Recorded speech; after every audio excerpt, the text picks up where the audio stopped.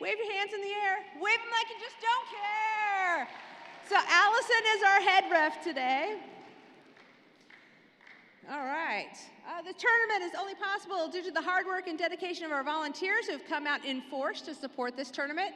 Volunteers, please stand if you're in the room. Wave your hands. And everybody, let's give them a big clap and a thank you.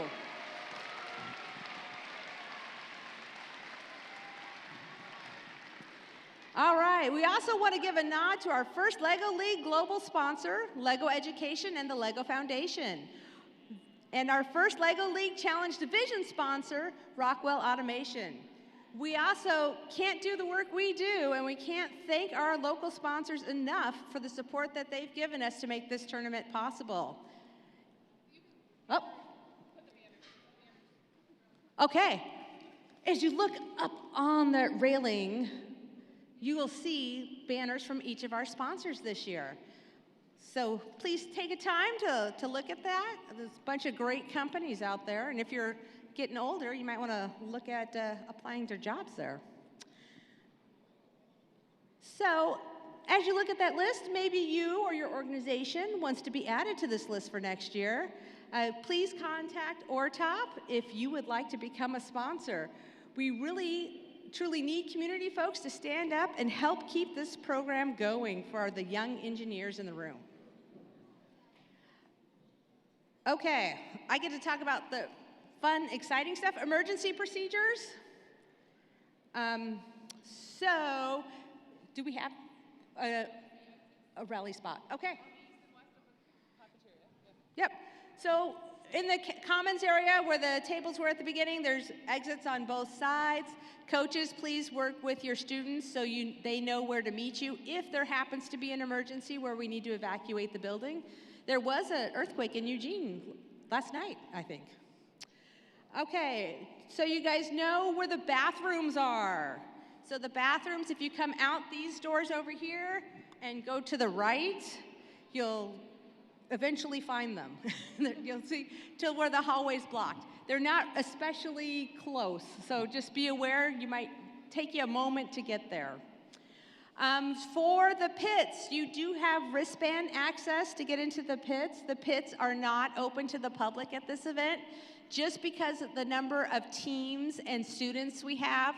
To make sure we have a safe environment, we have limited access to the pits. So make sure you have a wristband, coaches and students, to be able to access that area. Okay, remember that it's not over until it's over. Each team has 3 chances of getting their best score on the table. So we use your best score. We don't average them, just the best. So please don't give up. Keep going with it. We love to see how you guys problem solve and fix things that happen. So that's a really great skill to have. We'd love to see that resiliency that you guys are developing. If you have questions, please ask a volunteer. They may not know the answer, but we normally can find the person who has the answer. Our volunteers are typically wearing red t-shirts. Okay, things are going to kick off in about a minute. So I want everyone to stay seated unless you have a golden ticket. So golden ticket teams, you can please get up and you can head off to your next great adventure.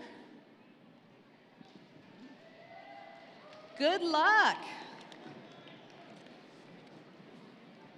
And we'll give them a minute, and then the rest of the teams can get up and head to the pits. All right, I hope everybody uses all of those core values today, looking for some teamwork and inclusion and a lot of fun.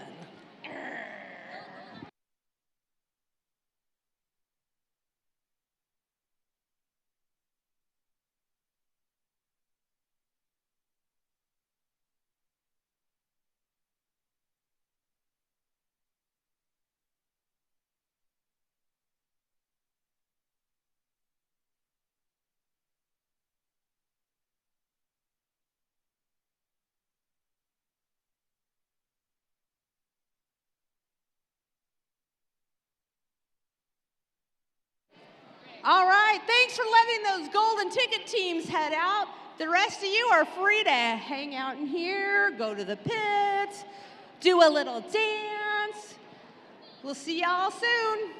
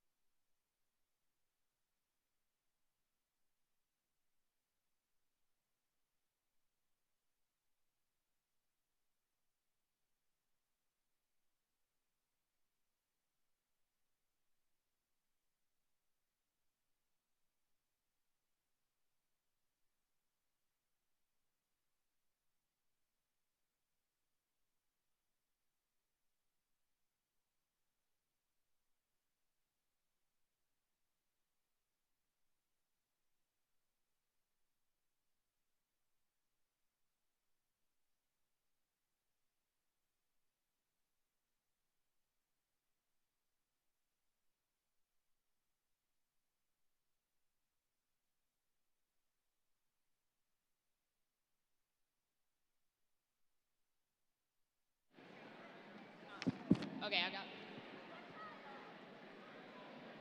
She's probably like, yeah, yeah.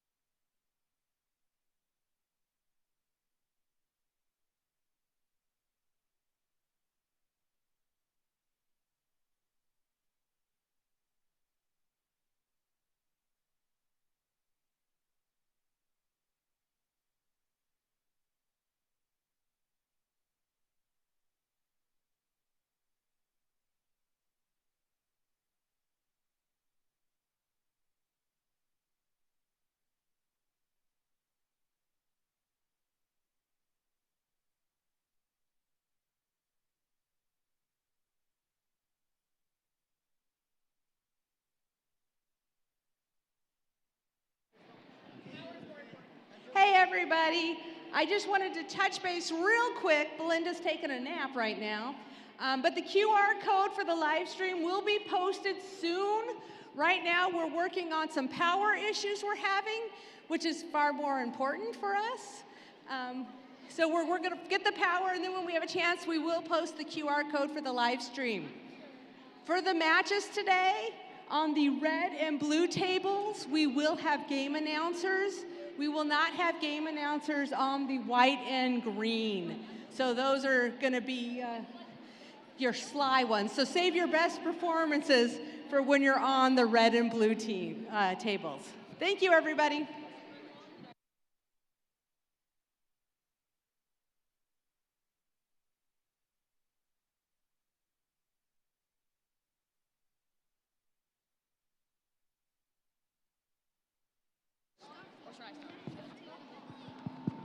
Are these up? Can you guys hear it? Cool. I don't know if these mics have been 100% tuned yet because it sounds really loud to me. But my name is Olivia. I'll be one of your game announcers. And my name is Ashton. I'm gonna be your game announcer as well.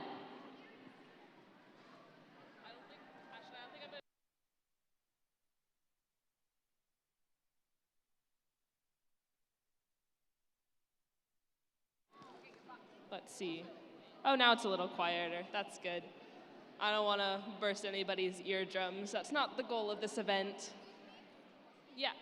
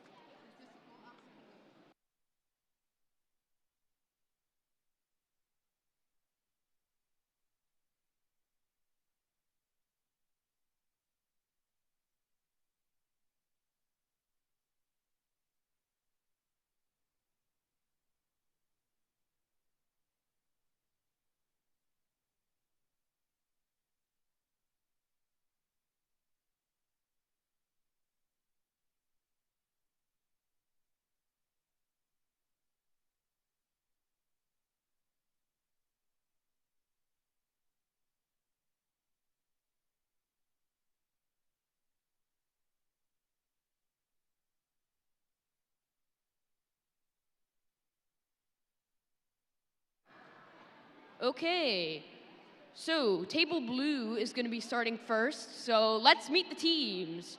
On table one, we have team number 68234, Code Crushers PDX. And on table two, we have team number 70536, the Avestabot.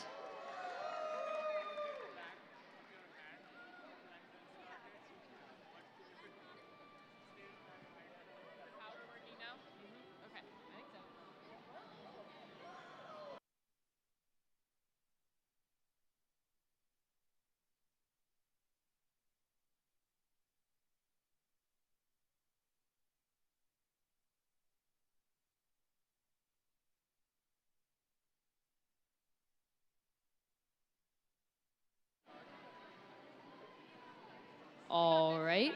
Before we start this next match, I would like to ask if you guys are ready. Table one, are you ready? Thumbs up. Table two is ready. They're not ready. They're not ready.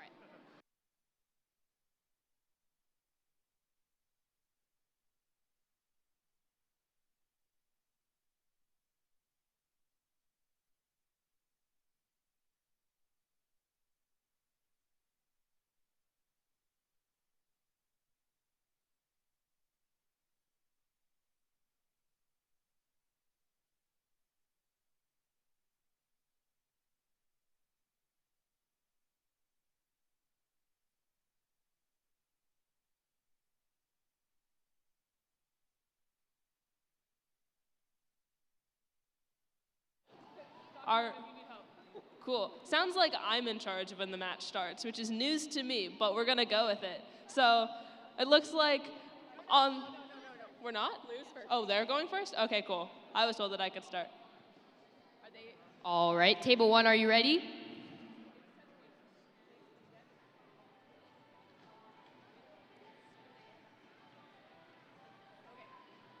We gotta get them started. Code Crushers PDX, are you guys ready?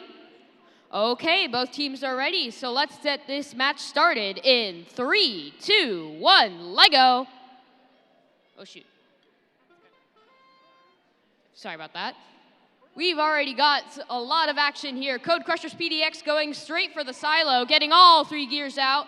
Over on the Avestabot side, they've already got the Forge as they return back to base. Code Crushers PDX returning back to base as both teams swap out their attachments. Over on the Avestabot side, they're going for Tip the Scales, which they successfully complete, as well as what's on sale. They've got the first part, the roof, done, as well as the table.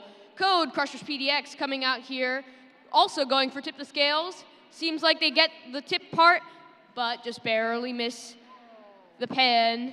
They pick up the robot. Vestabots going for the silo as they return back to base. Code Crushers and Vestabots both quickly changing their attachments as Vestabots is going over to the center of the field to attempt Angler Artifacts. It's up, and it's all the way up as the Code Crushers PDX, they've got their minecart on the other side. Vestabots attempting statue rebuild as both teams return back to their red base. A minute left here in this match. Vestabots going for map reveal, which they successfully complete all parts of, and even go for surface brushing, which they complete as well.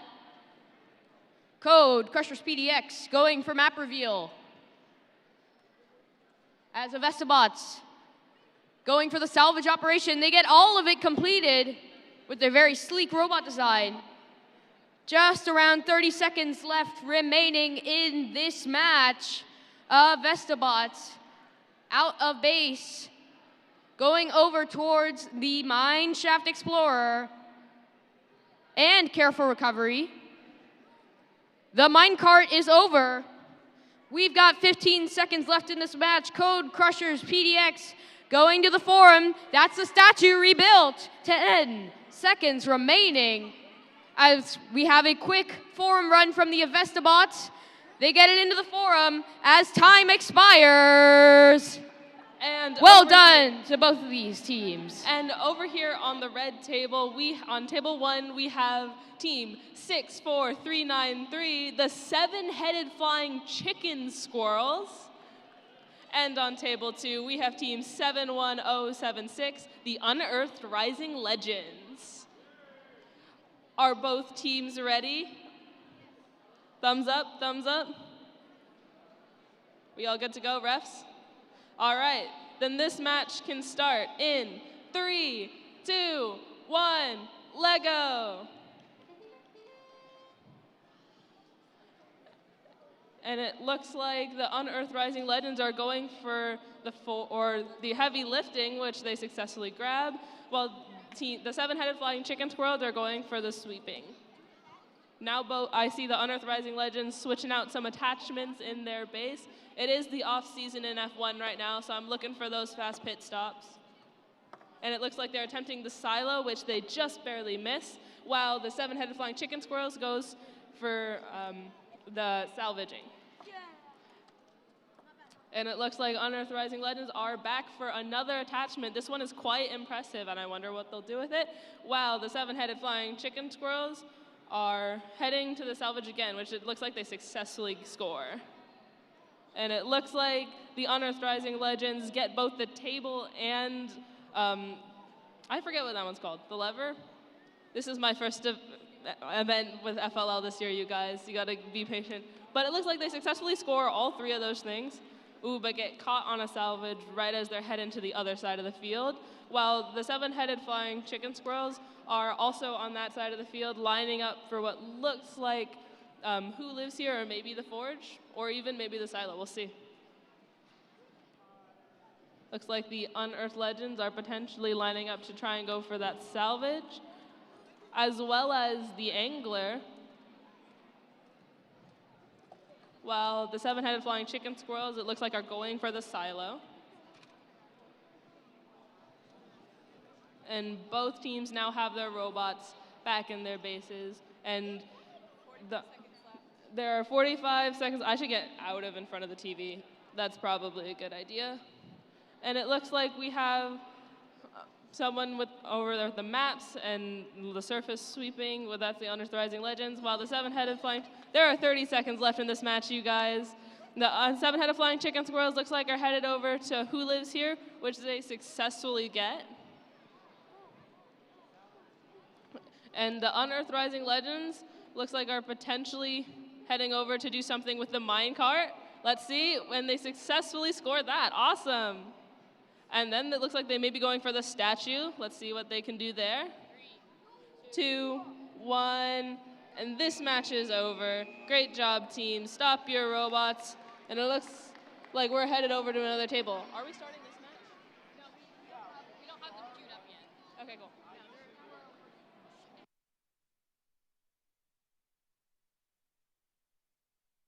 You guys want to hear a robot joke?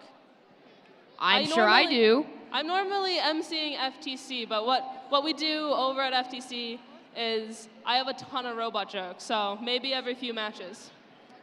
But Ashton, why'd the robot go to the shoe store? I don't know. Why does a robot go to the shoe store? To get rebooted. Wow, that's so funny. That one's quite a knee slapper. It's a knee slapper. Everyone laugh. Laugh right now.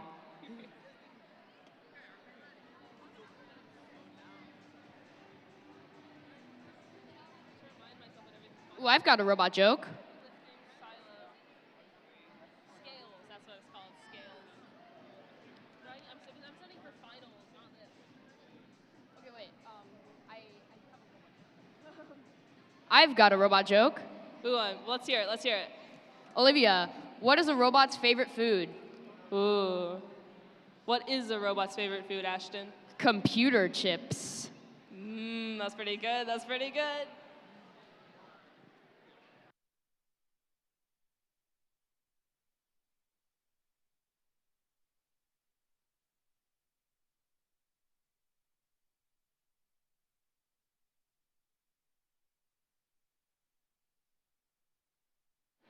All right, we've already got teams over here on this blue table. So without further ado, let's meet the teams. On table 1, we've got team number 74609, the Circuit Breakers. And on table 2, we've got team number 26706, Fossilized.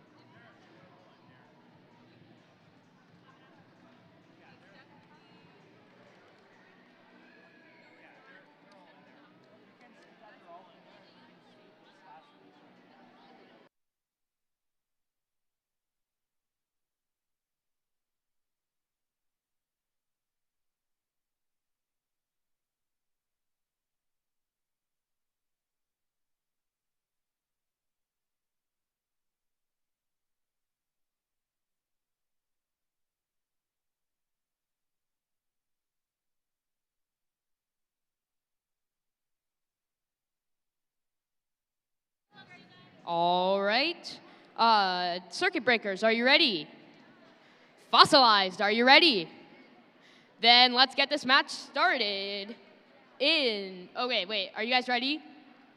Okay, we'll get this match started in 3, 2, 1, Lego.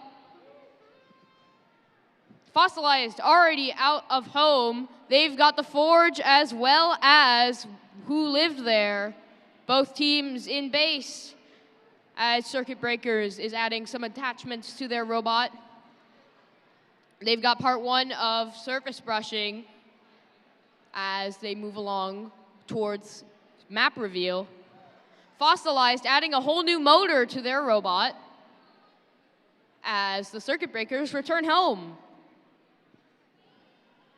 Fossilized going for the silo. That's 1, 2 gears out of the silo. They even got the lever off. That's a lot of force from that robot. Circuit Breakers have got the minecart as well as careful recovery completed. Fossilized making their way back home.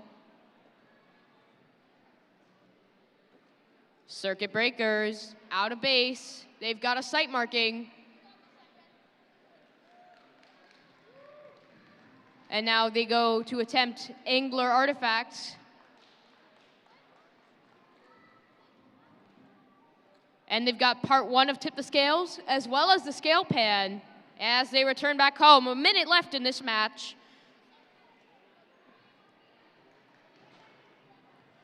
Fossilized, attempting the salvage operation. They've got the sand down.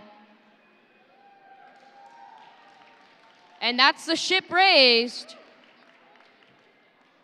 Circuit breakers have just got their roof of what's on sale, as well as who lived there, as well as the forge. That's 2 gears out of the silo. That's 30 seconds left in this match as circuit breakers get heavy lifting done as they return to base for their last attachment change with 20 seconds left on the clock.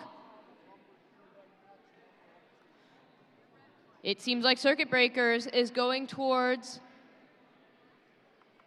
the site marking, which they get in there with 5 seconds left on the clock.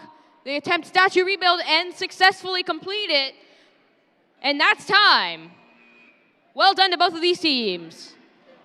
And over here on the red table, on table 1, we have the Compass Dynamites. And on table 2, we have the Ashland Earthworms. Are we ready to run this match? All right, and it sounds like we are ready to run this match. Are you guys ready? Thumbs up, thumbs up. We're ready to go? All right, then this match can start in, 3, 2, 1, Lego. There we go.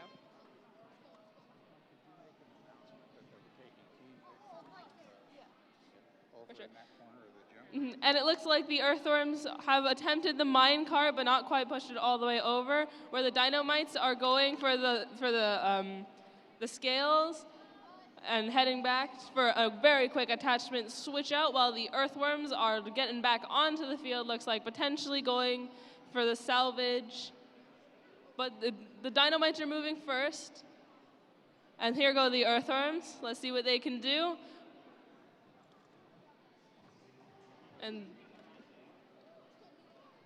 it looks like the Dynamites have gone for the heavy lifting, which they score.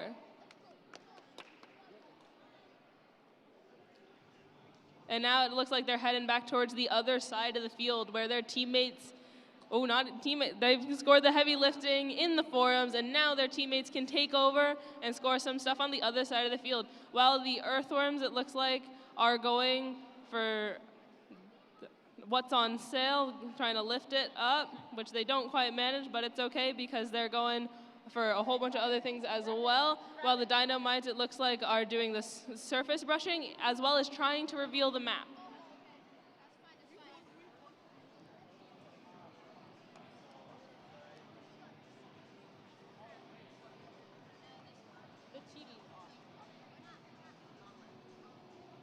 And just because, there's the TV, and there are about 50 seconds left in this match. It looks like the Earthworms are going for the what's on sale as well as something with the scale, while the Dynamites are lining up for what looks like salvage.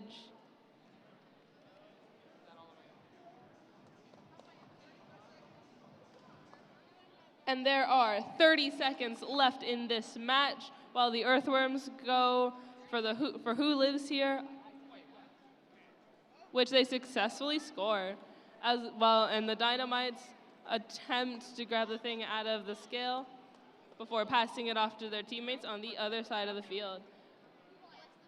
10 seconds left in this match. Let's see what they can do in the final seconds. 3, 2, 1, and this match is now over. Great job, teams.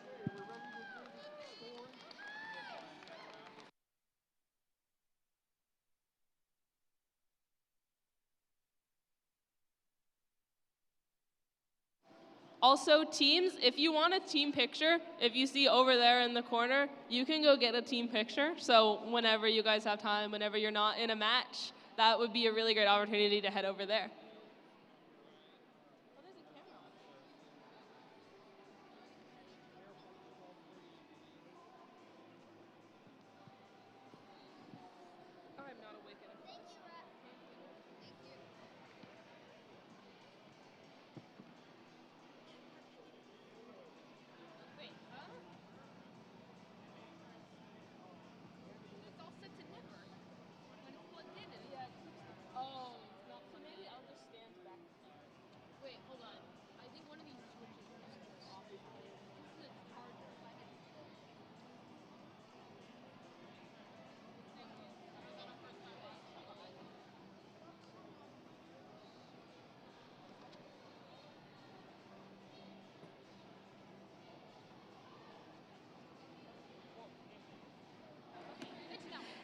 everybody. If you look up on our screen, you can see we now have the QR code available for the live stream.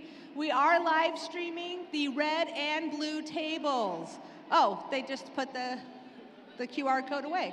But we do have a QR code. It's right there. Please send it to your family and friends that want to watch from home.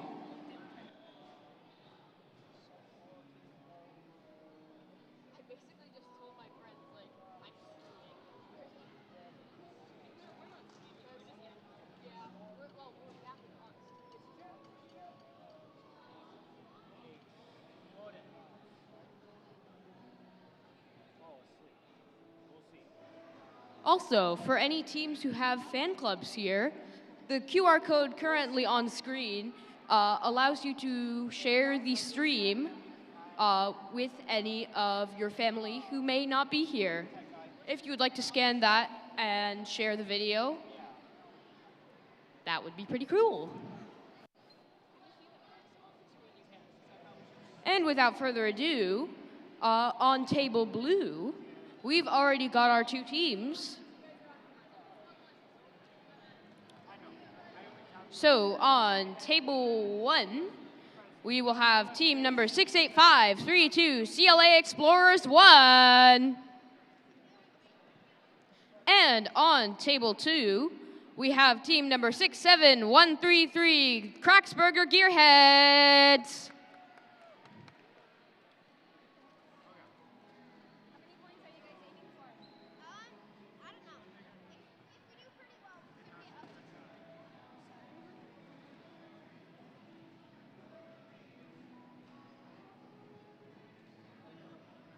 If you don't mind me doing a little interview, what is your match strategy for this match? What did you say again? What is your match strategy for this match? Anyone want an answer? Basically teamwork. That's good. Everyone needs teamwork. It's a key part of FLL. Anyway, now we wait for both teams to be ready, and we will soon start this match.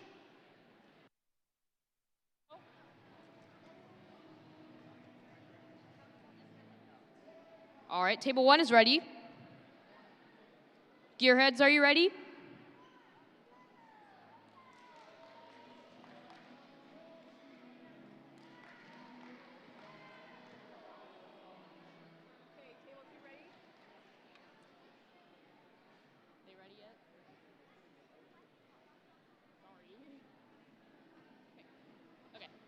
All right, seems like both teams are ready. So let's get this match started in 3, 2, 1, Lego.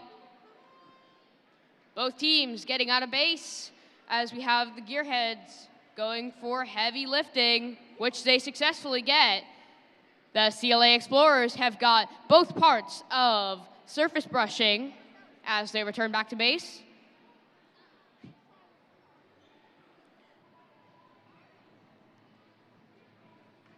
Both teams currently setting up in their base as the Explorers are going towards map reveal. Oh, no.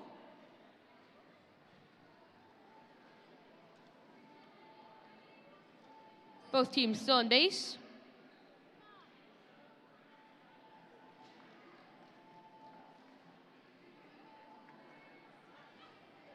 Seems like the Gearheads are going for silo. They've got 2 gears out.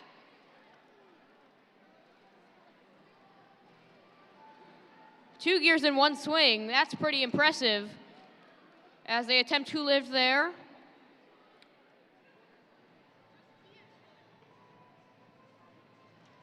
And they return back to base. Explorers setting up to attempt the salvage operation.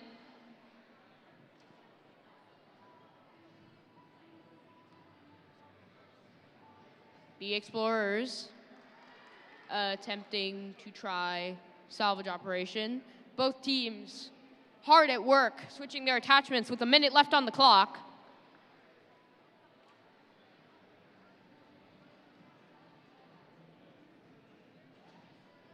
CLA Explorers have got the ship up on the salvage operation.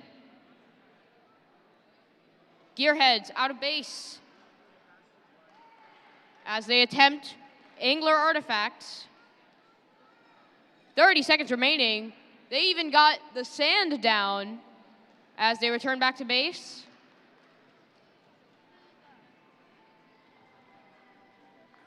We've got 20 seconds left on the clock here.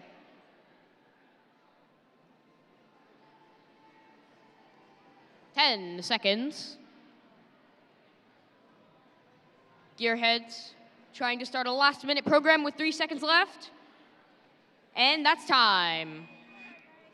Well done to both teams. All right, over here on the red table, on table 1, we have Team Lego. And then on table 2, we have the Lego Wizards. So 2 Lego teams going up against each other. I'm excited to see how it plays out. Are we all ready to go? Thumbs up on red's table? Refs, we good? Awesome. And then this match can start in 3, 2, 1, Lego. And it looks like Team Lego is already moving. Actually, both teams are moving. And the Lego Wizards are heading for the scales, which they successfully tip. And they're heading back to they're not heading back to their base. They're actually headed to the table, which they raised successfully. Very awesome. Now, over on the other side of the field, it looks like they're passing it off to their teammates, while Team Lego is making some troubleshooting, which is always a good skill to have. Lego Wizards head over to the salvage, and looks like they're switching out attachments to maybe go for the surface brushing or the map reveal. And they are heading just a little too tall for the surface brushing, but that's okay because they can make a change. And so now it is successfully the right height, and they achieve the surface brushing. And it looks like they are still going as they add a new attachment, potentially to go for the map reveal. No, the minecart actually. And even farther than the minecart, it looks like they are headed back to the other side of their field.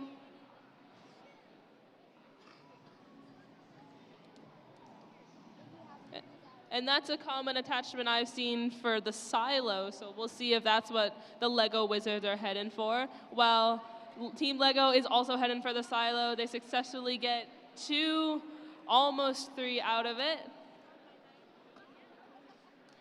And now both teams have the robots back in the hands of their very trustworthy teammates.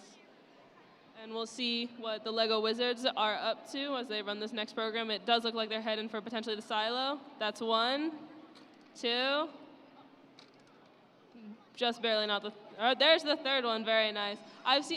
There are 30 seconds left in this match. Sorry, you guys can't see the TV. My computer keeps turning off. We're gonna figure that out. I have noticed that third thing to get out of the silo is pretty difficult for a lot of teams. So we'll see how many teams can do it successfully. And they're heading over to the heavy lifting, it looks like, but almost get jammed on the forge, but it looks like they've recovered it. And while Team Lego potentially having some technical difficulties with 0 seconds left in this match. Great job, teams.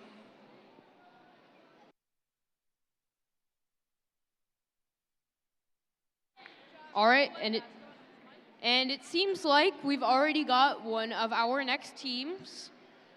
Here on table 1, we have team number 71736, the Fire Dogs, with a very nice flag I see there.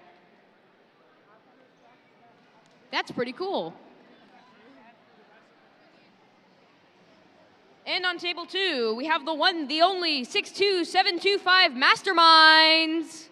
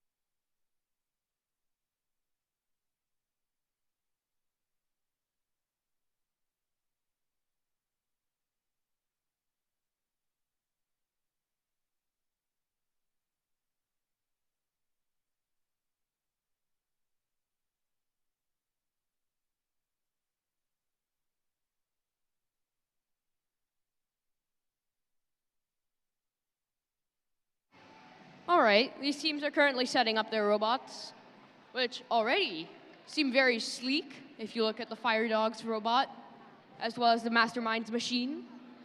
Table 1 is ready, waiting on the readiness of Table 2.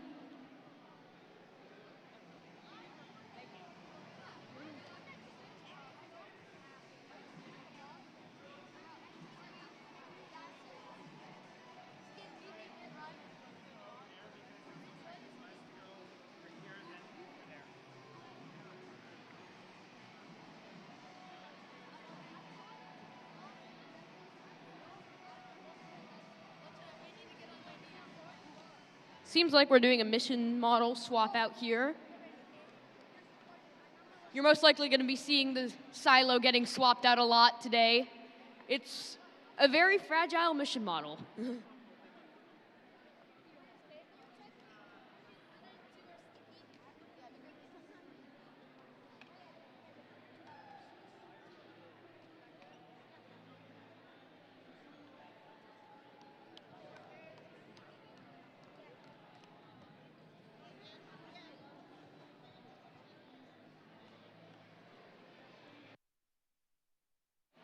As soon as we're done with this mission model swap, we can begin the match. Hopefully this one doesn't break.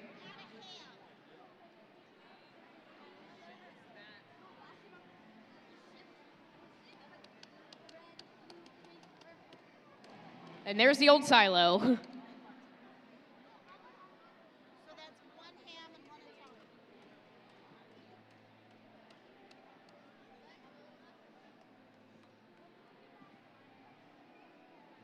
All right, Table 1, are you ready? Table 2, are you ready? Okay, then let's get this match started in 3, 2, 1, Lego! Your 2 minutes and 30 seconds has started as Masterminds goes straight for the silo. That's 1, 2 gears out of the silo. As they go for Who Lived There and the Forge. Fire Dogs going for heavy lifting as well as the Forge. Attempted the Who Lived There model and returns to base. Over on the Mastermind side, they're once again out of base. That's What's on Sale as well as Tip the Scales as well as What's on Sale's Roof. As they go for Angler Artifacts. That Trident's going all the way up. As they go for the Scale Pen as well. A very cool mechanism. Fire Dogs going over to the top right of the field. Attempted the roof of What's on Sale, as well as the Mineshaft Explorer. Masterminds going over to map reveal here. That's the map sectors. That's 2 of them. And that's the 3rd one, completing all of map reveal.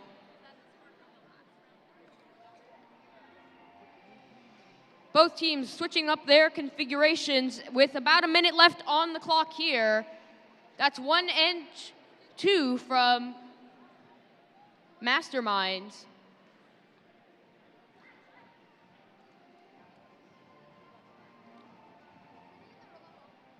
Masterminds attempting careful recovery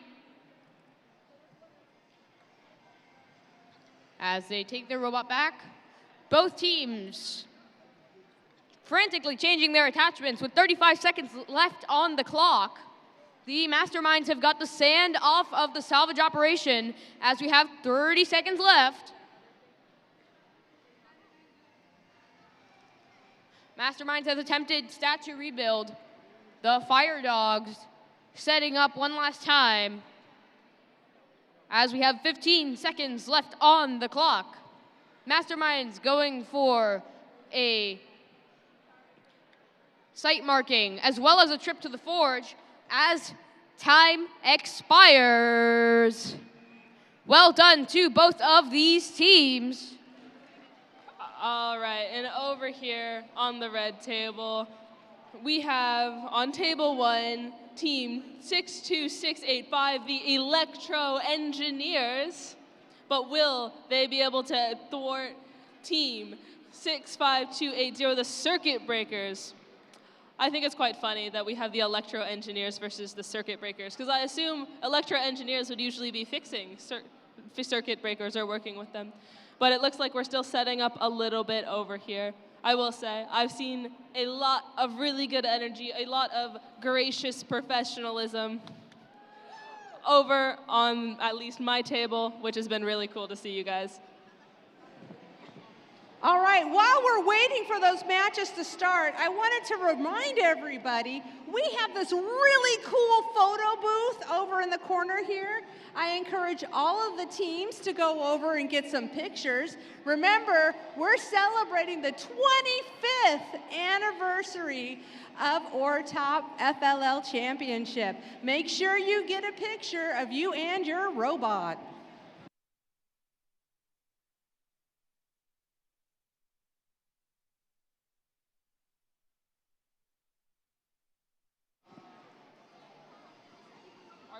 You guys, yeah, I'm aware. I'm just gonna stand back here and just mess with it. Are we ready over here?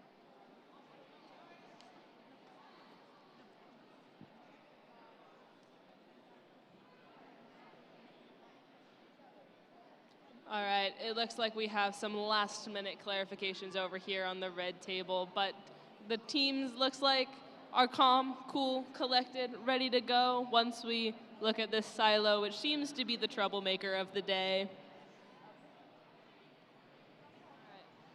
Just checking. Teams, are we ready? Thumbs up, refs, all good?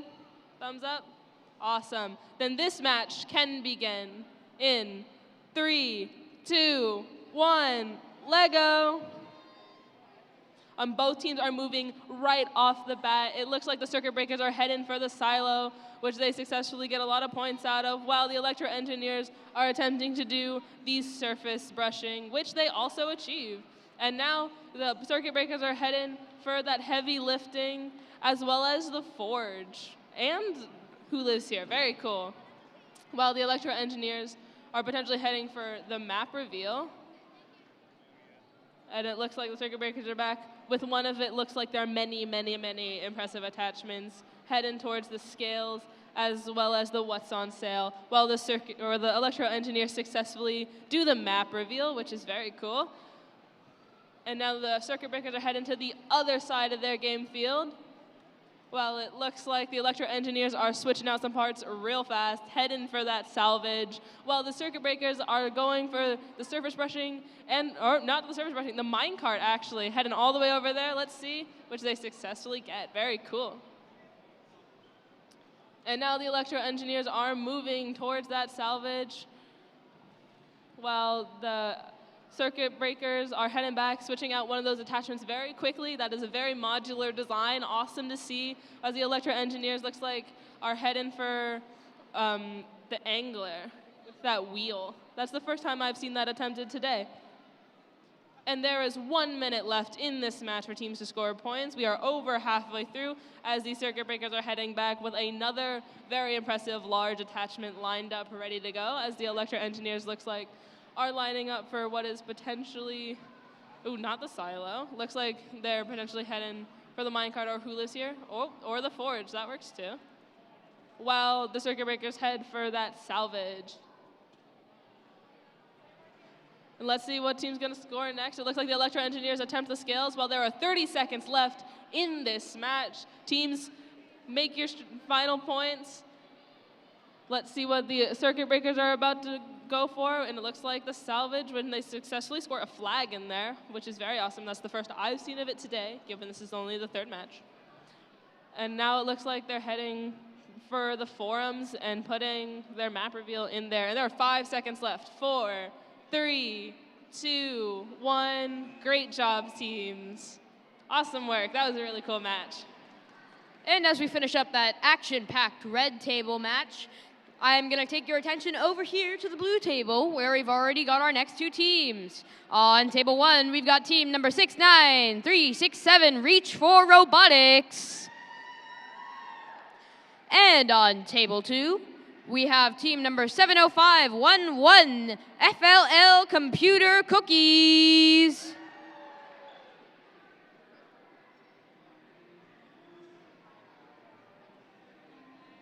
Okay, table 1 is ready.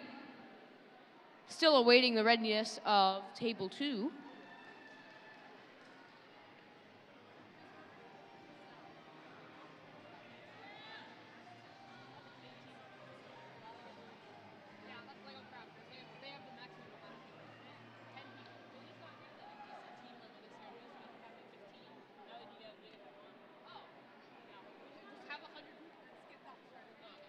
All right, both tables are ready. Let's get this match started in 3, 2, 1, let go. Both teams out of their bases. We've got the FLL Computer Cookies going for the heavy lifting mission model, as Reach for Robotics from Grants Pass is attempting the salvage operation. They've got the first part of that one done. The FLL Computer Cookies are once again out of base, and they're on their way to attempt the tip the scales, as well as the roof of what's on sale, as they go over to the other part of tip the scales to try and grab the scale pan as they return back to base.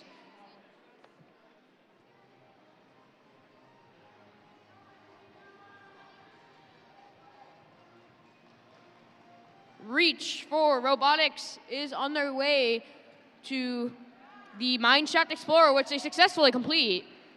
On the other side, we've got the FLL Computer Cookies, who have just completed the silo mission.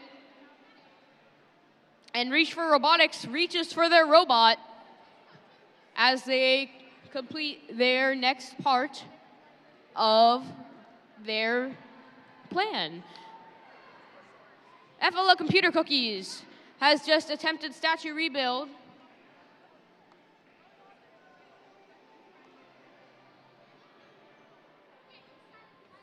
There's about a minute left in this match, as Reach for Robotics is configuring their robot, and at the same time, the FLL Computer Cookies are going for Mineshaft Explorer, which they complete. That's both teams completing their section of the Mineshaft Explorer. At the same time, we've got them attempting the map reveal as well as surface brushing with 30 seconds left on the clock. Both teams frantically switching their attachments as they get 20 seconds left in this match to complete anything they have not done yet. We've got 10 seconds left in this match.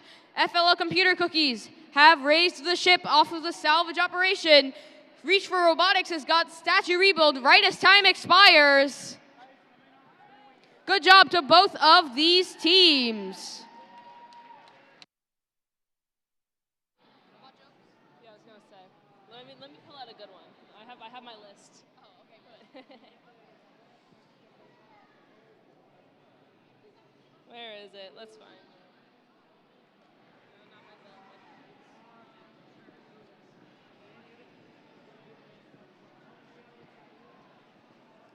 While we have a little bit of time, we're waiting for the red field to set up.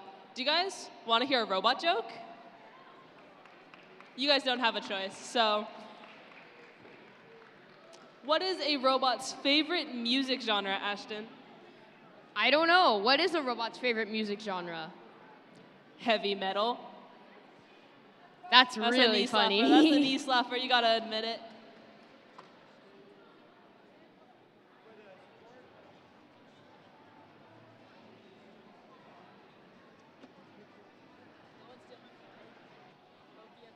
License in it. I needed to get home.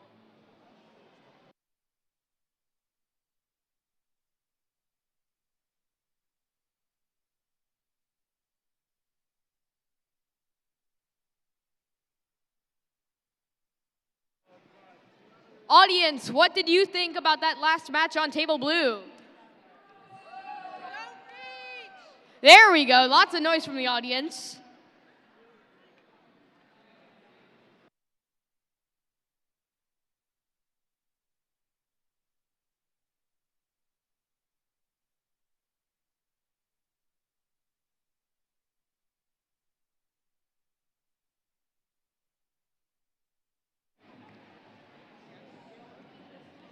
Just a quick reminder, the QR code for the live stream is up on the screen in case you didn't get it earlier. Send it to Grandma and Grandpa so they can watch the red and blue tables.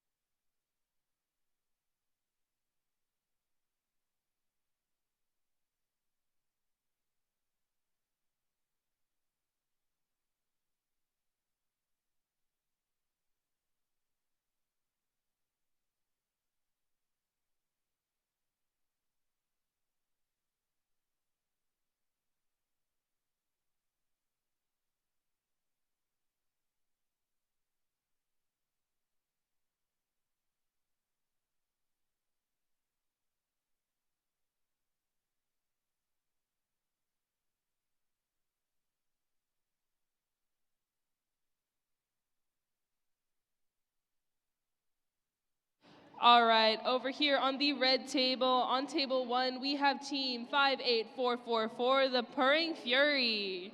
As well as on table 2, we have 39001, the Skywalker Squirrels. Teams, are we ready? Refs, are we ready? Thumbs up, thumbs up. Looks like we have a little bit of clarifying. You guys, are we ready? Thumbs up. Are you ready to go? Then this match can begin in 3, 2, 1, Lego!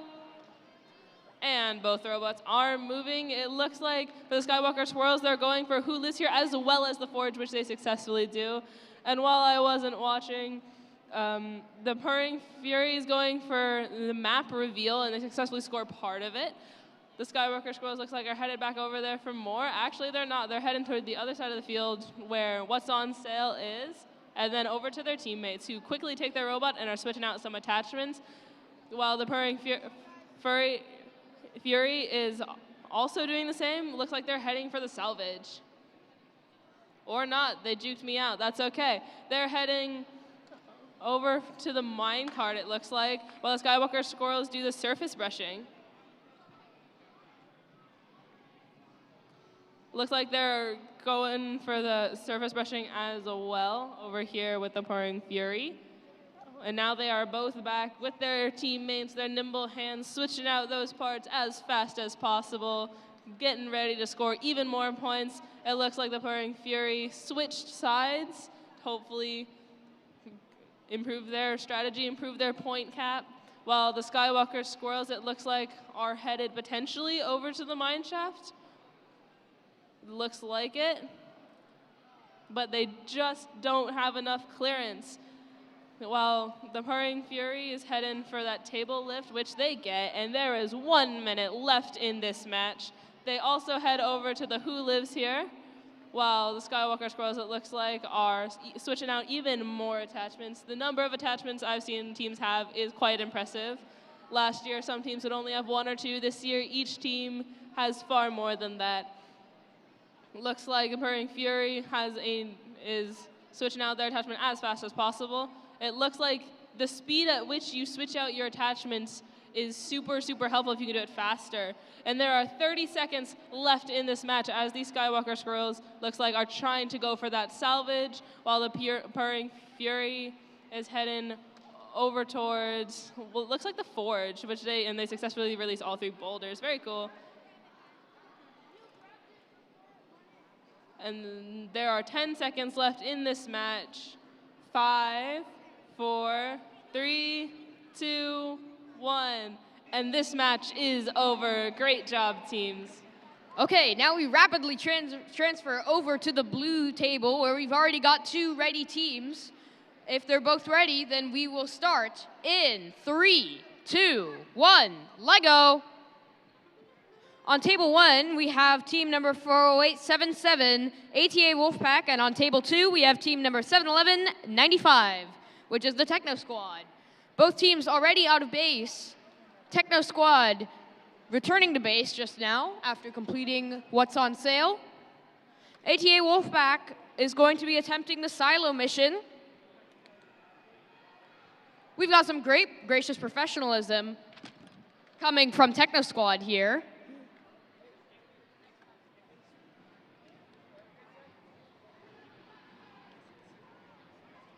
Techno Squad going over towards the Forge.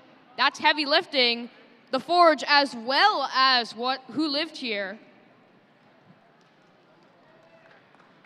ATA Wolfpack returning to base after attempting the Forge as well as Who Lived There. Same thing with Techno Squad as they retrieve their Millstone, as they quickly make it over to the next part of their run.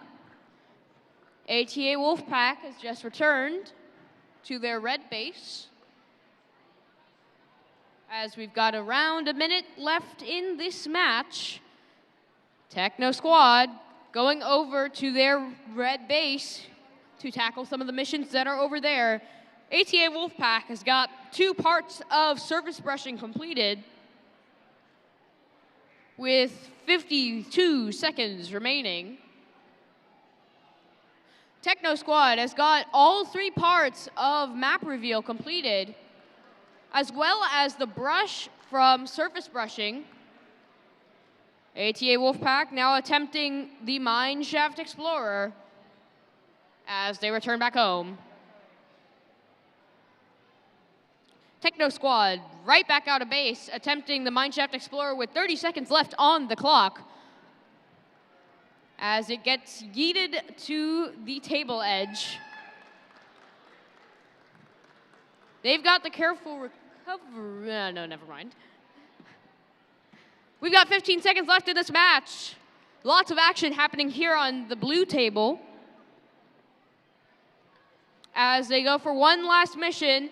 That's the sand, and that's the ship, and that's time. Good job to all teams.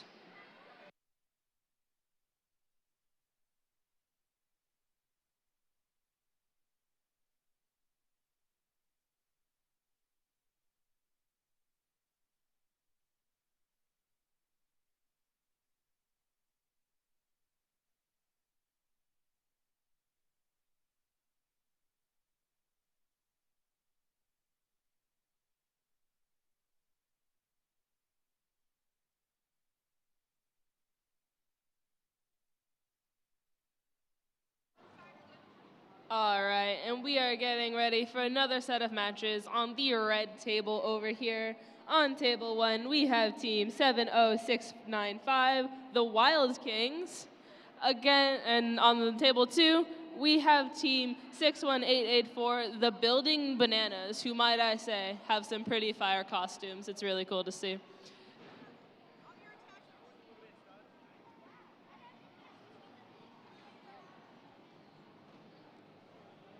Getting ready over there.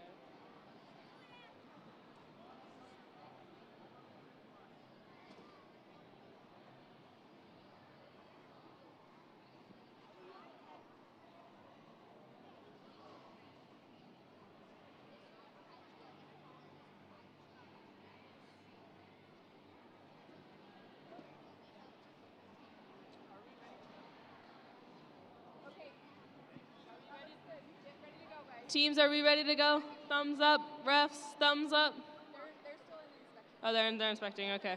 Okay. Looks like we're almost there. It's always good to have somebody who runs your parts to where they need to be. All right. We good? We good? All right, then this match can begin in 3, 2, 1, Lego. And it looks like the Wild Kings are already heading over to that forge while the Building Bananas go and, was that the part from the lever? I will say, it's difficult to not call them Banana Bot because right after this, we have Banana Bot on the red field, so I keep looking at my paper and reading the wrong name. So I'm just gonna hold it. All right. It looks like Banana Bot, or not Banana, Building Bananas is heading over to that angler while the Wild Kings is going for the silo. And now they are both back in the hands of their teammates who are switching on attachments, and it looks like the Building Bananas are lining up for potentially who lives here, maybe the forge, even heavy lifting, we'll see. It looks like they're heading for that forge and who lives here. So then they successfully score both of those things. While the Wild Kings is on that far side of their field, heading for what looked like it could have been heavy lifting, while the Building Bananas is trying to see what is on sale, trying to lift that table up, and the Wild Kings is heading to what might be the mine cart. Oh no, they see what's on sale, they balance that, or they tip the scales, and they're heading to their teammates on the other side of the field while the Building Bananas are working hard, switching out those attachments, getting ready to score more points with 1 minute left in the match. And it looks like the Wild Kings are lining up for what looks like potentially the salvage, while the Building Bananas switch their sides of the fields, trying to optimize their point scoring. After multiple attempts at the salvage, it looks like the Wild Kings are switching tactics, going for something else, always a good plan, while the Building Bananas goes for that surface brushing. And there are 30 seconds left in the match while the Building Bananas gets that map reveal done, and the Wild Kings attempt to score the minecart, as well as this, potentially the surface brushing. The Banana Bots are still going, and they are heading over for that minecart, which they score. And there are 5 seconds left in this match. 3, 2, 1, and this match is over. Great job, all teams. I was gonna say, okay, you stop your robot, you guys.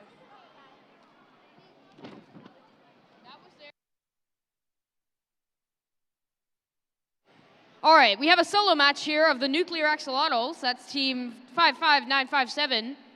They are going for the heavy lifting and return back home. By the way, this is on table blue. A quick attachment change here, and they'll be on their way. There they go. They've got a site marking, which they place in there. They also tip the scales, as well as lift up the roof of what's on sale, and they stop there. Minute 30 seconds left on the clock here.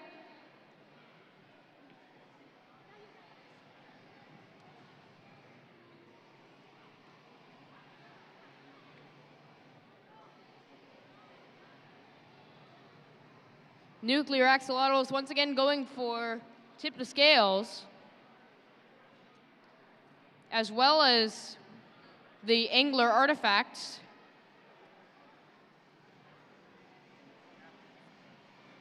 And they've got a unique bending axle for statue rebuild as they return back home. Minute left on the clock here. As Nuclear Axolotls quickly switches out their attachments.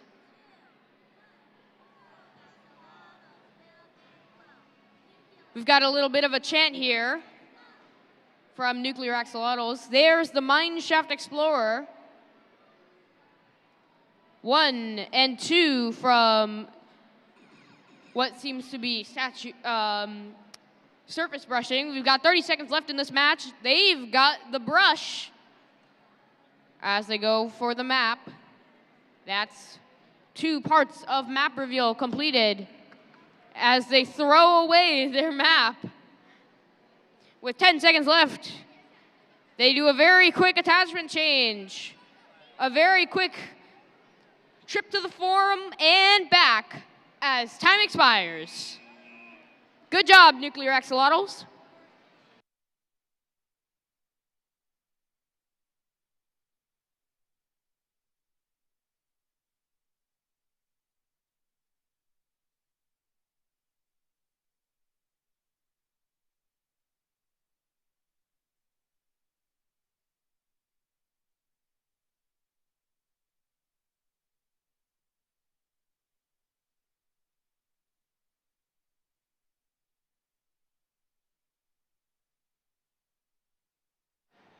As we wait for the next few matches to start, I would like to ask a question. Oregon, how are you liking this event so far?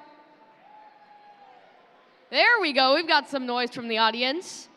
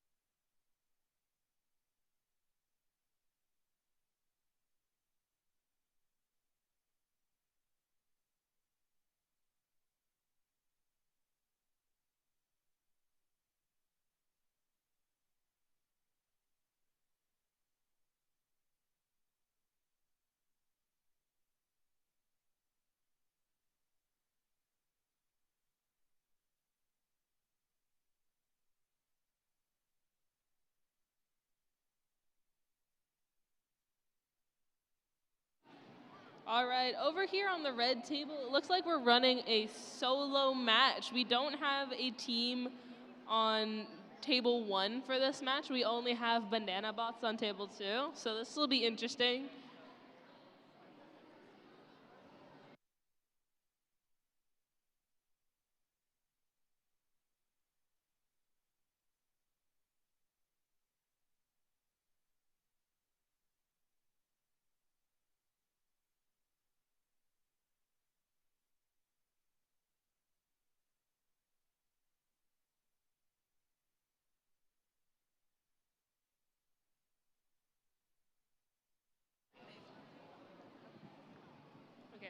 ready?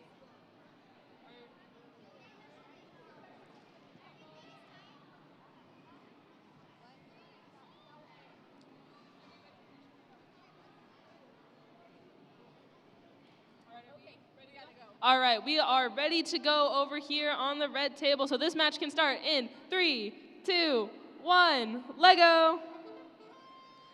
And the banana bots are moving, heading towards what looks like the forge or heavy lifting, as well as who lives here. Very cool. It looks like they have a boulder in their robot, so we'll see what they decide to do with that. And they are switching out attachments, heading for something else now. Looks like maybe the angler. No, they've switched directions, heading for that scale, which they successfully tip. Switching out for an even more complex contraption now, but they can do it quickly with their modular design and incredibly practiced team members. They're heading for that silo when they score. I think that was 2. I didn't see the third one coming out of there. As well as they lift that table for what's on sale. Very cool. And they are already ready to go score more points with a whole new attachment on that robot, lining it up incredibly accurately, heading towards the other side of the field for what looks like might be the salvage. No, it's the angler. And they looks like just didn't have enough clearance to make that one. And there are about 1 minute, 30 seconds left in the match. It looks like they may have attempted the statue. And now that the robot's on the other side of the field, they have not slowed down one bit, switching out for a whole nother attachment, heading for what looks like is the surface brushing and the map, which they successfully do all of it in one go, which is really cool. And they take the thing out of the surface brushing, and it looks like they are already heading for what may be salvage, although they have switched directions and changed up on me before, but no, it is the salvage, and they successfully do all of that. This is one of the coolest matches I've seen today, as they're switching stuff out yet again to go for, I don't even know what they have left to score, but it looks like potentially it is for the mine cart. Let's see how much of that they can do. There are 30 seconds left in this match. I don't even know what more they have to score because they've been doing so much in this match, that's hard to keep up. But they have a whole nother attachment with a flag in it, as well as the piece from the map. So we'll see where they decide to put those with 12 seconds left in this match. They successfully get those into the forum, and there are 5, 4, 3, 2, 1. This match is over. Amazing job. That was awesome. And as table red is over, we go straight into this match, which we will start in 3, 2, 1, Lego. On table 1, we have Team 72087, Bob Squad Elite, and on table 2, we have 55487, the Earth Builders. Already starting things off, we've got Bob Squad Elite having their millstone in hand, and the Earth Builders have already completed the forge and who lived there. Earth Builders going towards the what's on sale roof and return back to base. Bob Squad Elite going over towards tip the scales, which they successfully complete. An ecstatic reaction from Bob Squad Elite here. Back on table 2, the Earth Builders are setting up their robot with a unique jig.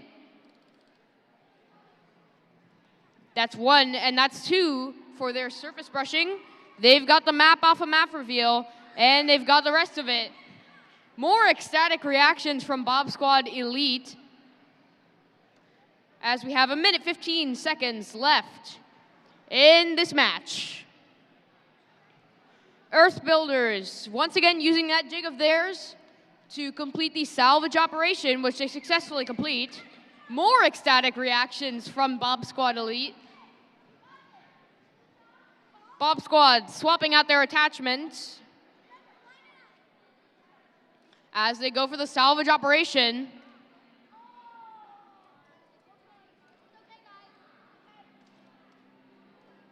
"40 seconds remain as the Earth Builders are going over to the Mine Shaft Explorer. They've got the mine shaft, or they've got the mine cart on the other side. As 30 seconds remain in this match, we've got the statue rebuild. And the Bob squad is going over towards their map reveal with the brush in hand of surface brushing. 10 seconds remain as the Bob squad is going to leave their robot where it is. Same thing with the Earth Builders. So this match has concluded.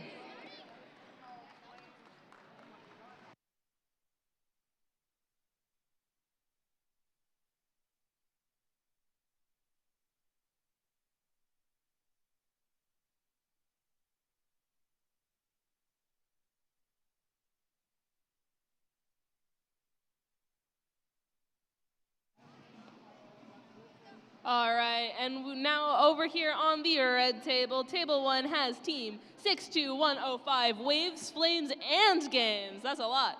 And then table 2 has team 58690, the Cinefactors. All right. It looks like we're still setting up a little bit. Precision can make the difference between scoring a lot of points or not as many points as you would like.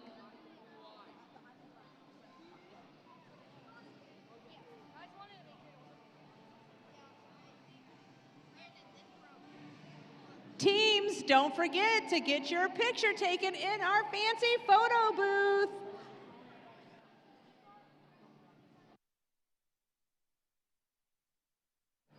The photo booth is a very important part of this competition, so you better use it while it's still here. It's gonna disappear.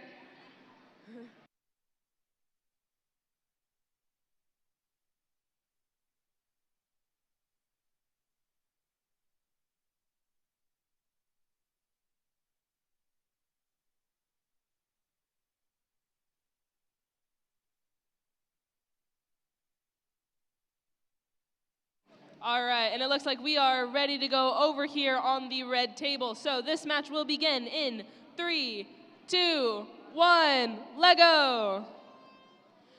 And it looks like the Cinefactors are heading towards the, what's it called? It starts with an S. The salvage over there, while the Waves, Flames, and Games are heading for that minecart, which they successfully score. And now it looks like they're lined up to hit that statue. Will they recover it? Just not quite, but it's okay, they can try again. And now the Cinefactors are lining up for what looks like either surface sweeping, the map reveal, or both. So we'll see what they're doing. While Waves, Flames, and Games also goes for the map, which they successfully retrieve. And it looks like the Cinefactors have gotten one side of the surface brushing, as well as are attempting the map. Waves, Flames, and Games is back at it, heading for that salvage. While the Cinefactors are switching out parts, getting ready to score even more points. Waves, Flames, and Games is doing the same, lining themselves back up for even more scoring, going for that surface brushing. The Cinefactors, it looks like, are back in the game too, lining up, heading for something on potentially the other side of the field. Yeah, it looks like it's just a pass off, so they can get to all of those challenges on the other side of the field, score even more points. While Wave, Flames, and Games goes for that scale, which they successfully tip, and it looks like their robot is lining itself up for something else, or maybe just heading back to its other teammates. Cinefactors are back on the move. Looks like they are heading for what is the Forge, which they successfully released all 3 boulders and are trying to figure out who lives here, which they don't quite do. Well, it looks like Waves, Flames, and Games is also heading for the Forge, and they flip the table for who lives here, scoring those points, while the Cinefactors are heading back for it again. It looks like, and they successfully flip it this time, while Waves, Flames, and Games is going for that silo, and that's 1, 2, 30 seconds left in this match, and it looks like they just didn't quite get the third one. That third one's been tricky. It doesn't come out of there quite as easily as a lot of teams would like it to. And there are about 15 seconds left in this match while Wave, Flames, and Games goes for that heavy lifting, it looks like. I've seen that be a strategy where teams go behind the field to score that. And there are 5 seconds left in this match as the Cinefactors head towards the scales And this match is over. Great job, teams. I believe that concludes our practice matches for the event. So we're going to take a 30-minute break, and we will see you then.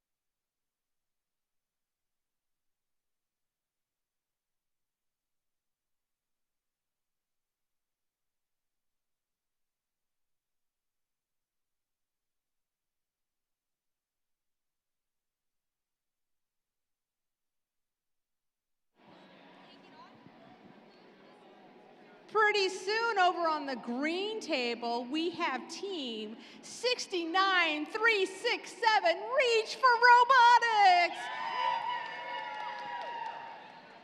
And we're waiting for their partner to show up on the other side.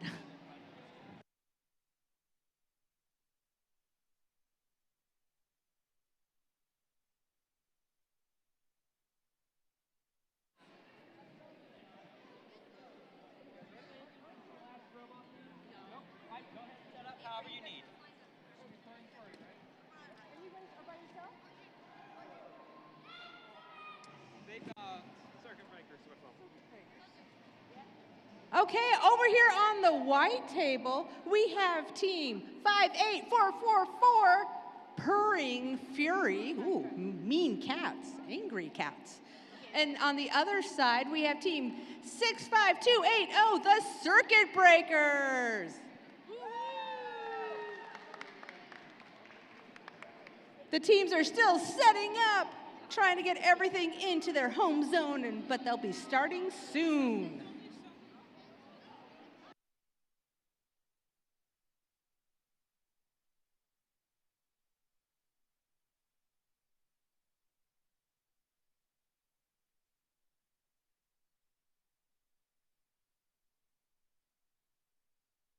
There's a queuing miscommunication.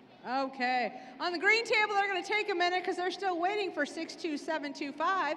But it looks like the white table is getting ready to go. Almost. Circuit Breakers are still setting up their robot.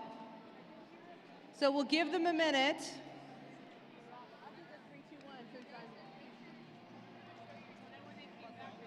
Uh-oh, looks like there was a silo problem. Oh my gosh, there were extra pieces in the silo? Good thing we checked that. Don't want to give them extra points. Purring Fury, how did you get your team name? They all love cats. That is a great way to have that name.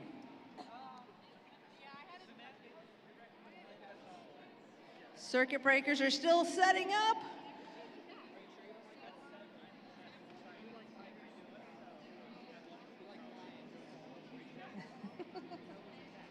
Big cats, little cats. All kinds of cats. Okay, are both teams ready? Table 1 ready. Table 2 ready. All right, 3, 2, 1, let go.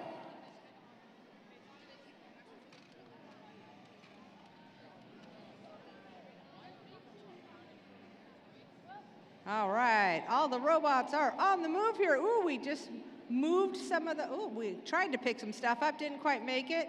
Over on the, behind the forge, got that piece. Oh, and what's for dinner? Back in the home, and they have swapped out their mechanism there on the Circuit Breakers. Purring Fury's out. They're gonna, oh, they knocked over the cart. Didn't quite get that archaeologist over to the other side, but they're working on it.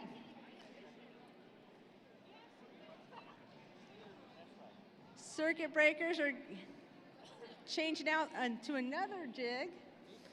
So are the Purring Fury. Both robots are back on the move again. Purring Fury just went over to the other side as a woo! Circuit Breakers managed to get their archaeologist over to the other side. We'll see if the other team's able to pull it off. Almost got that statue up and running. Tried to get it. There they go. Oh, didn't quite go far enough to get that table up, the screen up. 1 minute left. What time is it now? We've got the Circuit Breakers. They just got that sweeping broom out and back to their home station. We'll see if they're gonna try to get that into their forum later. Okay, the Purring Furies there, launching their robot again. A All quick right. announcement here. We are currently awaiting Team 68909 Krakens on Table Blue. We need you so that we can start this match. We are already a bit behind schedule, so please come. If anyone has seen Team 68909, please get them to come to Table Blue. Thank you. Okay, over on the white tables, we got less than 10 seconds in this match. Looks like the Purring Fury is done. Circuit breakers are going to the last moment. And that's game. Good job, teams. All right, green is ready to go. In 3, 2, 1, Lego. That was a little slow.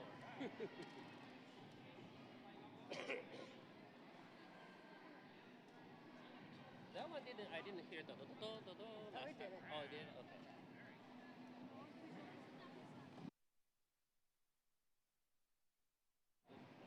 Masterminds have gotten all of their boulders out of their forge and are quickly changing their jig, and so are the Reach for Robotics team. They are putting their new jig on. All right, we've got the roof up on the market, on the bazaar here from Masterminds. They're working hard trying to get that treasure up. Up, doesn't look like they quite made it, but they're going to try again in a bit. Again, changing their jig, they're adding a bunch of artifacts. Looks like maybe they're going to try to go drop off some things in their forum. On the other side of the table, Reach for Robotics has successfully gotten their archaeologist to the other side, and now Mastermind has also done that. All of the archaeologists are on the move here at the green table.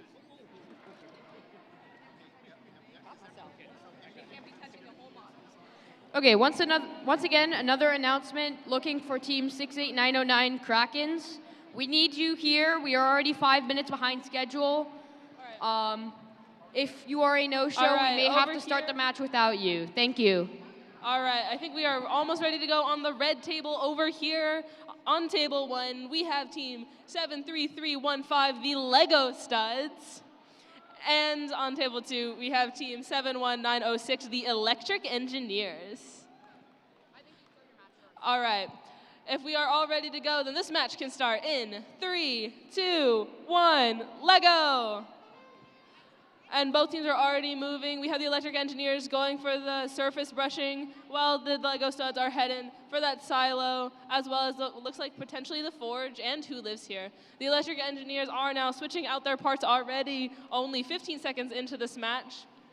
And it looks like they also got the map reveal while I wasn't looking. You can't look away from these teams for even a second, folks, because they're doing so much in so little time. The Lego Studs are back out on the field, heading towards what looks like the scales, while the Electric Engineers are heading for that salvage, as well as the Lego Studs.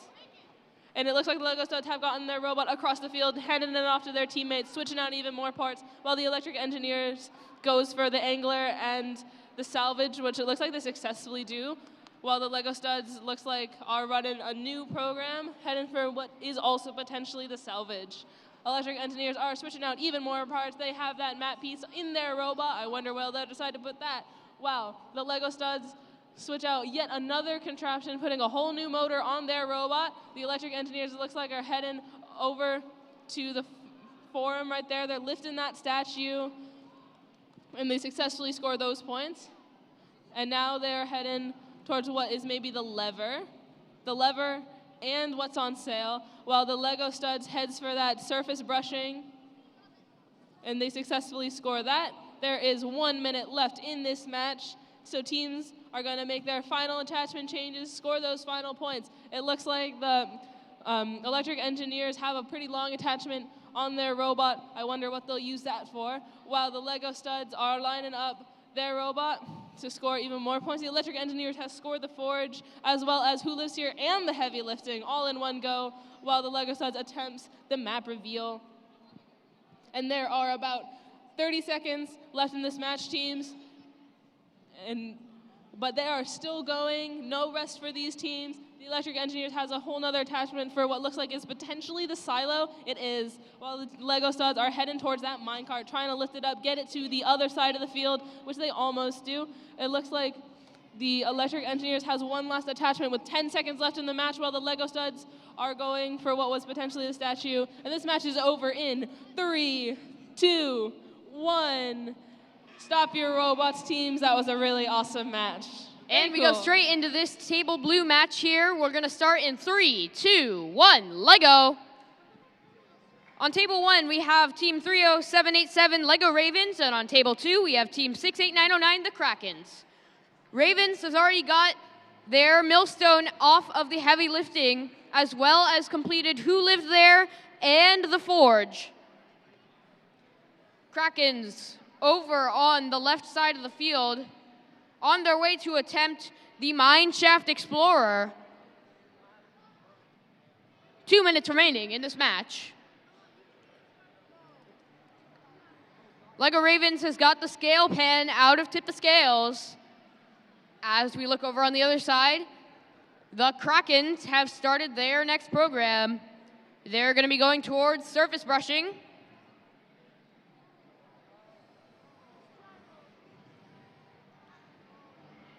All right. Lego Ravens now coming out of base here.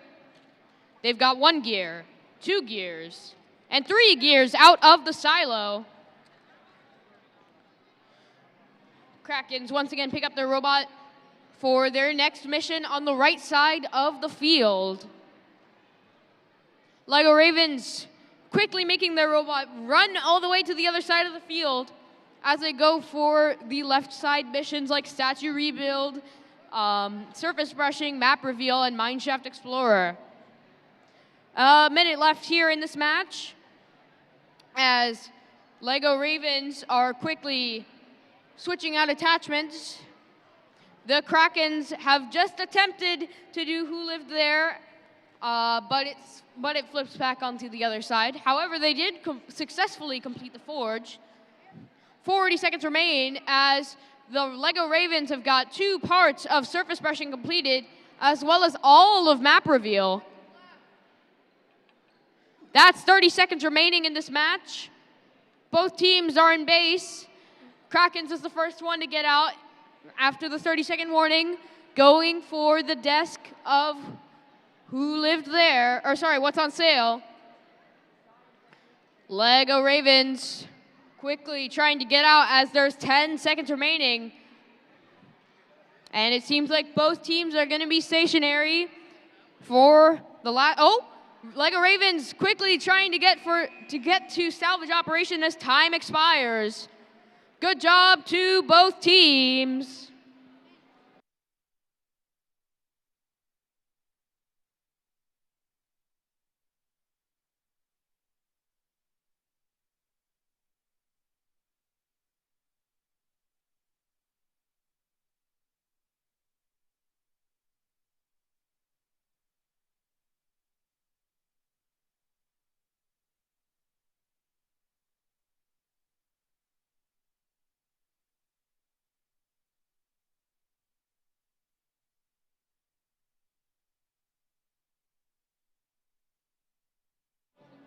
All right, we are almost ready to start another match over here on the red table. On table 1, we have team 72825, the Lego Legends. And on table 2, we have the team 70623, Golden Mines. Looks like they have some fans in the stands. All right, are we ready, teams? Ready to go? All good? All right, then this match can start in 3, 2, 1, Lego! Both teams are on the move. It looks like the Lego Legends are heading for that silo while Golden Mind is getting that forge, as well as trying to figure out who lives here. And as well as going for that heavy lifting. The Lego Legends, it looks like, have scored some of the silo pieces and are heading for what is also potentially the forge, while Golden Mind has their robot back in their base, trying to switch out attachments, score more points. Lego Legends has gotten all 3 boulders from that forge, as well as flip the table, scoring those points for the Who Lives Here challenge. And now it looks like they're heading for that heavy lifting. This has been quite an all-in-one program. While Golden Mind is getting those silo points, getting the pieces out of that silo. And now they are both lining up to complete their next missions. I wonder who will move first. It looks like it's Golden Mind, and they're heading for the What's on Sale as well as the lever, and the Lego Legends are now back out on the table, also going for the scales, tipping that, and as well as removing the piece from it and bringing that back. It looks like Golden Mind is heading towards the other side of the field, where their other teammates will now take over controlling their robot, while Lego Legends is on the move again, heading towards, looks like the angler, which they try to stick a wheel in and successfully do. Golden Mind is heading towards that statue, trying to lift it up, revive it, while Lego Legends is passing off their robot to their other teammates on the other side of the field, maybe to go for surface sleeping or the map. Golden Mind looks like has a whole new attachment, while Lego Legends is trying to get that salvage, and they successfully do. Golden Mind is on the move again. Also, what looks like going for the salvage? No, it looks like the angler, which they are successfully lifting little by little. Lego Legends is running another program. I wonder what for. It looks like they got part of the surface sweeping, just missed the map, but that's okay because they got the other part of the surface brushing as well as moving that map to the side, scoring those points, while Golden Mind is back on the move, switching out their parts. And there are 30 seconds left in this match, so teams are going to run their final missions, get their last attachments on there. It looks like Golden Mind is back on the field, going for that surface brushing, which they get both sides of, as well as heading over to what looks like might be the mine cart, which they are attempting to push up and over. So are Lego Legends, and it looks like both teams just barely can't do it, with 5 seconds left in this match. And 3, 2, 1. Awesome match, you guys. Stop your programs. Amazing job to both teams. Switching over here to table blue. Are all teams ready here? All right. Both teams are ready. On table 1, we have team number 50981, the Bricktastic Beaver Builder Knights of Noodle. And on table 2, we have team number 16188, Archers. Okay, let's begin this match. In 3, 2, 1, Lego. Starting off strong, Archers have already got both parts of the surface brushing mission model completed, as well as one part of map reveal. On the other side of the field, the Bricktastic Beaver Builder Knights of Noodle are quickly switching their attachments out. Archers already got some of the sand off of the salvage operation. Bricktastic Beaver Builder Knights of Noodle are attempting the forge, as both teams are back in their base here. Minute 40 left here on the clock.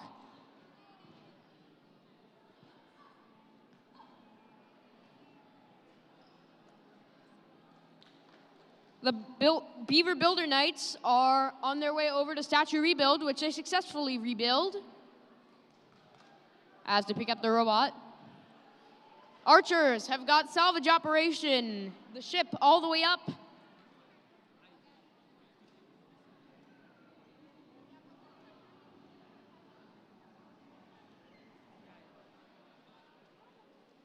Both teams quickly making their attachment changes here in base with a minute left on the clock. We've got the Knights of Noodle. They've got all 3 parts of salvage operation completed. That's the sand off. All right, and Archers has got tip the scales completed as they pick up their robot once again. 40 seconds remaining on the clock as Knights of Noodle have got one part of surface brushing as well as the brush out of the surface brushing mission model, as there are 30 seconds remaining on the clock. Archers have got the roof up off of What's on Sale and return back to base. Knights of Noodle are back in their blue base as they attempt the forge once again with 9 seconds left on the clock. Let's see what these teams can do in the last 3 seconds of the match as time expires. Right at the end there, Archers did get the millstone off of heavy lifting. Well done to both of these teams.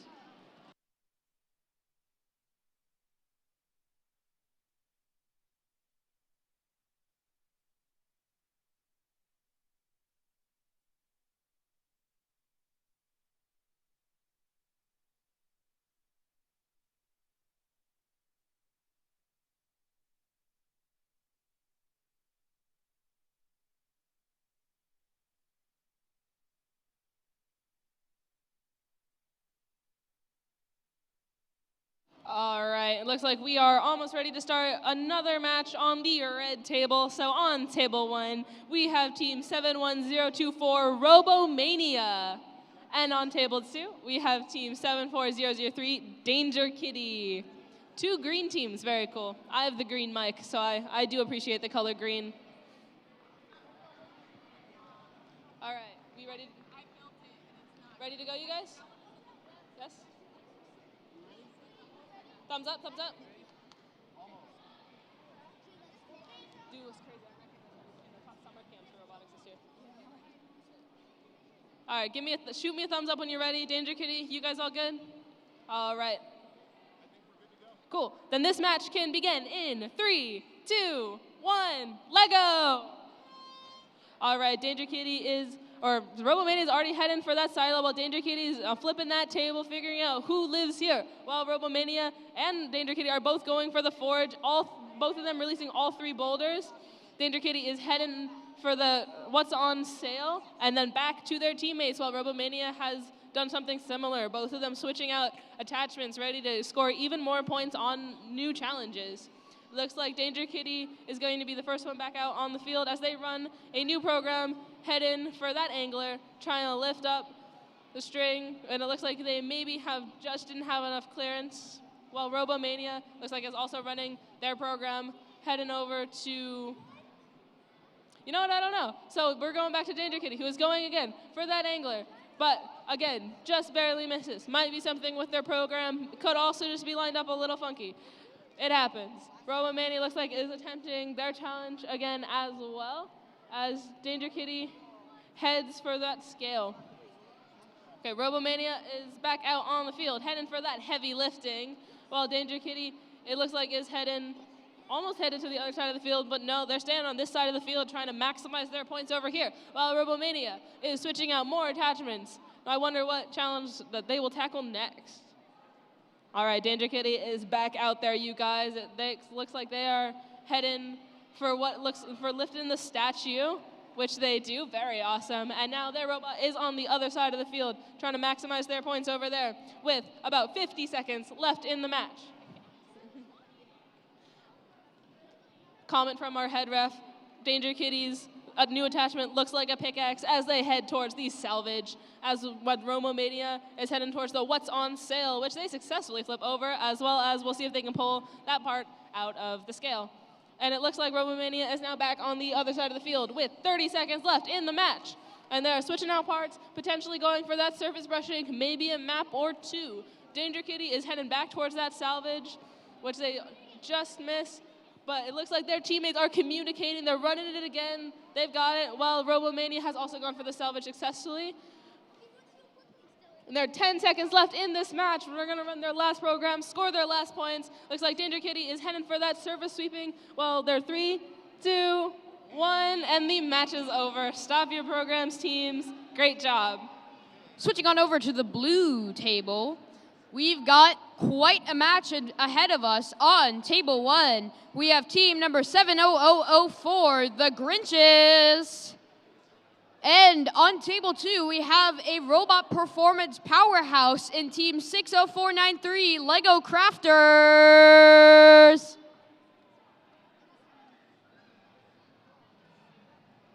As soon as both teams are ready here, we will begin the match.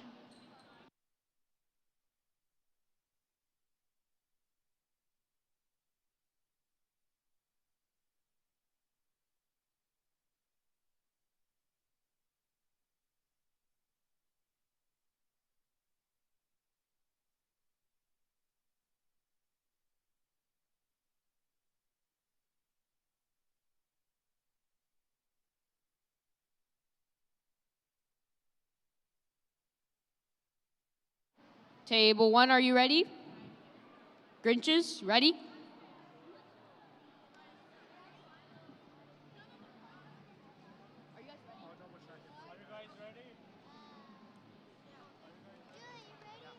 Okay, table 1 is ready.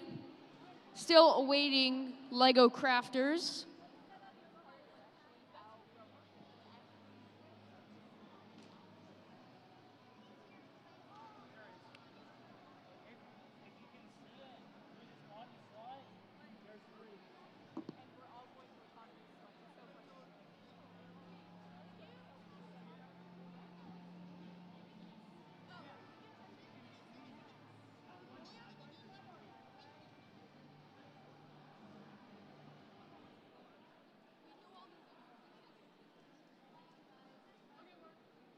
We're expecting an amazing performance in this next match here.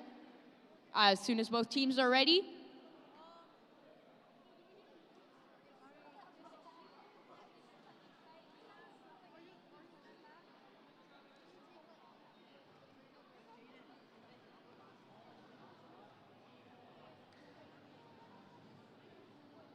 A few last-minute adjustments here from Lego Crafters.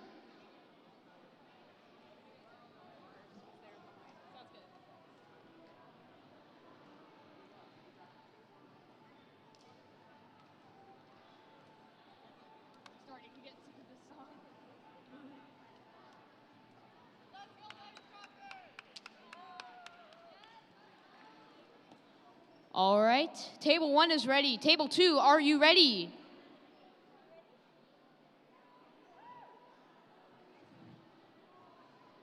All right, you're good? Wait.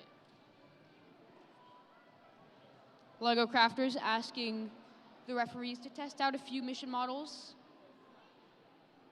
Although we do have to get going here, otherwise we're going to be even more behind schedule.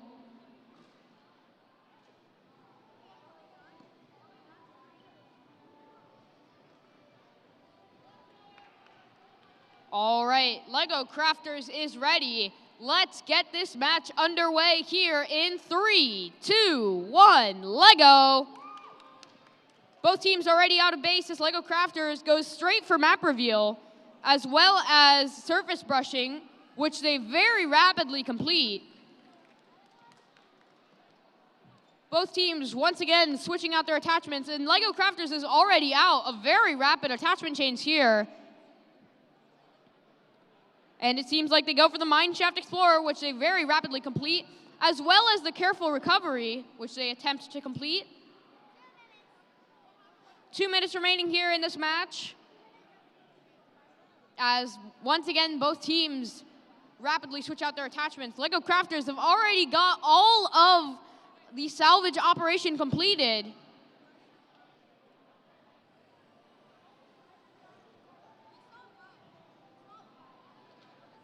Lego Crafters do crash into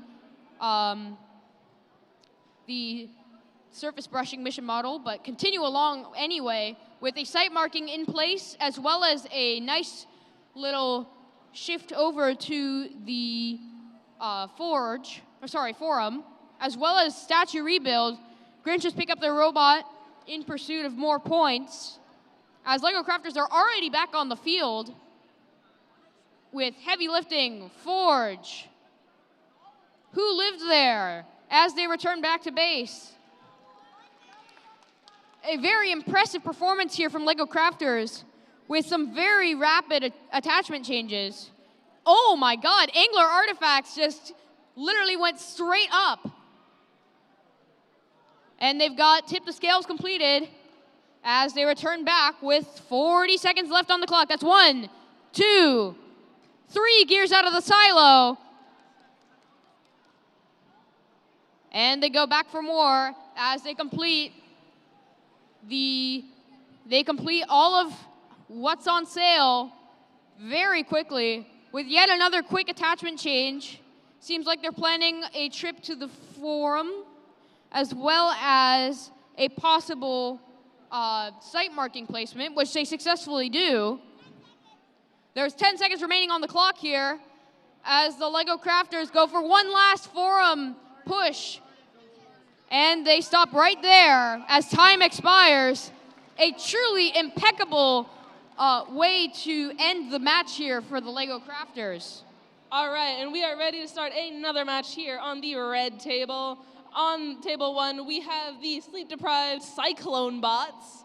And on table 2, we have the Bombastic Builder Bees. I love the alliteration, teams. All right, this match can begin in 3, 2, 1, LEGO! All right, it looks like the Cyclone Bots are heading over to that heavy lifting, while the Builder Bees are going for the salvage over there. Actually, wait, no, these are the Jaguar Bots. That's my bad. I skipped a line. Jaguar Bots, and they are successfully getting the silo, making up for my mistake. They are locked in, while the Builder Bees go and score that flag, which is, I think, the first time I've seen a team try and do that today. Very cool. Jaguar Bots are lining themselves back up. It looks like for maybe what's on sale, or lifting that table up, which they successfully do, while the Bombastic Builder Bees are also back at it, heading towards the other side of the field, swapping off to their capable teammates, getting ready to score even more points. Jaguar Bots have a new mechanism on their robot, which it looks like they might go and attempt their table again because it did get knocked over, which happens quite often. And they successfully grab it, and it stays up. Very cool. Bombastic Builder Bees are lining up for more, while the Jaguar Bots are tipping their scales. Looks like Bombastic Builder Bees are almost ready to go. Jaguar Bots have a new mechanism. Looks like it may have rubber bands on it. Very, very cool. Bombastic Builder Bees are back out on the field, heading towards that forward, trying to release those boulders. Also, which they successfully do, and flip the table. Very cool. Looks like the Jaguar Bots are heading towards that minecart, which they successfully roll to the other side of the field. It looks like they are lining up for that statue now, trying to lift it up, which they successfully do. Builder Bees are back out here, going for that table again, it looks like, while the Jaguar Bots get their surface brushing, and the Bees do flip that table while the Jaguar Bots retrieve that map. Very cool. All right, looks like there are 30 seconds left in this match, and the Builder Bees are making good use of it, going for the what's on sale, while the Jaguar Bots are starting a whole new program, pushing their map, as well as the piece from heavy lifting into the forums there. And it looks like they're lining up for the angler, trying to lift that piece up, which they are successfully doing. There are 7 seconds left in this match. The Builder Bees looks like are trying to score one last flag. 3, 2, 1. This match is over. Team, stop your programs. That was awesome. Great job.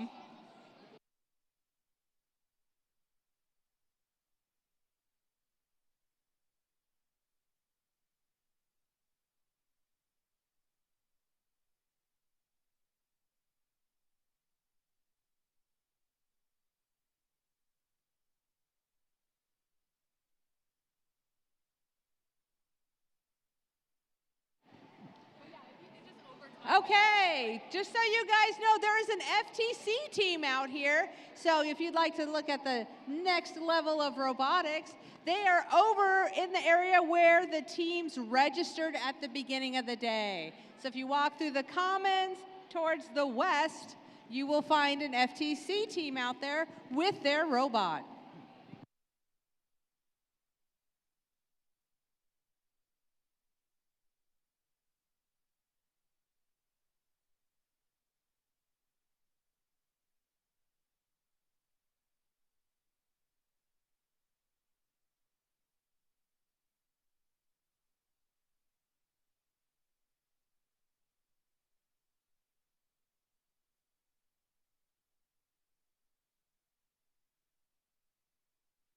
A bit of technical difficulties coming from the scoring tablet on the LEGO Crafters side.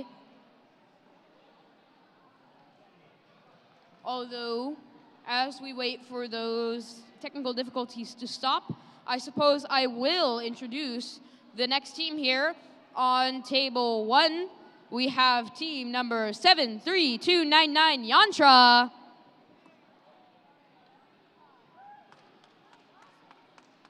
Okay, we have a score.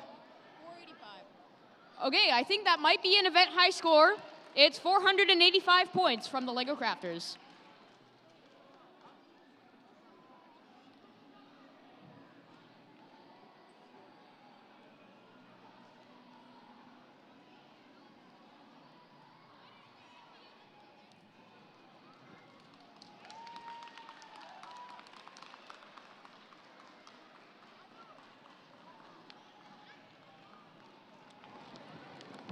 All right, teams, don't forget to get some pictures with our fancy or top backdrop at our photo booth in the corner. And volunteers, make sure you stop by the volunteer table again. There's some swag for our volunteers. Yay.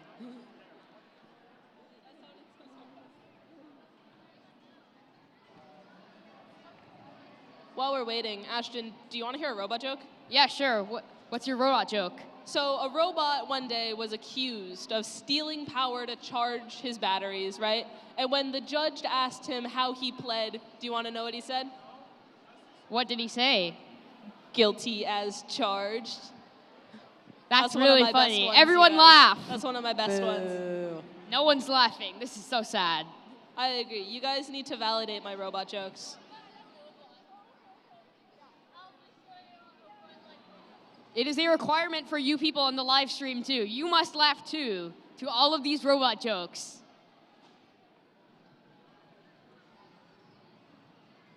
Anyways, we do have our next team here. On table one, we have already introduced them, but I will introduce them once again. They are team 73299 Yantra. And on table two, we have team number 70006, the Indiana Girls.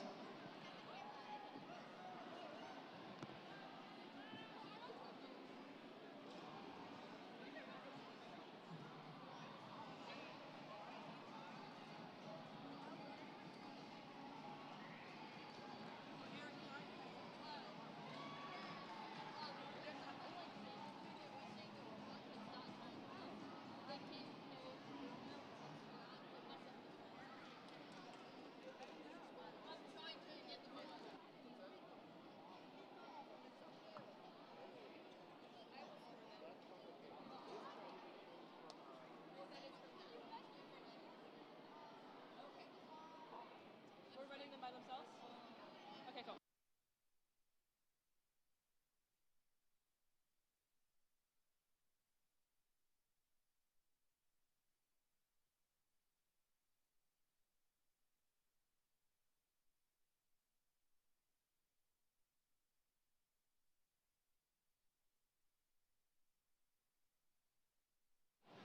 All right, it seems like both teams are ready. Are we good? Okay, table one, are you ready? Table two, are you ready? Once you finish setting up, we will start soon. All right, let's start this match in 3, 2, 1, Lego. Both teams already out of base. Team Yantra going straight for the silo. That's one gear out of the silo. And they go for the forge and who lived there in rapid succession. It seems like they're going to also attempt heavy lifting, which they do, as well as even capture some of the units from the forge. 2 minutes remaining here.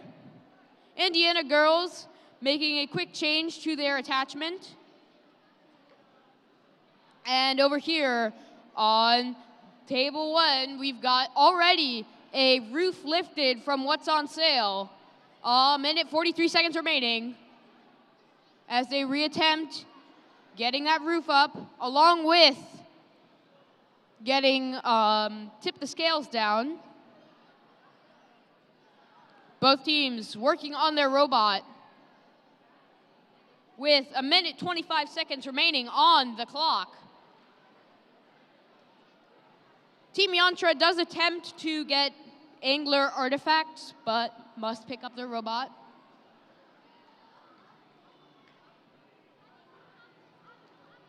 They do also attempt the statue rebuild. and return back home. Indiana girls still trying to work out the kinks on their robot. They've got a whole minute left to do so.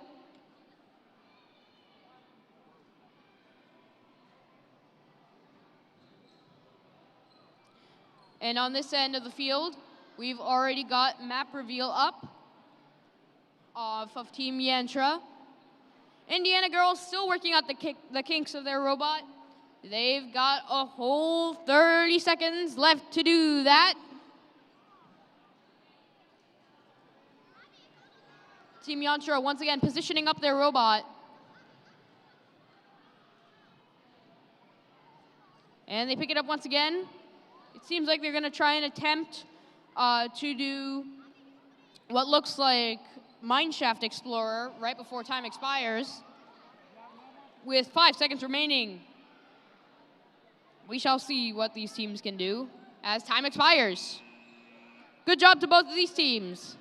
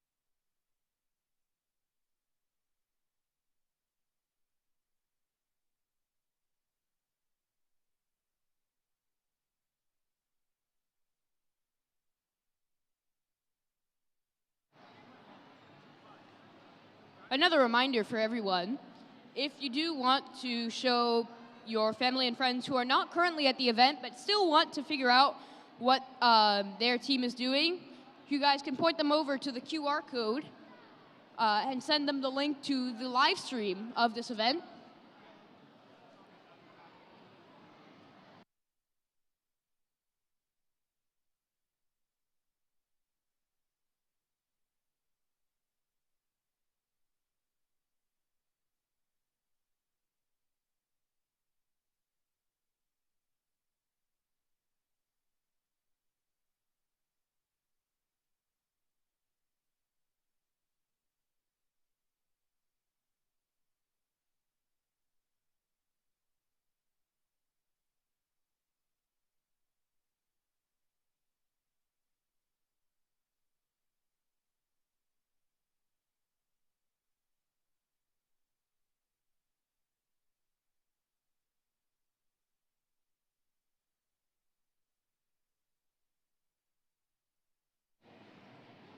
I see the QR code back up on the screen. Make sure you send it to grandma, grandpa, aunties, uncles, everybody at home so they can get in on this cool Lego robotic action.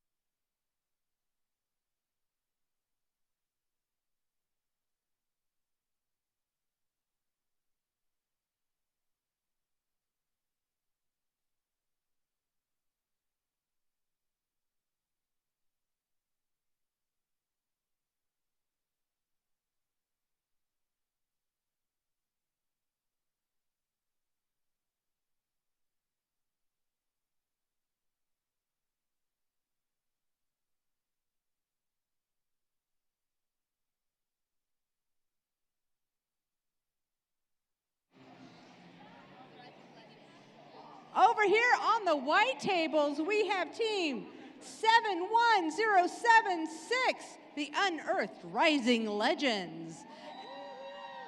And on the other side here, we have 71327, the Compass Dynamites. Dynamite! All right. And then over on the blue table, we do already have our next match over here. On table 1, we have team number 73761, the Creative Dragons.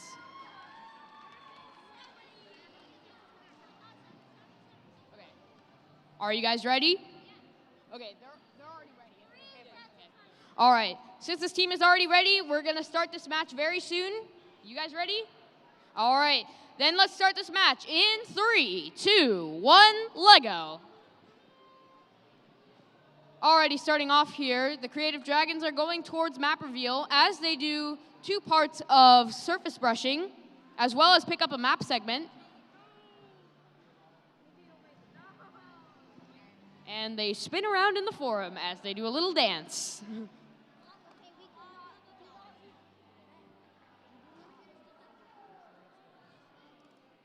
Creative Dragons, once again, working out the kinks with their robot as they speed run over to the other side of the field.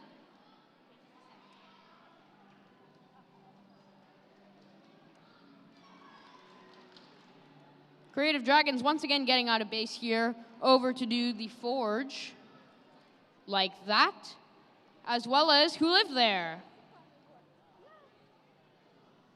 Some ecstatic reactions here from the Creative Dragons technicians as they once again work on their robot.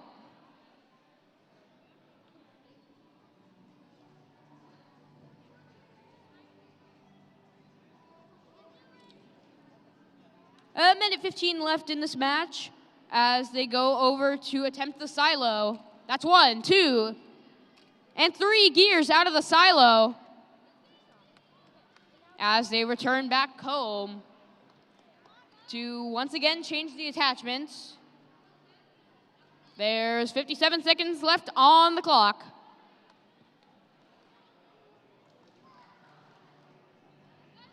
This team once again getting out of home. They attempt tip the scales and they go back. Back at home, they decide to redo the same mission as 30 seconds remain on the clock. A quick setup here from the Creative Dragons. Let's see if Tip the Scales works. They just barely miss it, but they can try once again. They've got a whole 15 seconds remaining. 10 seconds remain. Still a tiny bit of time to try anything. 4, 3, 2, 1, and that's time. All right, now Good over job here to this on- team. Now over here on the red table, on table 1, we have team 69866, the Digital Diggers. And on the second table, we have 629999. I think that was one extra 9. iRobot. They got some fans in the crowd. All right. If we are all ready, then this match can begin in 3, 2, 1, Lego! All right, and Digital Diggers is already heading for that surface brushing, while iRobot is headed for that angler, and they successfully get it at the same time as the salvage bow. They are back with their teammates. Looks like Digital Diggers switched out some parts, and they're heading for what might be the map, while iRobot is lining up with a very big mechanism. Also, looks like potentially heading for the map. Looks like Digital Diggers is going to have to go for a round 2, while iRobot pushes the piece off of their map, as well as going for the surface brushing. All right, Digital Diggers is back ready for more, and they successfully retrieve that piece of their map, which they can now use to score even more points, while iRobot is heading for that minecart.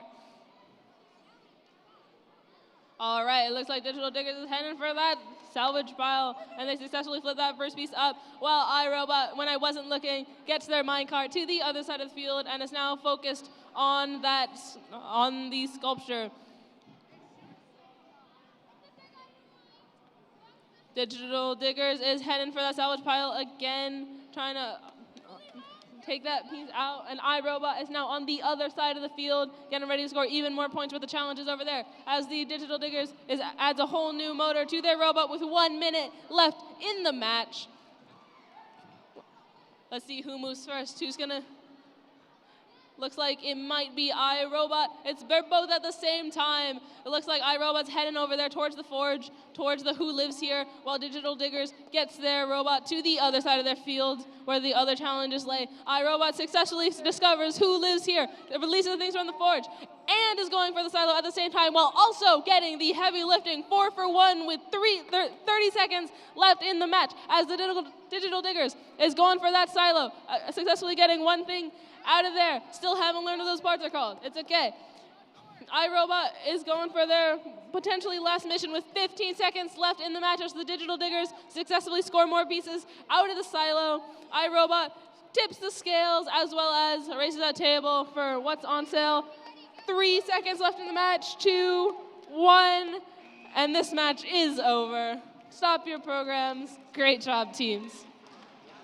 Now, switching on over to the blue table, our next match in the 25th anniversary edition of the Oregon State Championship, we have 2 different teams here. On table 1, we have team number 70589, Portland Lego Masters. And on table 2, we have team number 65622, the Riveteers.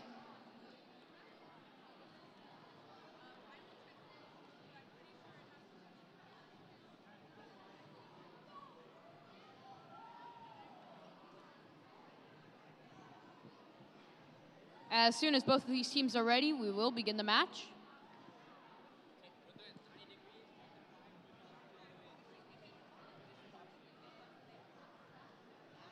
All right, table 1, are you ready? Portland Lego Masters are ready. Table 2, are you ready? Riveteers are ready. Let's get this match underway here in 3, 2, 1, Lego. Both teams already out of base here, with the Riveteers already gotten all of the surface brushing, while on the other side, the Portland Lego Masters have got the forge and have also attempted Who Lives There. Both teams quickly changing their attachments at their end of the field. The Riveteers have got part 1 of salvage operation completed and return to base. Then on the other end of the field, we have the Portland Lego Masters, who have just gotten the roof of What's on Sale raised, as well as part of Tip the Scales completed. Riveteers have got a piece of the map in the forum, as well as attempted statue rebuild. They're still out on the field. And the Lego Masters here have attempted angler artifacts as well as completed statue rebuild. About a minute left here in this match. Riveteers attempting the silo mission, although no gears come out. A minute left here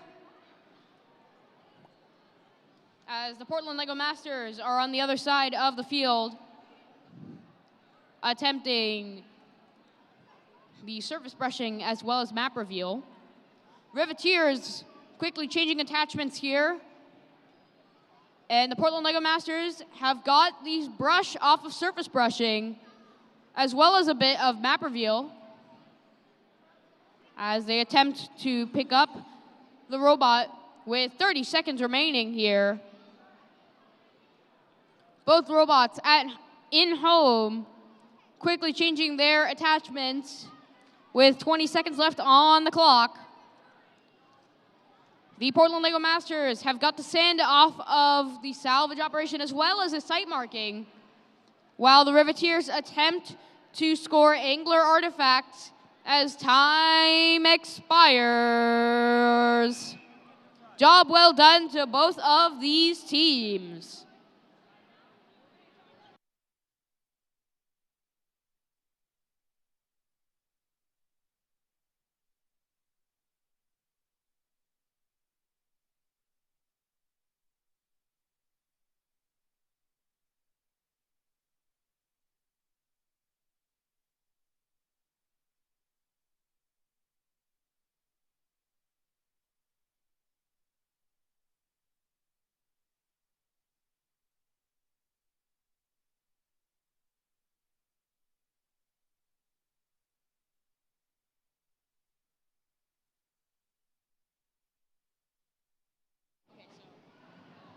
Ashton, I have another robot joke for you. What's your robot joke? Why was the robot so tired when it got out of the car? I don't know. Why was the robot so tired? It had a hard drive. That's so funny. I agree.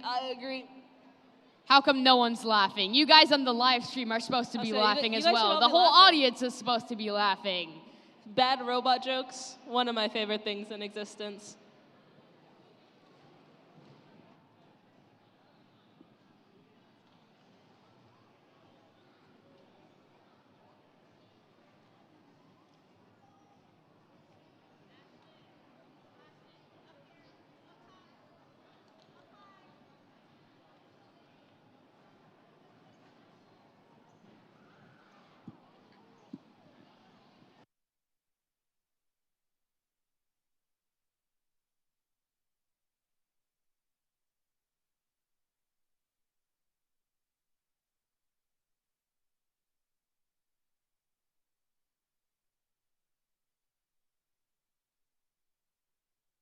I see we have a team over here using our photo booth.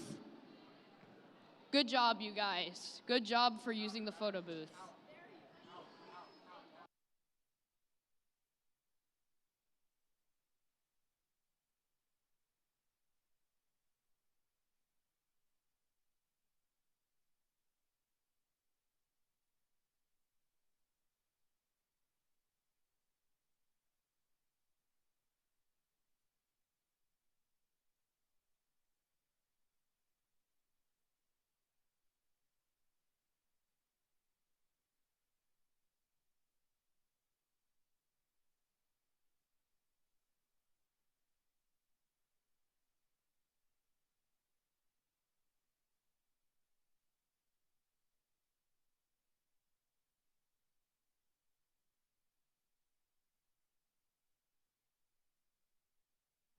All right, back here on Table Blue, we do already have both of our teams, both involving Legos, of course.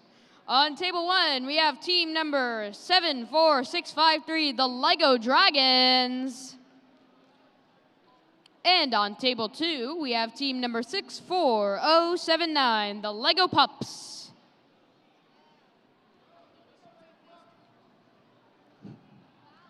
Make some noise for both of these teams. There we go.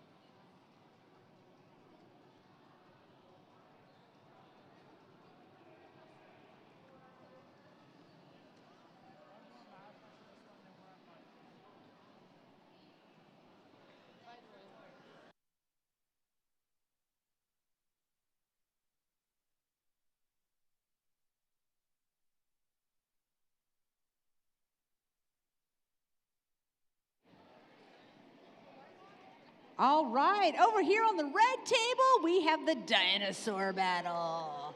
Rawr. All right, so on table 1, we have 56661, the dinosaurs. And on table 2, we have 73692, the dino bricks. So let's see which dino is gonna be good at archaeology.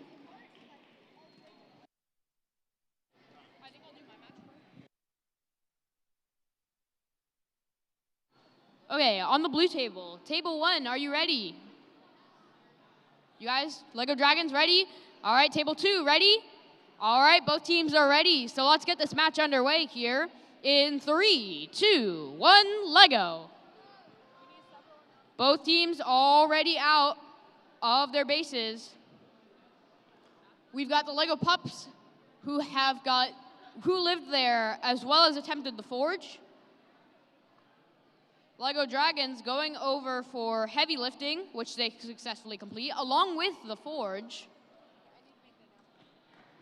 Parents, if you have parked in a fire lane, please go move your car now. We do not want to tow your car. So there are a number of cars that are currently parked in the fire lane outside. If it is yours, move it, please. Now back on table 2, we've already got all 3 gears out of the silo for the Lego Dragons. As the Lego pups currently attempt the salvage operation, they've got the sand down, but now we're waiting for the ship. Minute 30 left in this match, and the Lego pups get the ship up off of the salvage operation. Let's look at what's happening over on the Lego Dragons side. They're knocking angler artifacts just enough so that it's off of that plate, and they've returned back to base. Lego pups going over for what looks to be surface brushing.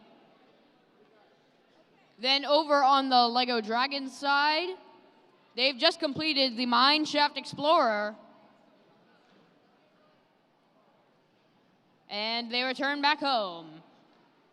Lego pups are quickly changing their attachments on the red side of the field in order to place a site marking.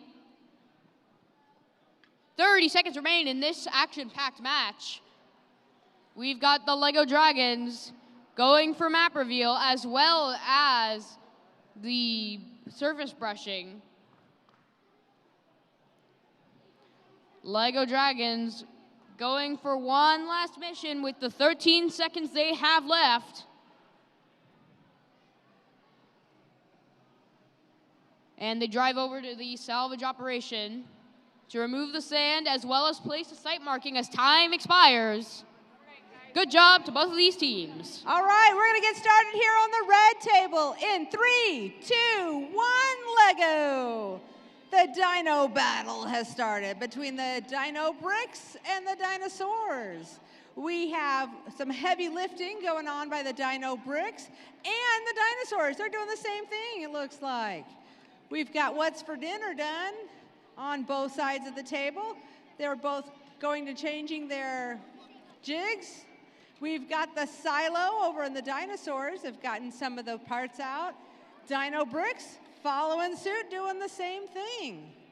These dinos are close together here. One right after the other. All right. What's for sale? All done over there on the dinosaur side of things. The dino bricks are trying to get out the treasure. Pulling it up. Yep, up, and oh, they almost got that flag up. All right, and now the other side's doing the same thing. They got their treasure up and their flag is up. Moving some artifacts over to the other side of the table. Getting a new jig on, both teams, and off they go. We have another minute and 15 seconds in this match between the dinosaur teams.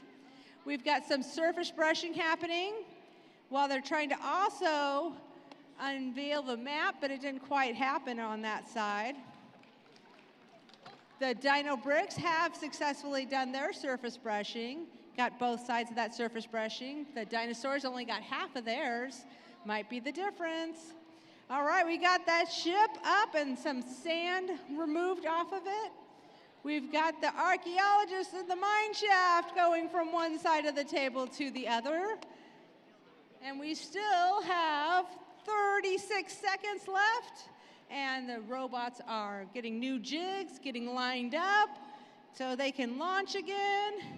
Away they go. Both of them are working hard. We've got 17 more seconds. All right, let's see if they can, how many points they can get here in the last 10 seconds of the match. Come on, dinosaurs and dino bricks.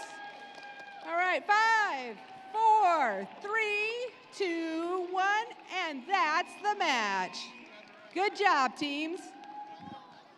Good job, Team Red. On this side, we're going to be switching on over to the blue table. We've already got both of our teams here, so let's meet them. On table 1, let's see. On table 1, we have team number 23767, Jam and Waffles. And on table 2, we have team number 71529, the Wild Bots.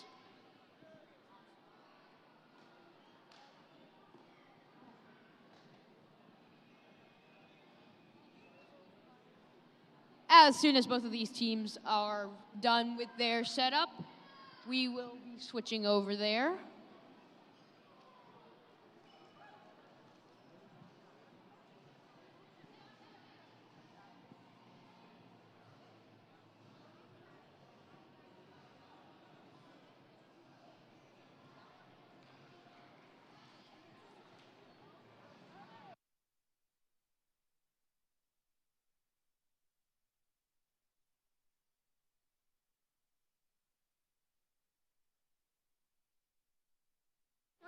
Okay, we are going to start this match in 3, 2, 1, go!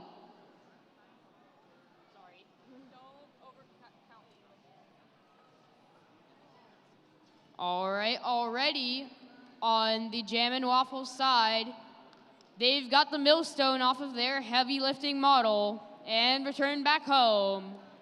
The Wild Bots are going for the Mine Shaft Explorer, and they get the mine cart onto the other side.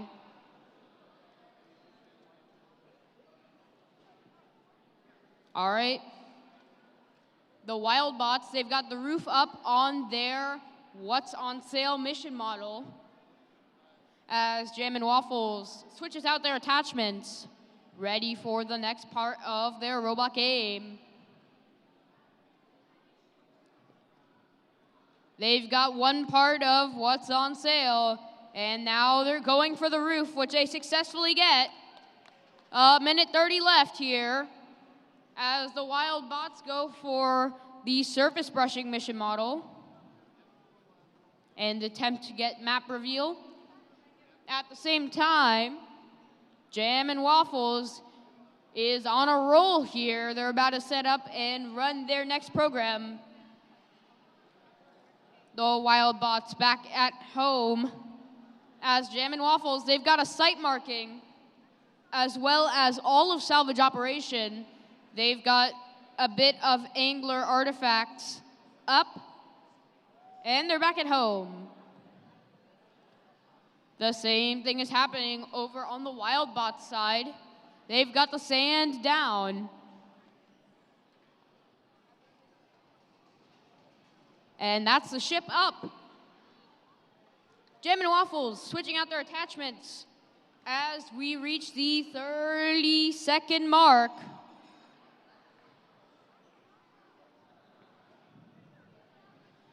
The Wild Bots have just attempted the Angler Artifacts mission. We've got 15 seconds left in this match. Already very action-packed. These teams are going to go for one last thing. That's 2 gears out of the silo and 3 for the Wild Bots as time expires. Job well done to both of these teams.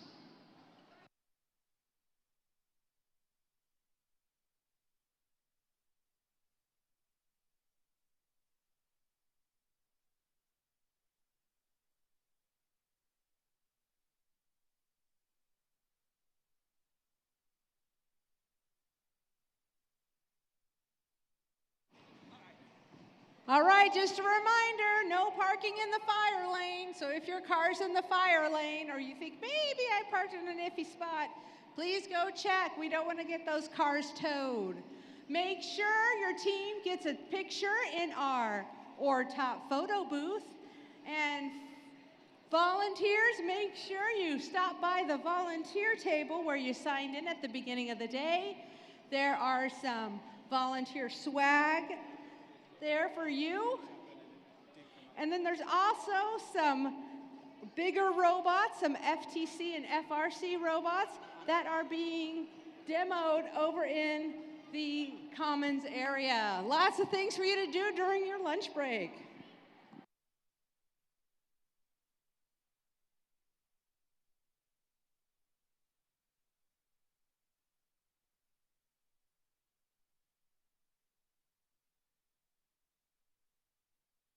All right, over on the red table, last match before lunch. We're gonna get it over with as painless as possible. We have the Digbots. It's a solo match, so this match can begin in 3, 2, 1, let go! All right, and they are immediately going for that silo. That's 2 pieces out of there of the 3. That third one has been notoriously hard to get all day. I've seen teams not quite get it. And it looks like they are switching out that, or one piece of that attachment. Maybe it'll give them a little more torque, a little bit more ability to get those points.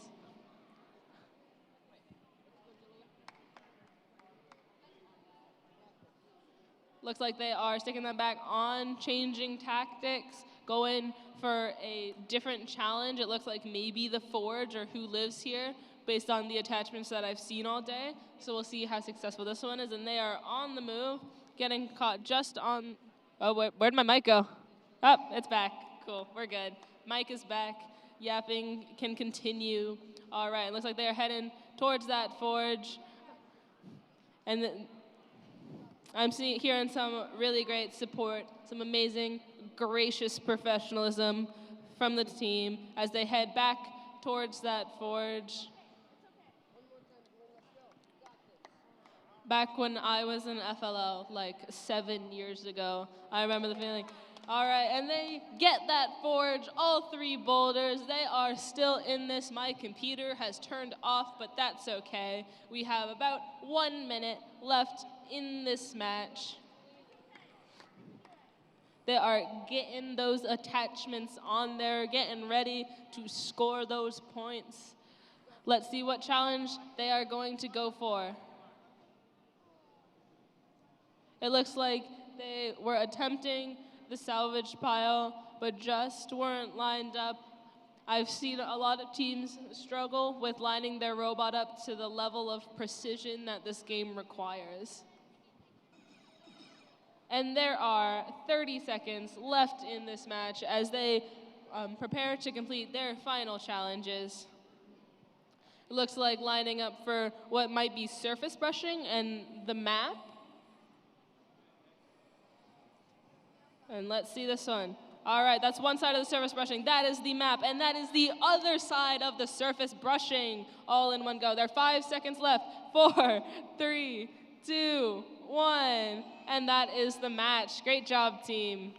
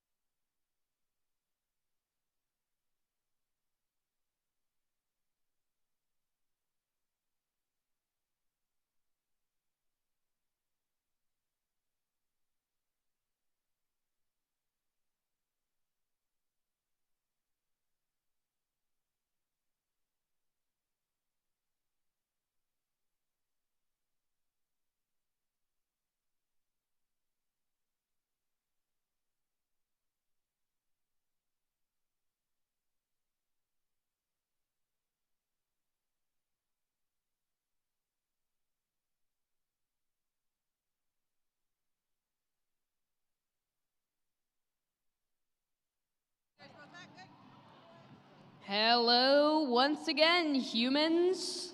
We're back at it again from our lunch break. All right. On the red field over here, looks like we're starting off with team 40877, ATA Wolfpack. All right. Are we ready over here? Thumbs up. Yeah, this is a solo match. Okay. Then this match can begin in 3, 2, 1, let go. All right, and they are moving towards that heavy lifting, which they successfully retrieve. Very cool. And they're switching out attachments, potentially going for maybe the silo or the forge. We'll see. And it looks like it may, based on positioning, maybe the silo. Looks like it. That's one, that's two, that's the third one. Very cool. Third one's hard to get. And let's see what they're lining themselves up for this time. This one may be the forge or who lives there. Those are some popular challenges to go for this season. And it looks like there's the attempt at the forge, and here's the attempt at who lives there, but that's okay because they can always run it back, try again, and achieve those points. All right. Looks like here's the forge attempt. Not quite. Oh, my computer turned off. There it is. All right. And they are switching out at that attachment, switching plans, getting ready with their new strategy. And it looks like they're directing themselves to that scale, which they successfully turn, as well as the salvage pile. And there is about 1 minute left in this match to score points. The robot is now on the other side of the field where the surface brushing and the map reveal are. So we'll see if we'll go for those challenges. It looks like surface brushing attempt. There are 45 seconds left in this match. We have another attempt at the surface brushing.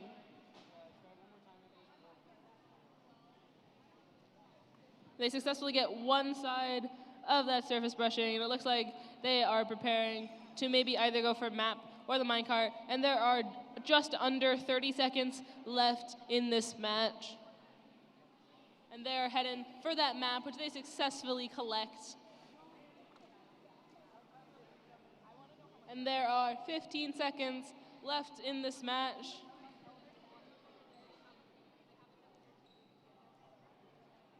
Five, four, three, two, one, and this match is over. Great job, team.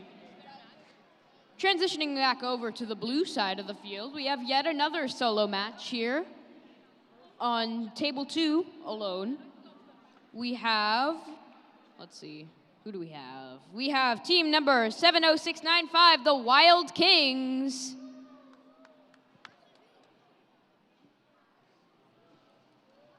If you guys are ready, we can begin. Wild Kings, are you guys ready? Okay, because they are ready, we will start this match in 3, 2, 1, let go. Starting off, the Wild Kings have already got the forge as well as attempted who lived there.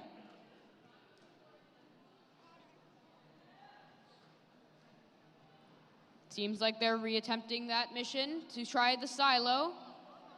And it seems like the lever broke off.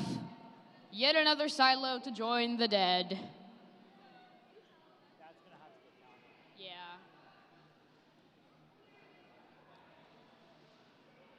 Wild Kings rapidly switching their attachments and going for what looks to be heavy lifting. They do get it off a bit of the millstone. And they return back with 1:40 left.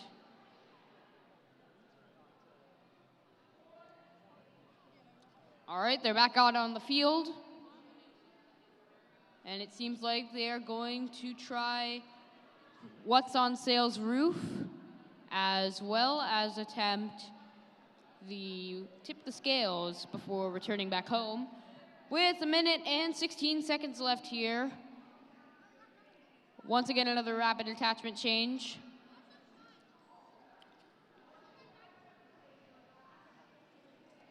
All right. They sort of lifted the ship with 1 minute remaining. The silo, he's going to get counted since the lever broke. So. All right, they're back out on the field. Going to be attempting the Mineshaft Explorer, which they successfully do. Oh, I guess the map reveal just kind of broke. Interesting. Whatever, the most important part is that they got 20 points off of surface brushing. There's now 30 seconds left in this match. And they're now building their attachment onto the robot.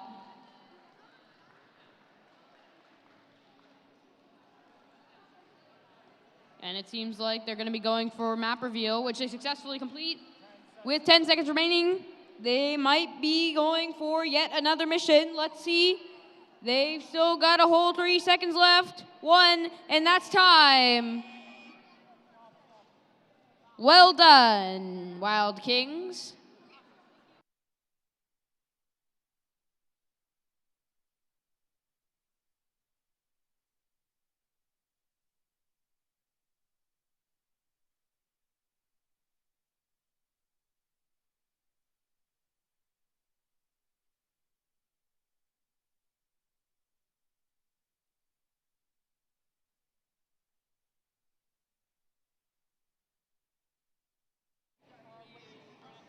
Over here at the white tables, we have team 72825, the Lego Legends, and 74003, Danger Kitty.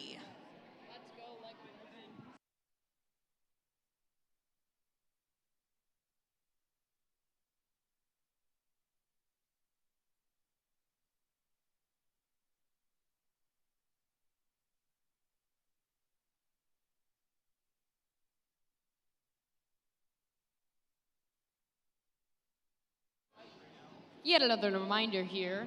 If you have any family and friends who want to watch their favorite team compete, but they're not exactly at the event at the moment, then you can point them over to this QR code, share the link with them, and then they'd be able to watch the event live.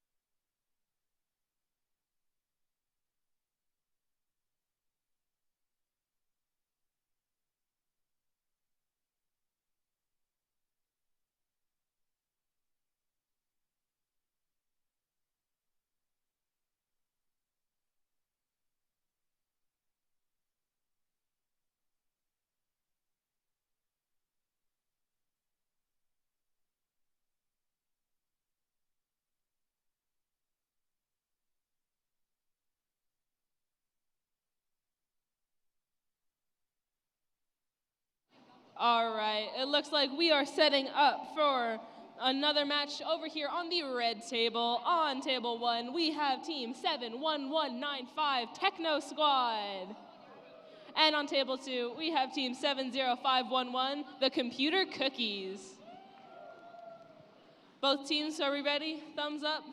We good? Awesome. Then this match can start in 3, 2, 1, Lego! All right, Techno Squad is heading for that, tipping the scales, which they successfully do, while the Computer Cookies are doing the heavy lifting over there, as well as getting the Forge and Who Lives Here all in one go, scoring all those points, while Techno Squad is lining themselves up with a new impressive attachment. Looks like they're going for potentially the same thing. Computer Cookies is heading over there to what's on sale, as well as attempting to tip the scales, while Techno Squad, it looks like, is heading over towards the Forge and heavy lifting, which they successfully score both, as well as discovering Who Lives There. Well, the Computer Cookies are retrieve the thing from the scale, while Techno Squad returns the heavy lifting to their base, quickly switching out their mechanisms, getting ready to score even more points. Well, the computer cookies score a ton out of that silo, all 3 out of the silo. This is a high-scoring match, folks, from both sides. It looks like the computer cookies are back. Well, the Techno Squad is out, getting all the way over to the other side of the field, getting to their other teammates who are switching out another attachment to score even more points. With 1 minute and 15 seconds left in this match, the computer cookie, the Techno Squad does the surface brushing as well as the map reveal, while the computer cookies looks like also scored points that I missed. There's so much going on, folks. It's hard to get all of it. All right, both teams have the robots. No, they don't. Techno Squad is back out on the field, heading for what looks like that minecart at the same time as the computer cookies, which they successfully score. Let's see what the computer cookies can do. They get it as well, and as well as the Techno Squad going for that statue with 40 seconds left in the match. It looks like computer cookies are heading for that map as well, getting that surface brushing, while the Techno Squad is lining up another impressive mechanism with 30 seconds left in the match. All right, these are some pretty fast teams, you guys. I'm saying it's F1 off season right now. I've been missing those pit stops. FLL, the computer cookies, gets that salvage pile, raises that boat. All right, let's see what the Techno Squad can do in the last 10 seconds. It looks like the cookies are back out for more. They get one thing successfully scored in the forum. Now that this match is over. Great job, teams. Both of these teams had some of the most impressive matches I've seen today. That was awesome. Now transitioning over to the blue side of the field, let's meet our teams. Firstly, on table 1, not to be confused with Banana Bot, we have team number 61884, Building Bananas. And on table 2, we have team number 39001, the Skywalker Squirrels. If both teams are ready, then we will start this match in 3, 2, 1, Lego. Both teams already out of base. Skywalker Squirrels has got Who Lived There and is now attempting the Forge. At the same time, the Building Bananas have got all of Tip the Scales. Both teams changing their attachments in their blue home area.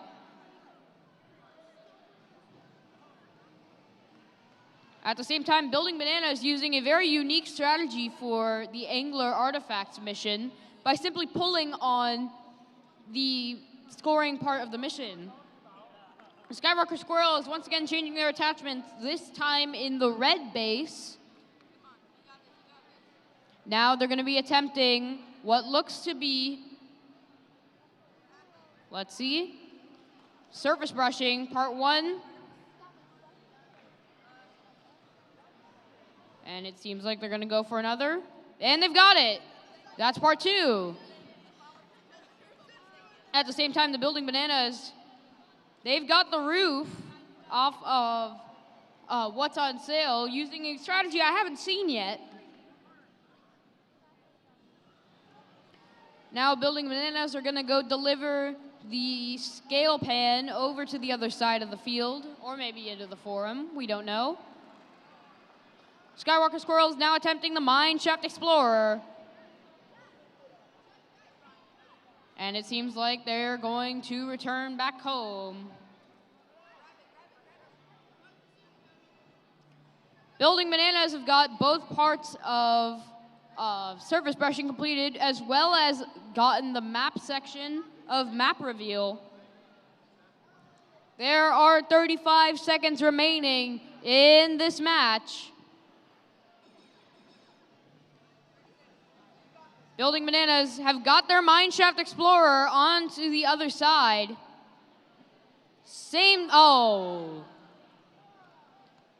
A similar thing going on with the Skywalker Squirrels.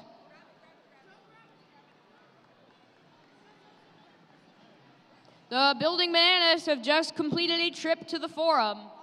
With 5 seconds remaining, time expires.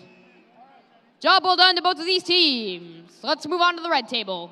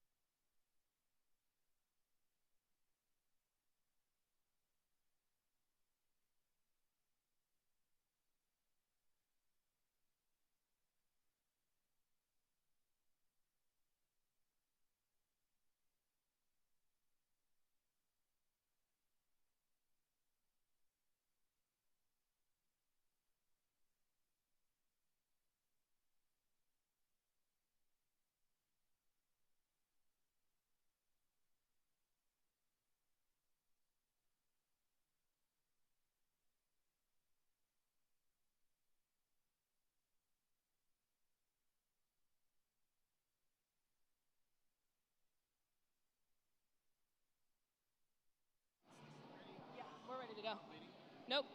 All right, we are almost ready. Yeah, I'm gonna announce the teams. We are almost ready to start another match over here on the red table. On table 1, we have team 74609, the Circuit Breakers, along with, on the second table, team 55957, the Nuclear Axolotls. Now, it looks like the teams are still setting up.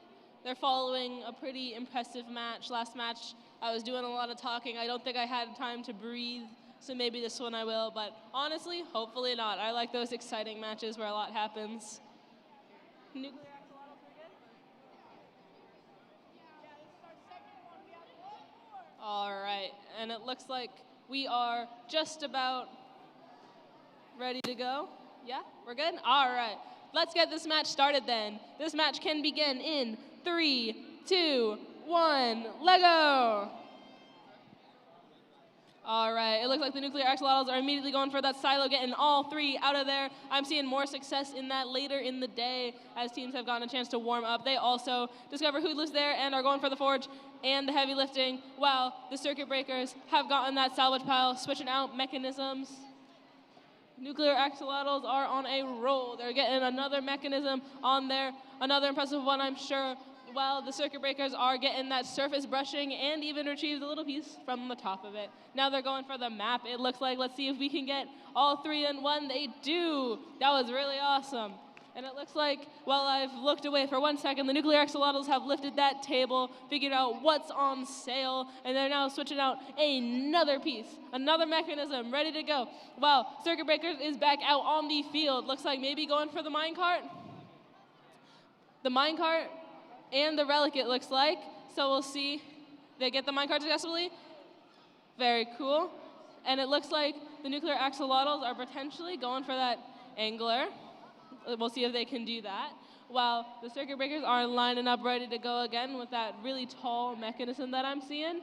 Nuclear Axolotls have taken their robot to the other side of the field where they are very, very quickly putting new parts on there. While the Circuit Breakers are, it looks like, going for that angler, trying to raise that piece, which they successfully do. There is 1 minute left in this match as these Circuit Breakers have flipped the scales. And the Nuclear Axolotls have gotten that minecart. Looks like the Circuit Breakers are putting a new piece onto their robot, and it is back out on the field, ready to go score all the points from over there, while the Nuclear Axolotls are getting that surface brushing. It looks like they have raised that table. Very cool. While the Nuclear Axolotls are heading for that map. Let's see what they can do. The Circuit Breakers have got that forage. They have figured out who lives here with 30 seconds left in the match, while the Nuclear Axolotls have gotten that map piece. There's a lot of scoring going on here, folks. This is another high-scoring match. The Circuit Breakers have attempted the heavy lifting, and now it looks like they are getting ready to score flags with 15 seconds left in this match as the Nuclear Axolotls are also lining up for one last mission to the salvage pile. And let's see what the Circuit Breakers are going to do.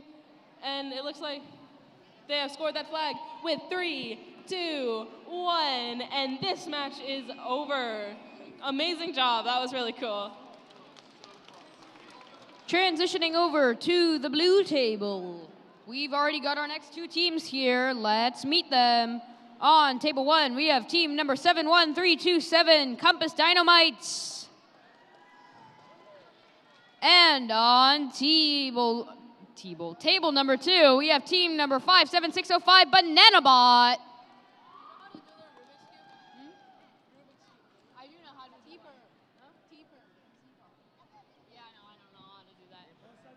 All right, both sides are ready, so let's begin this match in 3, 2, 1, Lego. Already starting off, the Dynamites are going over to Who Lived There, which they successfully make work. Bananabot, on the other end, has got heavy lifting as well as the forge. The Dynamites have got part 1 of Tip the Scales completed and are now returning to base. Bananabot is going over to Tip the Scales, which they successfully do, and return straight back home.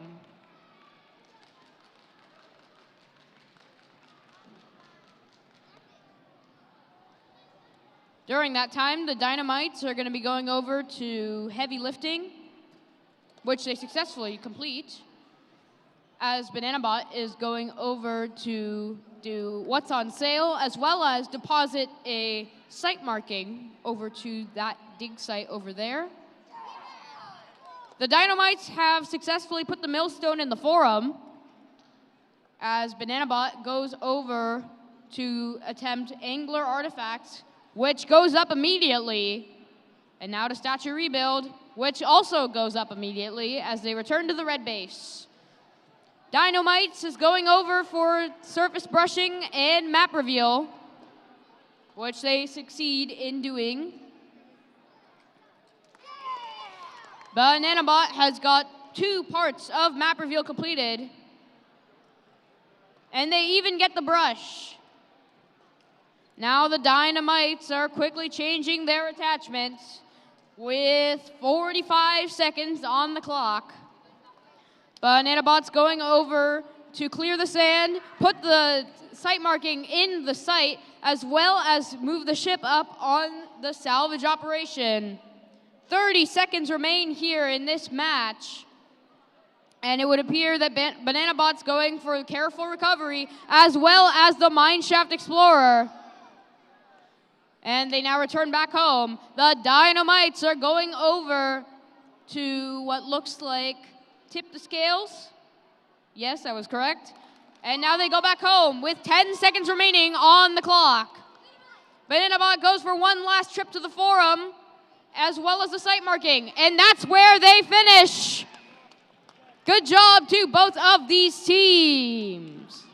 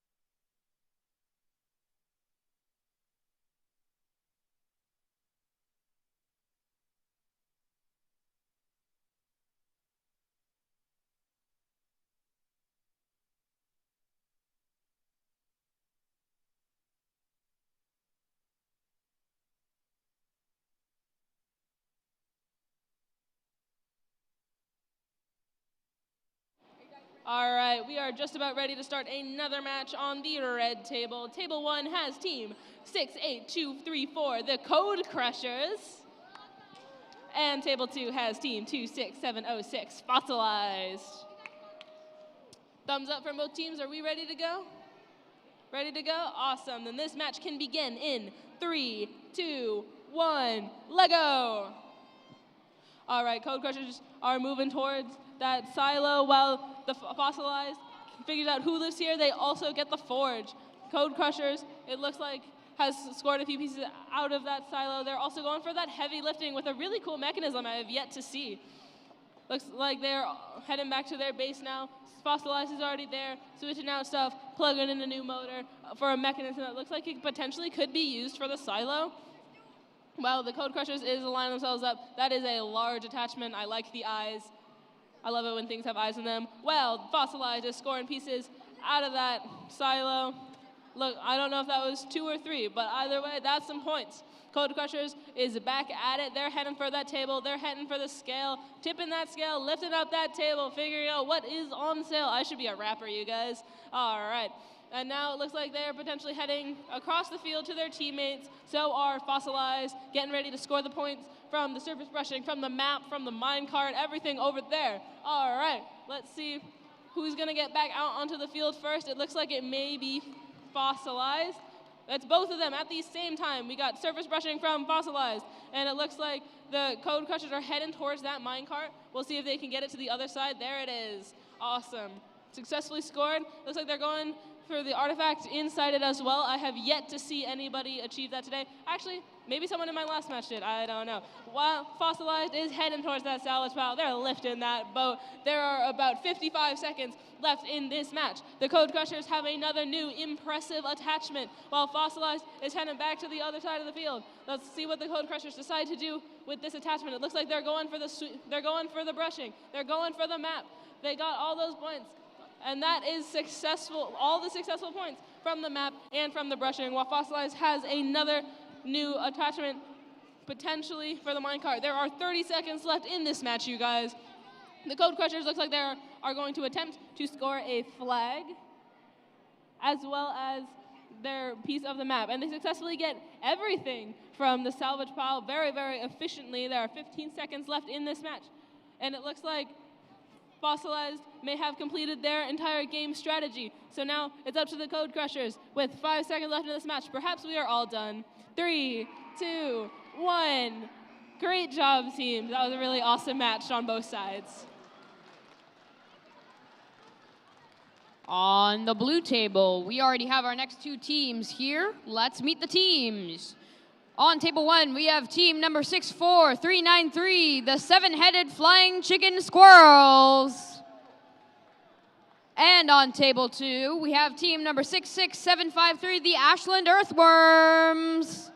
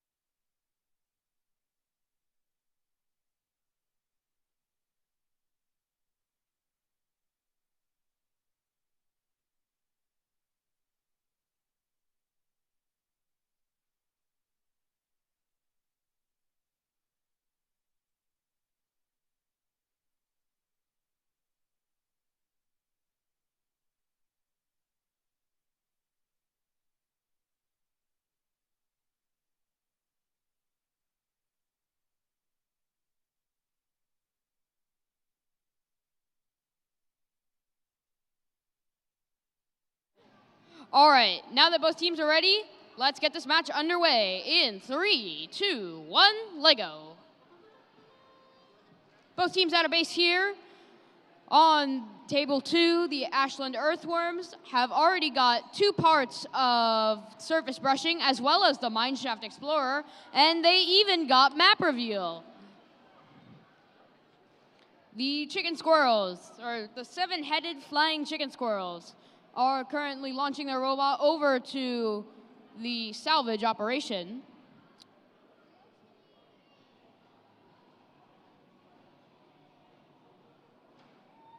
The Ashland earthworms going for salvage operation from their red base. Let's see. The chicken squirrels are currently in their blue base, about to run another program. And it seems like they're going to the silo.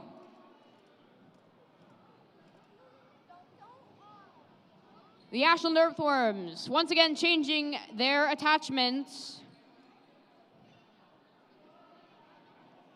with a minute 20 seconds left on the clock.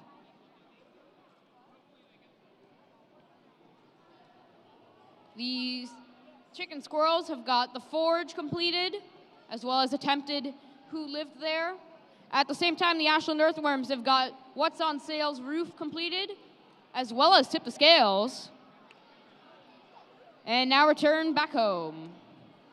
On the other side of the field, the seven-headed flying chicken squirrels are now on their way over to what looks to be tip the scales, which they do indeed tip.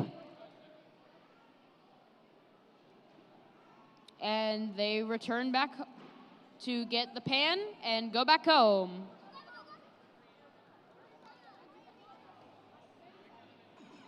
"30 seconds remain in this action-packed match. Ashland earthworms are currently on their way to what looks to be who lived there, which they successfully flip over, as well as the Forge. The seven-headed flying chicken squirrels have just completed the Who Lived There mission model with 5 seconds left on the clock. Seems like the Ashland Earthworms are going to go for one last mission as time expires. All right. Job well done to both of these teams. That's impressive. It looks like we have some pretty competitive teams on the field, you guys. It seems like on table 1, we have team 68532, the CLA Explorers 1. And then on table 2, we have team 70536, Avesta Bots. All right. If thumbs up from both teams, we're good to go. All right, then this match can begin in 3, 2, 1, Lego. All right, looks like both teams are moving. We have the surface brushing from the Explorers. We have, looks like they're going for the heavy lifting over here from the Avesta Bots, as well as the Forge, and they figured out who lives here by flipping that table. All right, that was a very successful run from over here. And it looks like the Explorers are heading for the salvage, which they partially get, while the Avesta Bots are heading for that scales, tipping the scales, grabbing the piece from inside, trying to lift that table. Yes, they do it. Very cool. While on this side, it looks like the Explorers are heading back to the salvage pile, trying to lift that boat, which they just don't quite do, but it's okay. They can try again. Avesta Bots is heading back out there for what looks like maybe the silo. It is. That's 1. That's 2. Just not I couldn't see the third one. I'm going to assume it wasn't scored. All right. It looks like the Explorers are heading back onto the field with their robot, as well as the Avesta Bots. Let's see where they're going. Looks like Explorers is just a simple transfer to the other side so they can get the points from over there, while the Avesta Bots is trying to go for that angler, which they successfully do. All right, looks like Explorers are lining up, getting ready to go again. New program, new attachment. Maybe it looks like it could be for silo, while the Avesta Bots is also heading to that other side of the field. It is for the silo on the side of the Explorers. That is one piece at least. And the Avesta Bots are switching out their piece. It looks like they're potentially going for the surface brushing with that mechanism, potentially also the maps as well. That's been a common combo when it comes to this. All right, that's the surface brushing for them. They just missed the map. That's okay. All right, and they're heading back into their area. It looks like the Explorers have gotten another successful score from the silo. And they're switching out their mechanisms, potentially going for that Forge, going for that Who Lives Here. Avesta Bots are going for the salvage. I can't see it from my side, but we're going to believe 30 seconds left in this match as the Explorers are putting on that new mechanism. Avesta Bots, it looks like, are heading for that mine shaft, trying to get that mine cart to the other side. Yes, as well as they're going for the little piece on the inside with about 15 seconds left in the match. They just miss it. That's okay, because the Explorers are heading for what looks like potentially the Forge or Who Lives Here, and heavy lifting, it looks like. And there are 5 seconds left in this match. 3, 2, 1, and that is the end of this match. Great job, teams. Back on table blue, our next 2 teams are here, so let's meet them. On table 1, we have team number 71467, Team Lego. And on table 2, we have team number 71076, the Unearthed Rising Legends.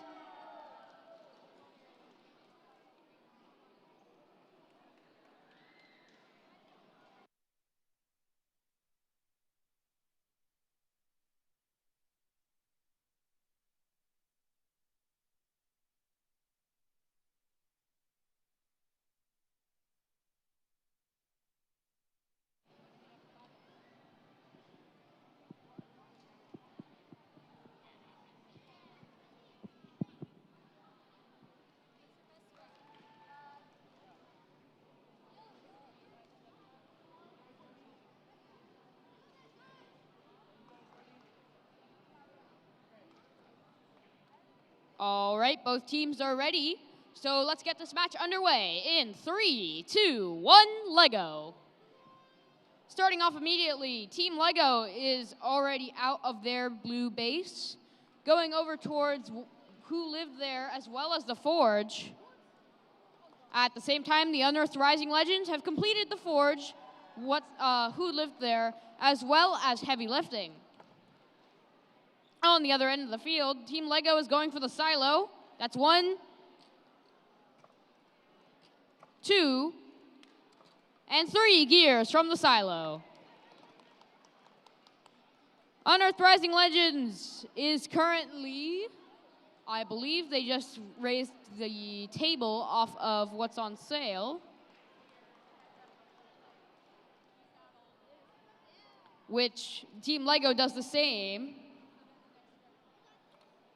At the same time, the Unearthed Rising Legends have tipped the scale and also put up the roof.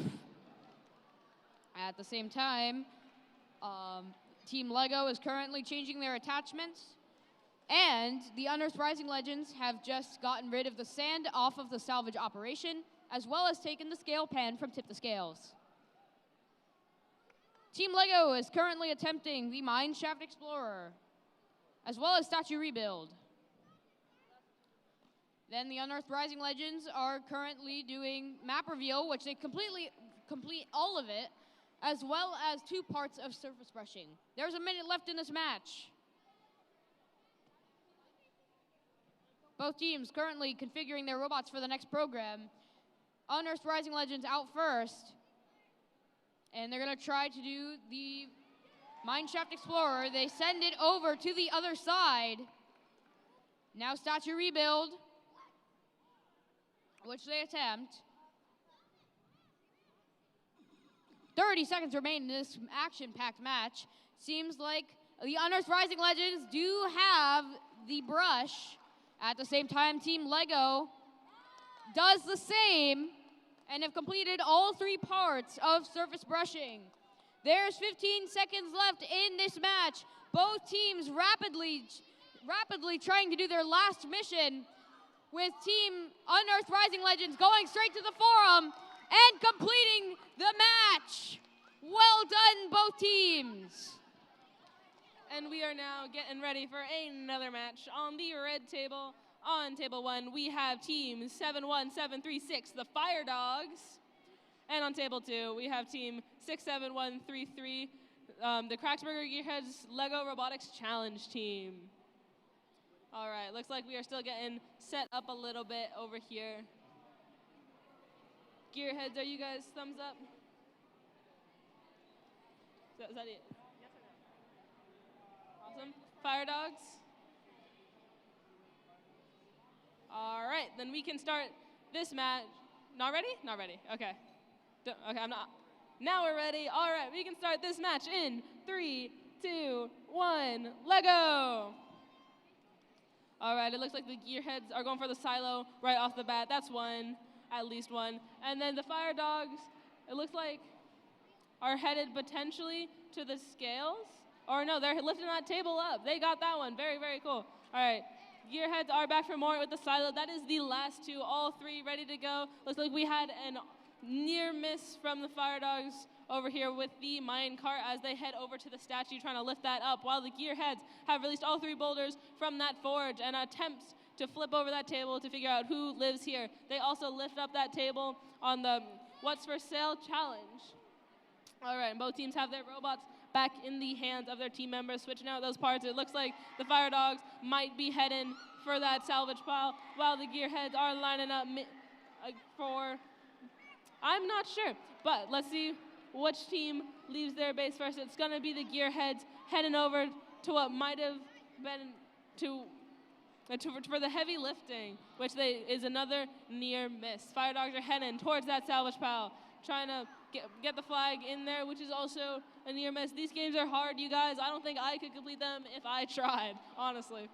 It looks like the Fire Dogs have a new mechanism on top of their robot. I wonder what this one will be for. I would guess that it's for the surface brushing and the map, while the Gearheads are also have a new mechanism on there. The Fire Dogs are moving. Let's see which they attempt to do first. Gearheads are heading towards that angle, trying to lift it up, which they are doing little by little, while the Fire Dogs realign their robot, going to attempt to score more points. The Gearheads have gotten their robot to the other side of the field, ready to score the points from the map, the surface brushing, and all that. It looks like the Fire Dogs have done the surface brushing as well as pushed one piece of the map over, and it looks like they potentially are trying to pick that last piece up while the Gearheads are lining up for that salvage pile with 30 seconds left in the match. Let's see how the Gearheads tackle this one. They released part of it. The Fire Dogs, it looks like, may have completed their entire game strategy with time to spare. Honestly, that's usually a good thing. You don't want to run out of time. I'd rather have extra time. Nope, they're still going, it looks like. All right, Gearheads are headed towards that surface brushing, which they successfully achieve. 4 seconds, 3, 2, 1, and this match is over. Great job, teams.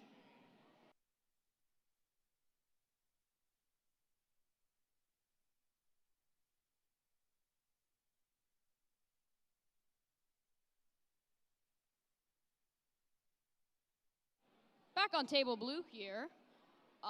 We've already got our next two teams, I believe. Starting off on table one, we have team number 62685, the Electro Engineers. And on table two, we've got team number 71737, the Lego Wizards. Cool signs you got there.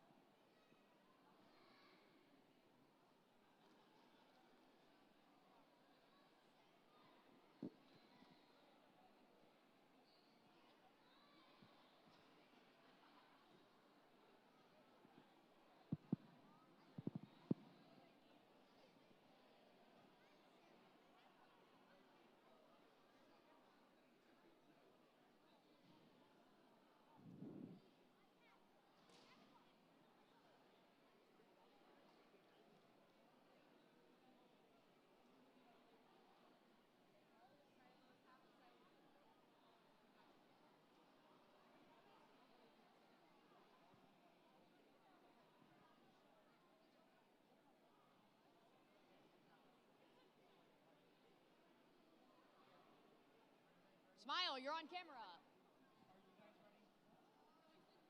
You're on. Smile, you guys are on camera.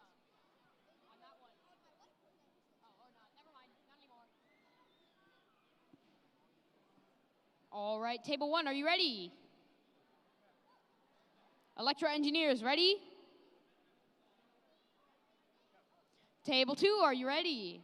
All right, both teams are ready, so let's get this match underway in 3, 2, 1, Lego. Already, starting things off, both teams are out of their bases. And the Electro Engineers attempt to go for surface brushing. At the same time,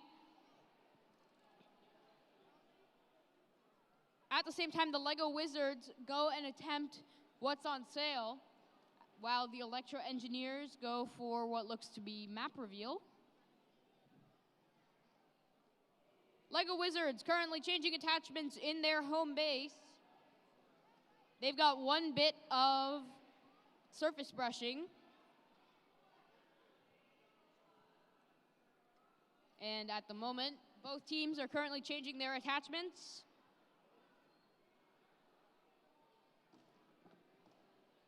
And it looks to be Electro Engineers that gets out first. They've got the sand down, and then they're back in home. The Lego Wizards are going to the right side of the table after sending over the minecart of Mineshaft Explorer. Seems like the Lego Wizards are now going for what looks to be Who Lived There, and they successfully get it. Oh! They may be going for the silo now or reattempting the mission. It seems like they're going to be reattempting the mission. Yep, and they successfully get Who Lived There. Good job. At the same time, the ship has been raised. Oh, the ship got raised by the Electro Engineers. And there's 2 gears out of the silo for the Lego Wizards. We've got around 30 seconds left in this match. Both teams frantically changing their attachments. Electro Engineers going straight for the forge. And the Lego Wizards are going for what looks to be heavy lifting. Their robot is pushing to get to that millstone. And time runs out. Well done to both teams. All right, we are almost ready to start another match over here on the red table.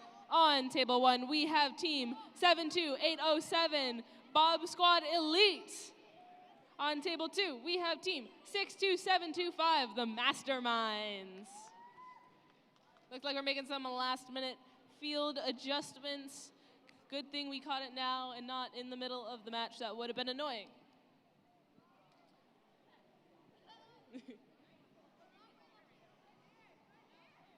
It looks like our camera people are having a good time. All right, it looks like we are ready to go. Thumbs up, thumbs up. All right, then this match can begin in 3, 2, 1, Lego! All right, it looks like the Masterminds are heading for that silo. That's 1, that's 2, that is 3 out of the silo. Looks like Bob Squad Elite is going for that heavy lifting, which they successfully get along with the forge. And who lives here? Looks like Masterminds got that heavy lifting and the forge as well. And who lives here? These teams have very, very similar strategies, you guys. This is a strategy that I have seen very often in these matches. It looks like Bob Squad heading for that silo. That's 1, that's 2, and that's 3. Both teams have scored the same challenges. All right, Masterminds has lifted that table. They figured out what's on sale. Let's see what Bob Squad Elite is going to do next. It looks like the Masterminds have used the angler, lifted that piece up, scored the points there, as well as tipped the scales and gotten the piece out of it. Bob Squad Elite has done similar. All right, and both teams are now switching out their mechanisms. Looks like Masterminds maybe attempting to score that flag. Well, let's see if they can do it. It looks like they have. Bob Squad Elite is trying to lift that table up, which they successfully do, while Masterminds scores that minecart, and it looks like attempts to grab that map. Bob Squad Elite has a new mechanism. Looks like they're going to try and score that piece from heavy lifting, while Masterminds has pushed their map. And it looks like they have put the piece from heavy lifting inside the forum. Let's see what Masterminds are going to do next. It looks like they're going for that surface brushing, and successfully grab the piece out of it, while Bob Squad Elite has a new mechanism that it looks like they're going to try and tackle the salvage pile with. While the Masterminds tries and grab the piece from inside the mine shaft.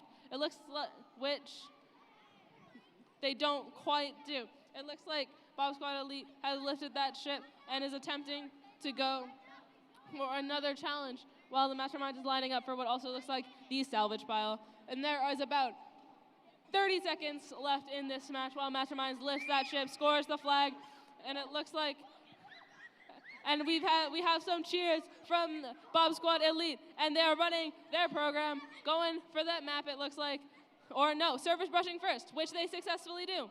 Let's see if they can, what they're just going to score next with 10 seconds left in the match, while the Masterminds is also lining up for their last scoring. They got the beast out of there. 5, 4, 3, 2, 1, and this match is over.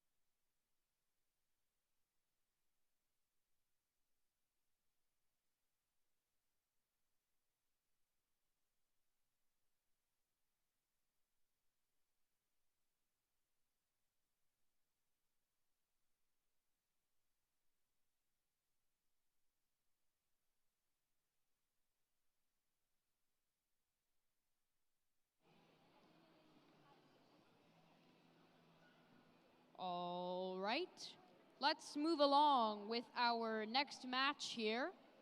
On table 1, we have team number 62105, Waves, Flames, and Games. And on table 2, we have team number 65280, Circuit Breakers.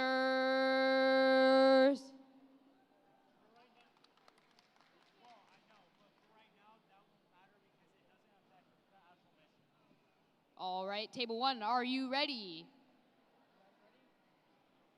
Table 1 is ready. Table 2, are you ready? Table 2 is ready. Let's get this match underway in 3, 2, 1, Lego.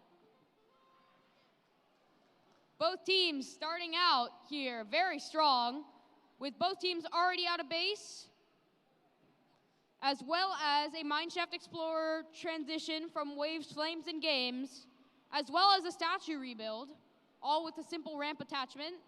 On the other side of the field, the Circuit Breakers have just gotten their heavy lifting done and have the millstone in hand, as well as completed the forge, as well as who lived there.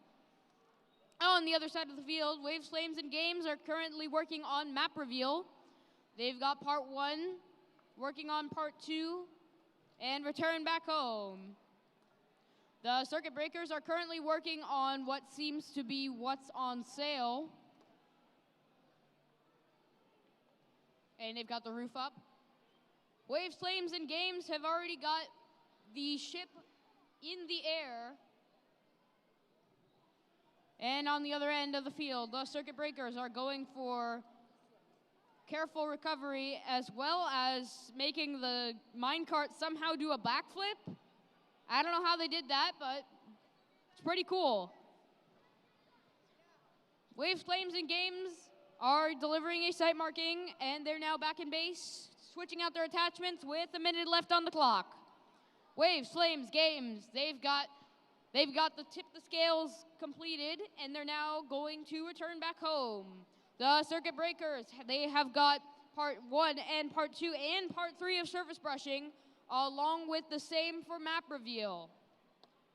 They're back at home. Waves, Flames, Games, they've got an attempt on the forge, as well as who lived there. They've got the forge. They're going back home.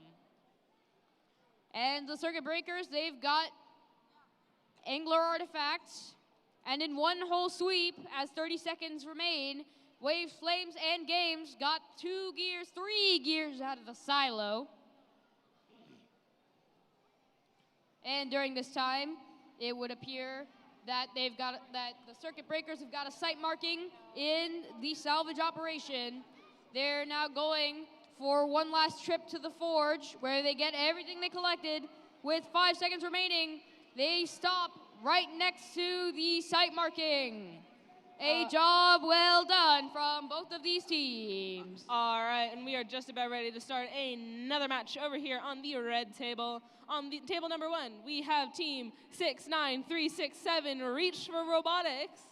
And on table 2, we have team 55487, the Earth Builders. All right, looks like we're still doing some setting up. Our refs are making sure everything is in place, making sure this is going to be a fire match, that everything's going to work out for these teams. Last match was right down to the buzzer, so we'll see if this one ends up being similar.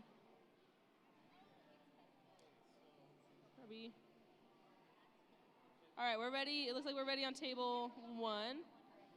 I'll see it. Can you see it right here? Camera, right there. Oh, they moved it. They moved the camera. Okay, table 2, are we ready to go?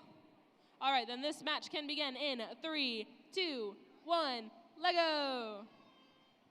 All right, both mobots are moving. It looks like Reach for Robotics is attempting that salvage pile, while the Earth Builders are trying to get that heavy lifting after scoring all 3 of their builders out of their forge. It looks like Earth Builders are back at it, attempting to flip that table, which they do, to discover who lives here, and going back for that heavy lifting. While Reach for Robotics looks like is attempting to score that surface brushing, which they score one side of, while the Earth Builders are attempting to get that flag where they would like it to be, and I've knocked my duck off my water bottle, but that is okay. It looks like they're turning around, trying to flip that table over, which they successfully do. And then looks like they're heading back to their team members, getting some attachments changed out, while Reach for Robotics is lining up to go on another mission for points. Looks like the Earth Builders are headed towards the scale right there, trying to pull that piece out of it, potentially trying to tip it, which they just don't quite do, while Reach for Robotics is heading over to that minecart, and they successfully score the minecart to the other side of the field. Very cool. And it looks like Earth Builders are heading back out there, while Reach for Robotics has made it to the other side of the field where they can score even more points. It looks like Earth Builders have done the same. It looks like Earth Builders have a new attachment for their robot, as do Reach for Robotics. I wonder who's going to get out onto the field first. You can see Earth Builders have a little piece in their base that is allowing them to line up their robot super, super accurately, which is working out because they just got their map as well as both sides of their surface brushing, while Reach for Robotics has scored all the points out of their forge, as well as flipped that table for who lives here. And it looks like both teams have new mechanisms on their robots for even more points in the last 40 seconds of this match. It looks like the Earth Builders are heading for that silo. That is 2 in 1, and that's the third. Looks like the Earth Builders in the last 30 seconds of the match were going for that salvage pile. And it looks like they're going to try and score that piece of their map into the forum, which they do. And the Earth Builders looks like are headed maybe for the table, for what's for sale, or potentially for the lever, with about 10 seconds left in this match. The Earth Builders looks like are headed for the mine cart, seeing if they can lift that over, which they just don't quite do. It looks like the Earth Builders have gotten that statue up, and now the match is over. Great job, teams. And we are back on the blue table with 2 new teams. On table 1, we've got team number 58444, Purring Fury. And on table 2, we have team number 58690, Cinefactors from Cal Young Middle School.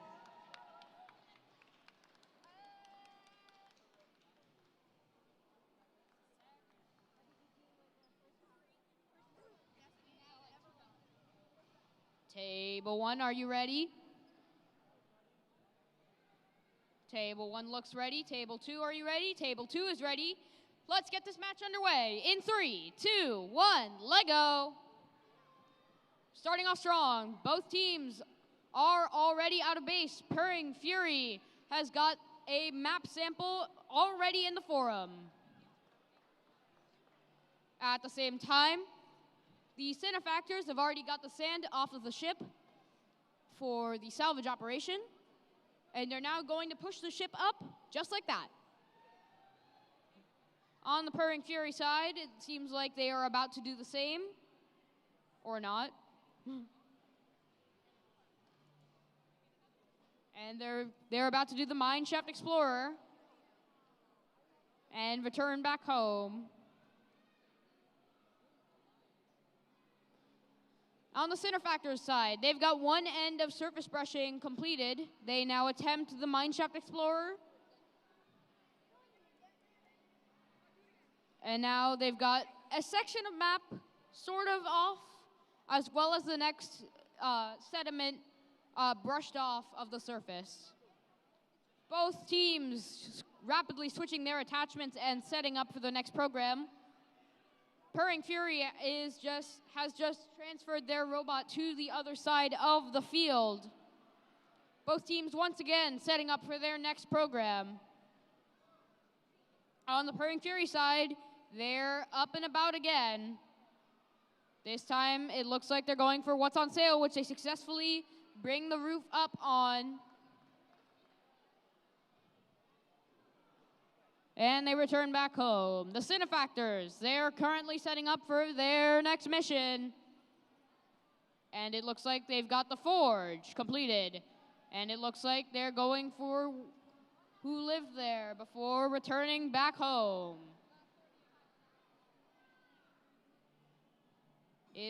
30 seconds remaining as Purring Fury uses the smart grid hand from 2023 as their attachment to try and complete the forge as well as what looks to be who lived there. There's 15 seconds left on the clock as these teams can do everything in their power to get a higher score. Everyone's in pursuit of those sweet, sweet points. With 5 seconds left on the clock, there's 2 gears out of the silo as time expires for Purring Fury. Job well done, both teams.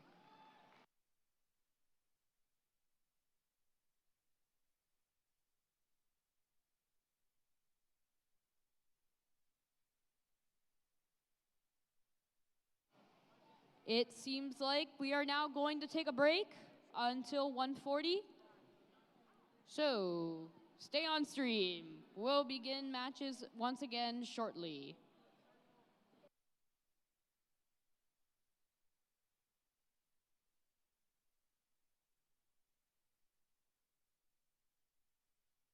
And if you haven't done so already, you should go check out the photo booth. If you want to take a photo with your team and maybe your robot, you could do that. It's a pretty cool way to bond with your team.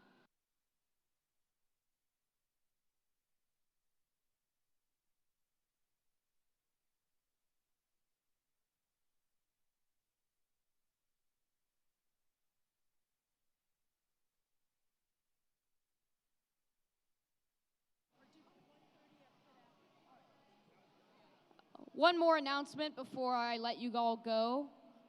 Just a reminder that the Coach Mentor Award nominations are due at Pit Admin by 1:30 p.m. That is in 5 minutes. If you want to nominate your coach for the Coach Mentor Award, you must bring your nomination to the Pit Admin by 1:30 p.m. Thank you.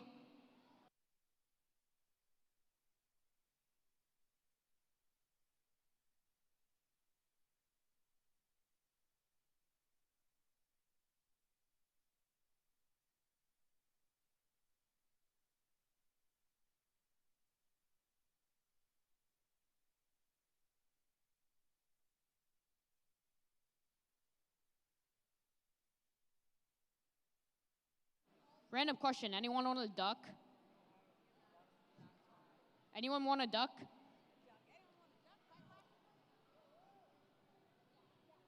Any of you lovely audience members want a duck? You want a duck? Yes. Okay. We found a new owner for the duck.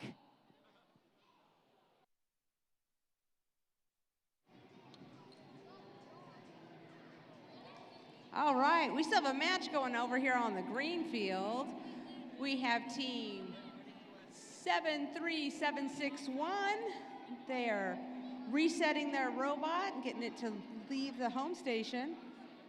On the other side, the Krakens getting their robot off. Looks like they're gonna try to sweep.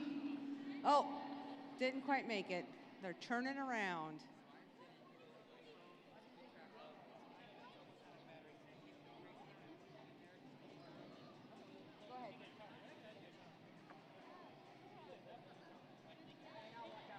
Okay, we've got working on the forge. Then the Krakens are going to try to look at their, they didn't, they're lining up carefully. Oh, and they just missed. And they're lining up again. Ooh, yay, what's for sale? They got that roof up.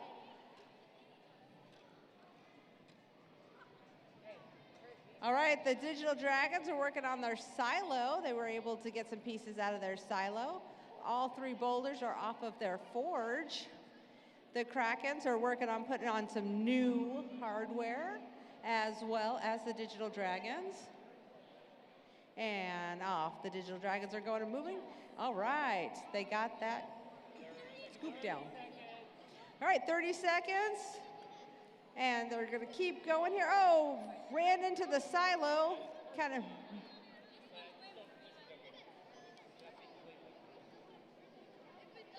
Digital Dragons putting a new mechanism on with 10 seconds left in the match. Let's see how these teams are going to finish up the day.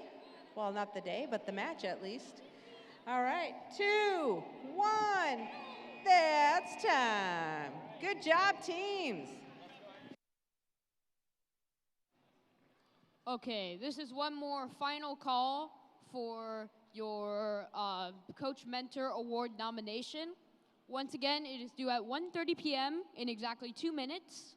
You must return your nomination to the pit admin in order to be put in for consideration. Once again, this is your final call for Coach Mentor Award due at pit admin by 1:30. Thank you.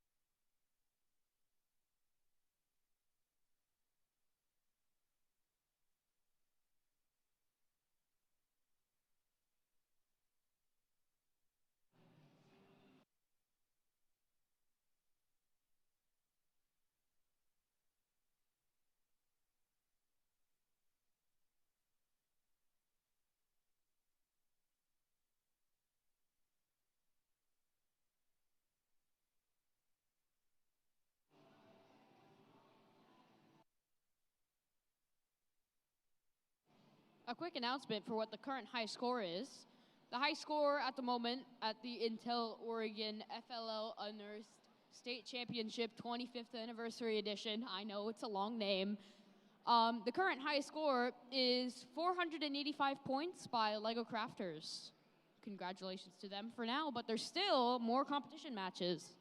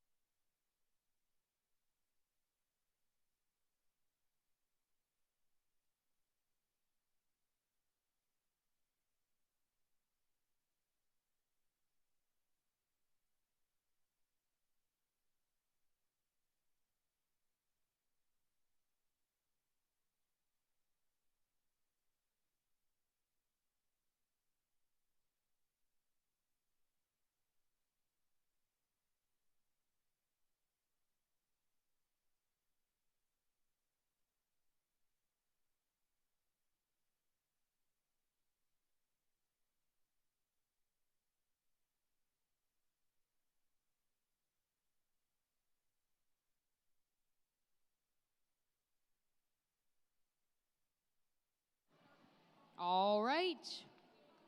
We are done with our break, and we are back to robots. We've already got our next two teams here, so let's meet them. On table 1, we have team number 69866, the Digital Diggers.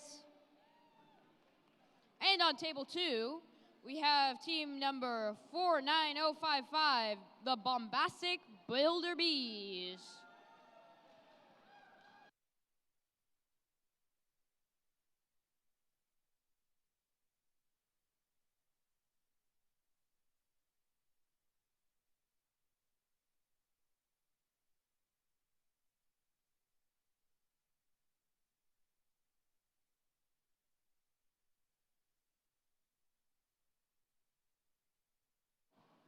As soon as these two teams are ready, we will begin. Table 1, are you ready? Table 1 is ready. Table 2, are you ready?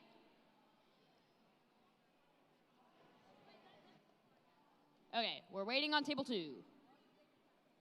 Let us know when you're ready, and we will begin the match.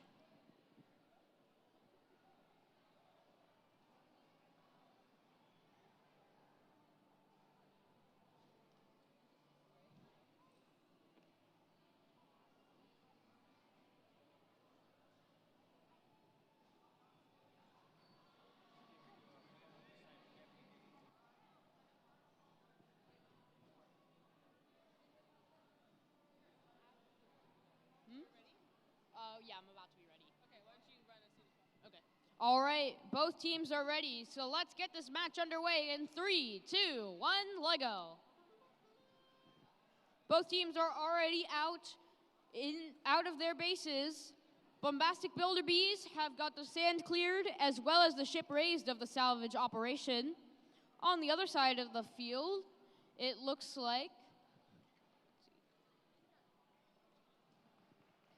the Digital Diggers have got surface brushing completed and are currently lining up for their next mission.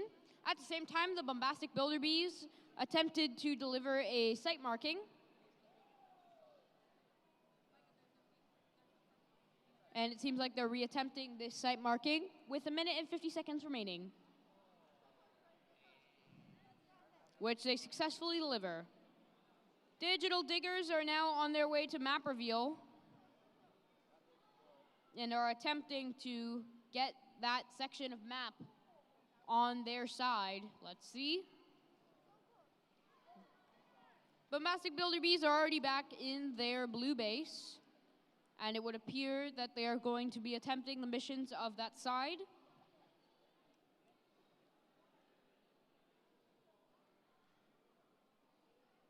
Digital Diggers have got the sand cleared off of the salvage operation. At the same time, the Bombastic Builder Bees have got the forge unleashed, as well as who lived there. At the same time, the Digital Diggers have got the ship raised off of the salvage operation, with 1 minute left in the match. Bombastic Builder Bees are going to what looks to be what's on sale, and they've got the table raised. Digital Diggers sending their robot over to the other side so it can be worked on by technicians over there. 30 seconds remain in this match. Bombastic Builder Bees are going over to what looks to be tip the scales, I believe. Yes. And they've got it tipped. There's 15 seconds remaining as the Digital Diggers have got some gears out of the silo with 5 seconds remaining. It seems like both teams are stationary in their places that they ended the match. Congrats to both teams. Now onto the red table.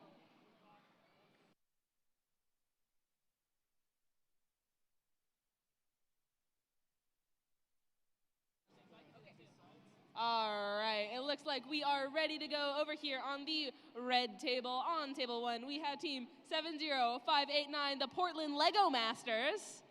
And on table 2, we have team 70006, Indiana Girls. All right, if both teams are ready, then we can start this match in 3, 2, 1, Lego! All right, it looks like the Lego Masters are already heading towards that forge and that heavy lifting, while the Indiana Girls have got one side of that surface brushing. It looks like the Lego Masters have also flipped that table for who lives here, and it looks like potentially are about to go try and score from the silo. It looks like the Indiana Girls have a new mechanism they're attaching to their robot. Well, the Lego Masters got 1, 2, 3 out of the silo. That's all 3 for the Lego Masters.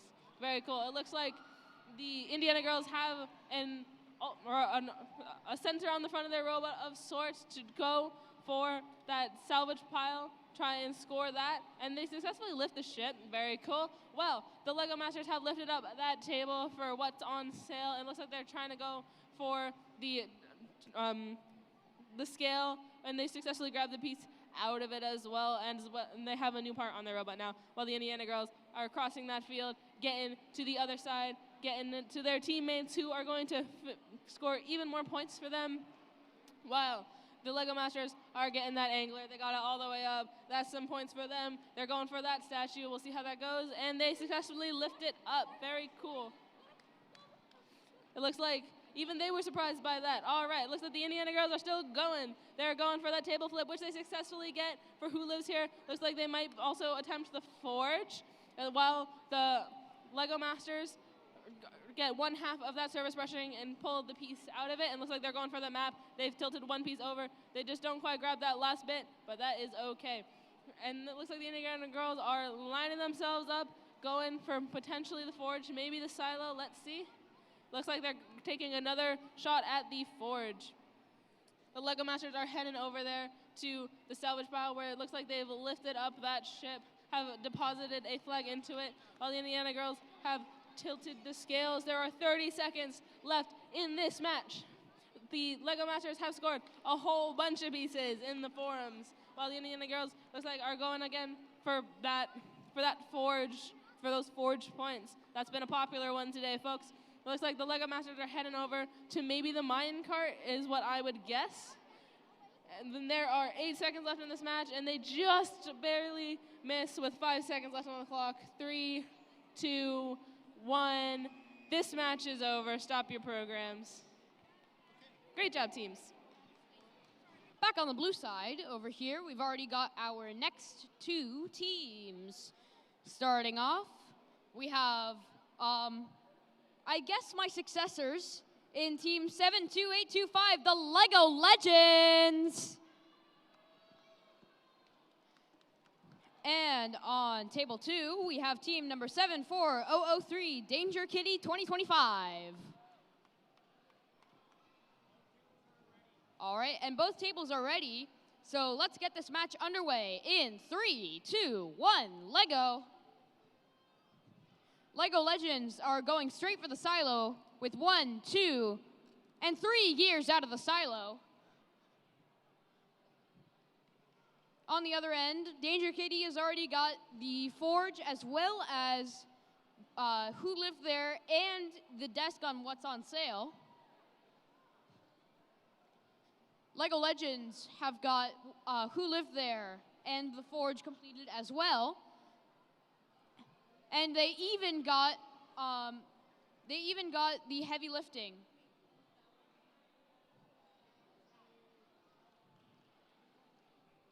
Danger Kitty back in the blue base. Both teams actually in the blue base. As Lego Legends has got 2 attachments. They've got Tip the Scales as well as the table on what's on sale. Danger Kitty switching attachments back in their red base with 1 minute and 22 seconds left on the clock. Lego Legends going to what looks to be Angler Artifacts. Spinning the gear, and that trident is going all the way up. And they're back home. Danger Kitty has got the sand removed off of the salvage operation. LEGO Legends has got the sand removed and the ship up high. Danger Kitty going for their next mission with 45 seconds left on the clock. Surface brushing 1 and 2 have been completed. LEGO Legends back on the red side of the field. They've got surface brushing, map reveal, surface brushing again. 30 seconds remaining as they complete all of map reveal and return back home. 20 seconds remaining in this match. Danger Kitty remains stationary in their red base, but LEGO Legends is still going with 12 seconds remaining. They're doing one last mission. Let's see what it is. It's gonna be Mineshaft Explorer. And with 2 seconds remaining, time expires.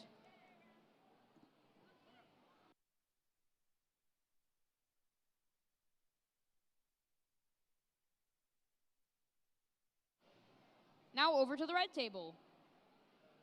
Over to you, Olivia.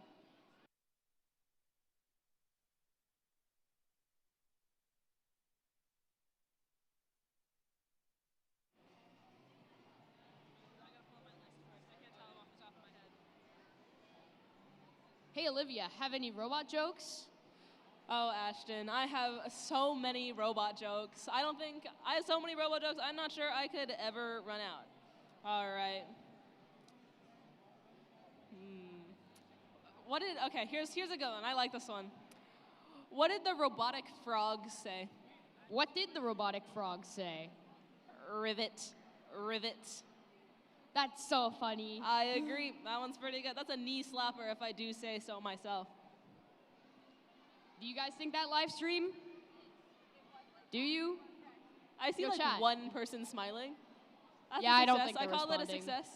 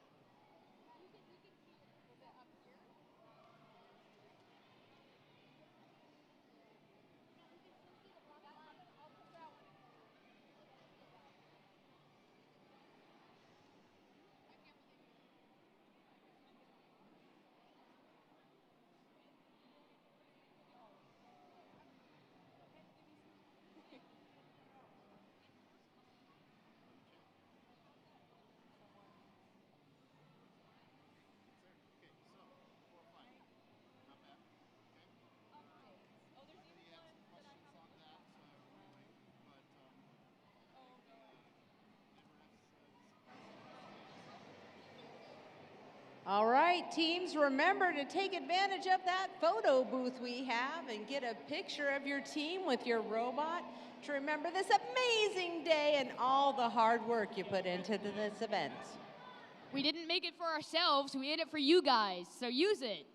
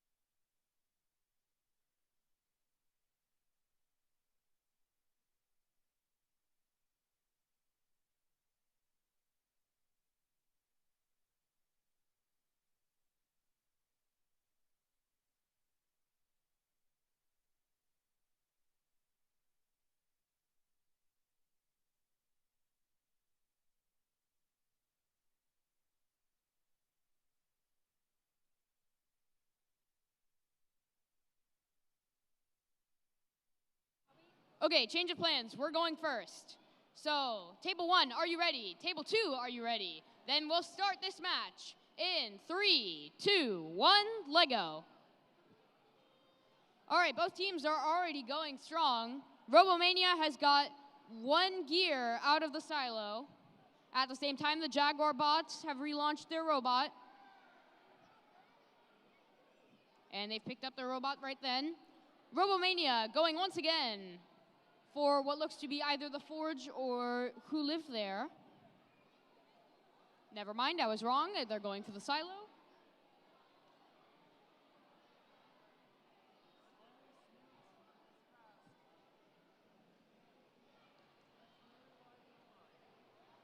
That's what every FRC team goes by. All right, they've got the extra 2 gears out of their silo for Robomania, as well as the Forge, and Who Lived There. Tip the scales, and now they've picked up their robot once again. Bit of chaos happening on the field barriers. Ignore all that. Jaguar Bots has got the roof raised on what's on sale, as well as what looks to be Tip the Scales.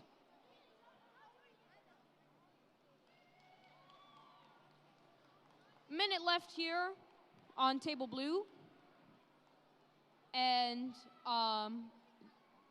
it looks like the Jaguar bots are out first. They're going to be going for what looks to be Mineshaft Explorer. And they've got it. Robomania has got the desk raised on what's on sale. At the same time, the Jaguar bots just got their statue rebuild. There's around 35 seconds left on the clock, and that's just dwindled down to 30. Jaguar bots have got 1 part of surface brushing completed. Robomania switching out their attachments, as well as they just put the scale pan in the forum a while back. 15 seconds remain as these teams do whatever it takes to get even more points. 10 seconds remain. Robomania has completed salvage operation.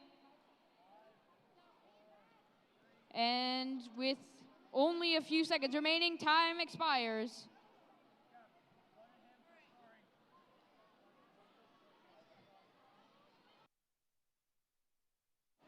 All right, and we are just about ready to start another match on the red table. On table 1, we have team 50981, the Bricktastic Beaver Builder Knights of Noodle. That's an impressive name if I've ever heard one. And then on table 2, we have team 60493, the Lego Crafters.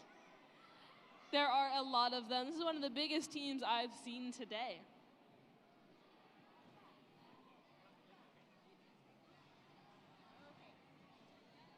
All right. And with that minecart back in place, I hope both teams are ready to go. Crafters, are we good? You guys, we good? Not quite, not quite.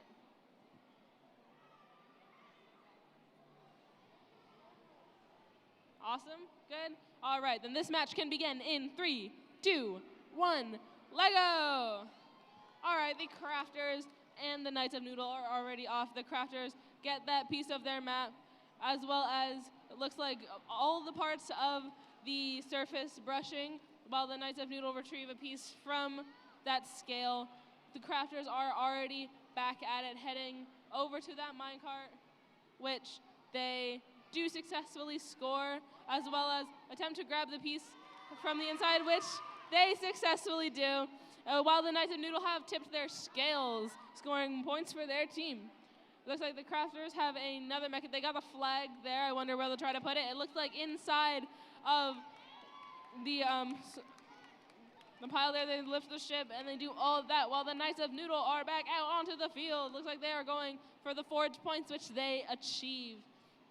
The Crafters looks like have pushed a whole bunch of pieces into their forums there, while the Knights of Noodle are switching out their pieces. The Crafters lift up their statue and are onto the other side of the field, systematically knocking down challenges. Looks like the Knights of Noodle are have a new mechanism on there, perhaps for the silo, unclear, while the crafters have gotten their forge points, retrieved 2 out of 3 of the boulders, as well as done the heavy lifting. Looks like the Knights of Noodle are back out onto the field, and I wonder what points they'll go for. Well, the crafters have gotten the angler points, and it looks like the Knights of Noodle have successfully crossed to the other side of the field. The crafters have another incredibly impressive mechanism that they have attached to their robot. That's 2 pieces out of the silo. That is 3. All 3 pieces out of the silo for the crafters, while the Knights of Noodle work hard switching out their mechanisms. The crafters lift up that table, as well as get all the points for what's on sale. It looks like the Knights of Noodle have successfully done the parts of the scrap pile as well. And there are 30 seconds left in this match to score points to crafters, and the Knights of Noodle are still going strong. Crafters attempting to score points. It looks like they might be trying to score points into their forums. Unclear. It looks like the Knights of Noodle are doing the surface brushing with 6 seconds left in the match. 5, 4, 3, 2, 1, 0. All right, great match, you guys. That was really cool.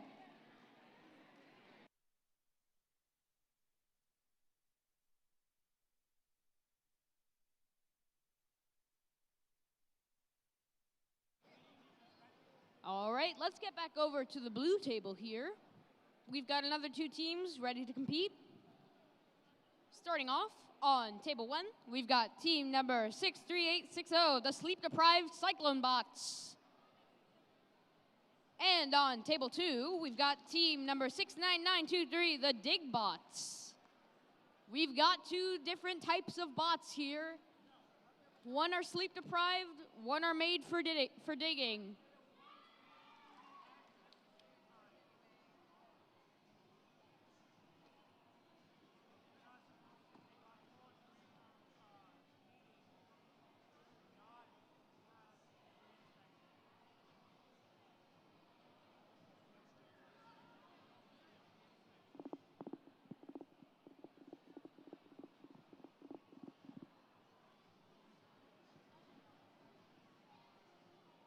Whoever the DJ is, how dare you rickroll us?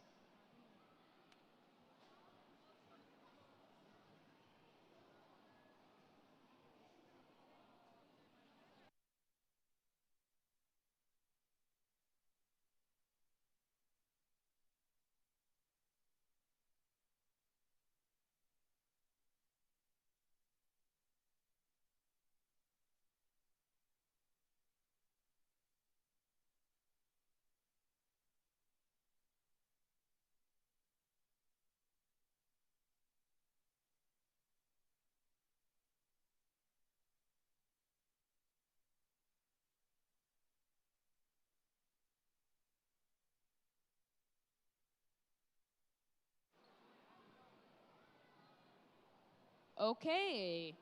Table 1, are you ready? You guys are table 2. Table 1, are you ready? Table 2, are you ready? Okay, are we both ready? Then let's start this match in 3, 2, 1, Lego. Already, we have the sleep-deprived Cyclone Bots going for the roof of what's on sale, which they successfully do. The Dig Bots are about to leave home in pursuit of what I believe is Forge and and who lived there. And the Dig Bots have successfully unlocked the Forge. At the same time, the sleep-deprived Cyclone Bots have just completed all of Tip the Scales and are now delivering the scale pan to the other end of the field. Both teams are currently changing their attachments. Sleep-deprived Cyclone Bots gets out first, and it looks like they're going for the silo. That's 1 gear. 2 gears out of the silo. The Dig Bots are back in the red base as sleep-deprived Cyclone Bots unlatches their Forge as well as flips over who lived there. as they make it back home. The Dig Bots looks like they're going to be doing a run for what looks to be map reveal, I think. Nice job. We've got a minute left in this match. Cyclone Bots have got both parts of surface brushing completed, along with one part of map reveal. And the Mineshaft Explorer. 46 seconds left here on table blue. Digbots going for what looks to be surface brushing. They get both parts. Sleep-deprived Cyclone Bots have just got the sand off of their ship with 30 seconds remaining, as well as the ship in the air. The Dig Bots have just gotten their section of map into the forum. We've got 17 more seconds here on the blue table. Cyclone Bots are going for their last mission, which is going to be statue rebuild. And they successfully get it up. Oh! And time expires here on table blue. All right, it looks like we are almost ready for another match on the red table. On table number 1, we have team 70004, the Grinches. And on the other table, table 2, we have team 71529, the Wild Bots. Wild Bots, are you guys ready to go? Awesome. Grinches, you guys ready to go? Awesome. Looks like both teams are ready to go. So we can begin this match in 3, 2, 1, Lego! The Grinches are already off. They get the sweeping or the brushing, and now they're heading to the maps while the Wild Bots get those forge points as well as flip that table over to see who lives there. All right, it looks like they are going for that scale, which they do tip. And they're heading all the way over to the minecart, it looks like, which they attempt to raise, and it just falls off. The Grinches are switching out their mechanisms, getting ready to score some big points, it looks like. And they're lining up their robot for as precise movements as possible. The Wild Bots are still all over the field. Looks like they are switching sides, switching out their mechanisms, going for the challenges on the other side, while the Grinches are lifting that minecart, and it just barely gets stuck, it looks like. But that's okay. They can always re-attempt that challenge. The Wild Bots are heading over towards the map there. It looks like they've gotten some of the surface brushing, as well as they move that piece all the way over to get more points. They have another massive, very large, impressive mechanism lined up, ready to go, scoring some points, while the Grinches looks like they're going to re-attempt to push that minecart over the side, which they successfully do. The Wild Bots are lining up for what looks like the salvage pile. We'll see what they can do over there. While it looks like the Grinches are taking their robot back, trying to score more points with 1 minute left in the match. It looks like the Wild Bots are heading over to do another challenge, or it looks like they're raising that ship in the salvage pile, while the Grinches go back over to the minecart. And let's see what the Wild Bots can do with the angler right there. Let's see if they can raise it. They successfully do it. And it looks like the Grinches are heading over to the other side of the field to attempt some challenges like tipping the scales with 30 seconds left in the match. And they also raise that table and successfully get their robot back to switch out mechanisms in the last 20 seconds. The Wild Bots are doing so as well. They're all going to try and score points. It's going to be down to the last minute, folks. Looks like the Wild Bots are heading for that silo. That's 1. That's 2. And that is also the arm. So it looks like no more silo over there. It goes like, and they're 3, 2, 1. That is the end of this match, you guys. Great job, team. All right. This is just a very quick announcement to say that we are in the last 6 matches of streamed gameplay here on tables red and blue. We'll start with this. We'll start those last 6 matches with this one.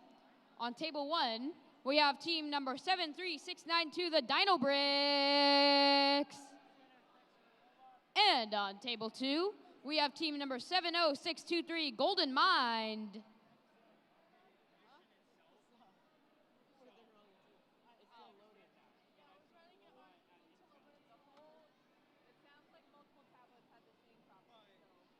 Oh, never mind. Those are not Golden Mind. There's still issues with the score tablets that we need to fix.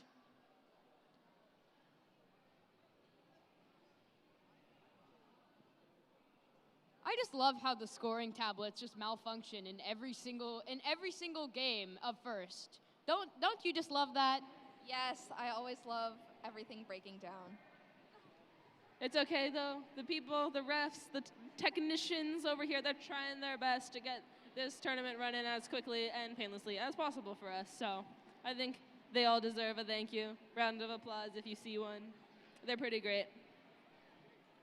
All right, anyways, if the event hub would actually cooperate, then we could get our second team onto the next table. Hopefully the FMS actually works for once.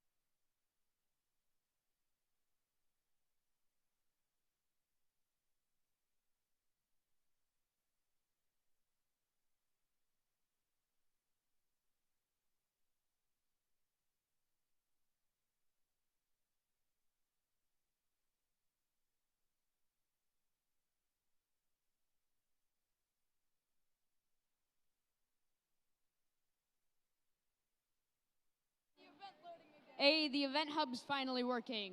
Yay. Okay, now that all the technical difficulties are sorted, please welcome on table number 2, team number 70623, Golden Mind.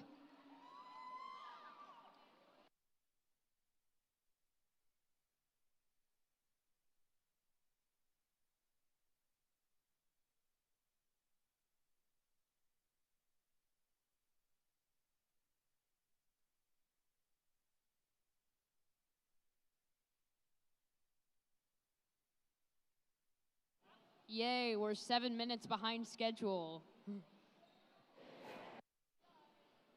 All right. Table 1, are you ready?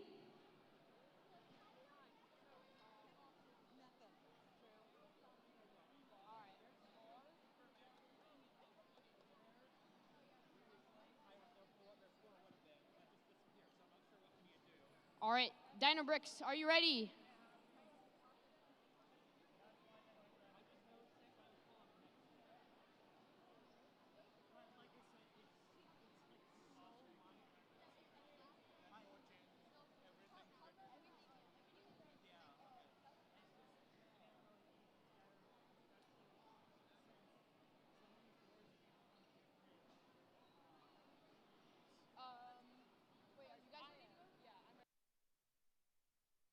All right, we are back over here at the red table. On table 1, we have team 73299 Yantra. Is that how you say it? It's good? Cool. And on table 2, we have team 23767 Jam and Waffles. I was told how to say that.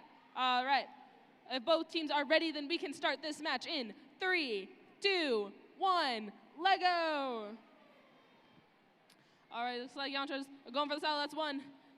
That's 2. And it looks like Jam and Waffles is going for that heavy lift, and they've got their forge points. It looks like Team Yantra is also going for that heavy lifting, trying to get those points there, which they successfully grab. Both robots are now back in their team spaces, getting their mechanisms changed out, getting ready to score even more points. That is 1, that is 2, that is 3 pieces out of the silo for Jam and Waffles. Team Yantra is lining back up. It looks like they're going for the tipping the scales, which they successfully tip, as well as raising that table to figure out what is on sale. The Waffles, they raise that little table there, as well as they're going for the whole thing, the big one, which they successfully grab.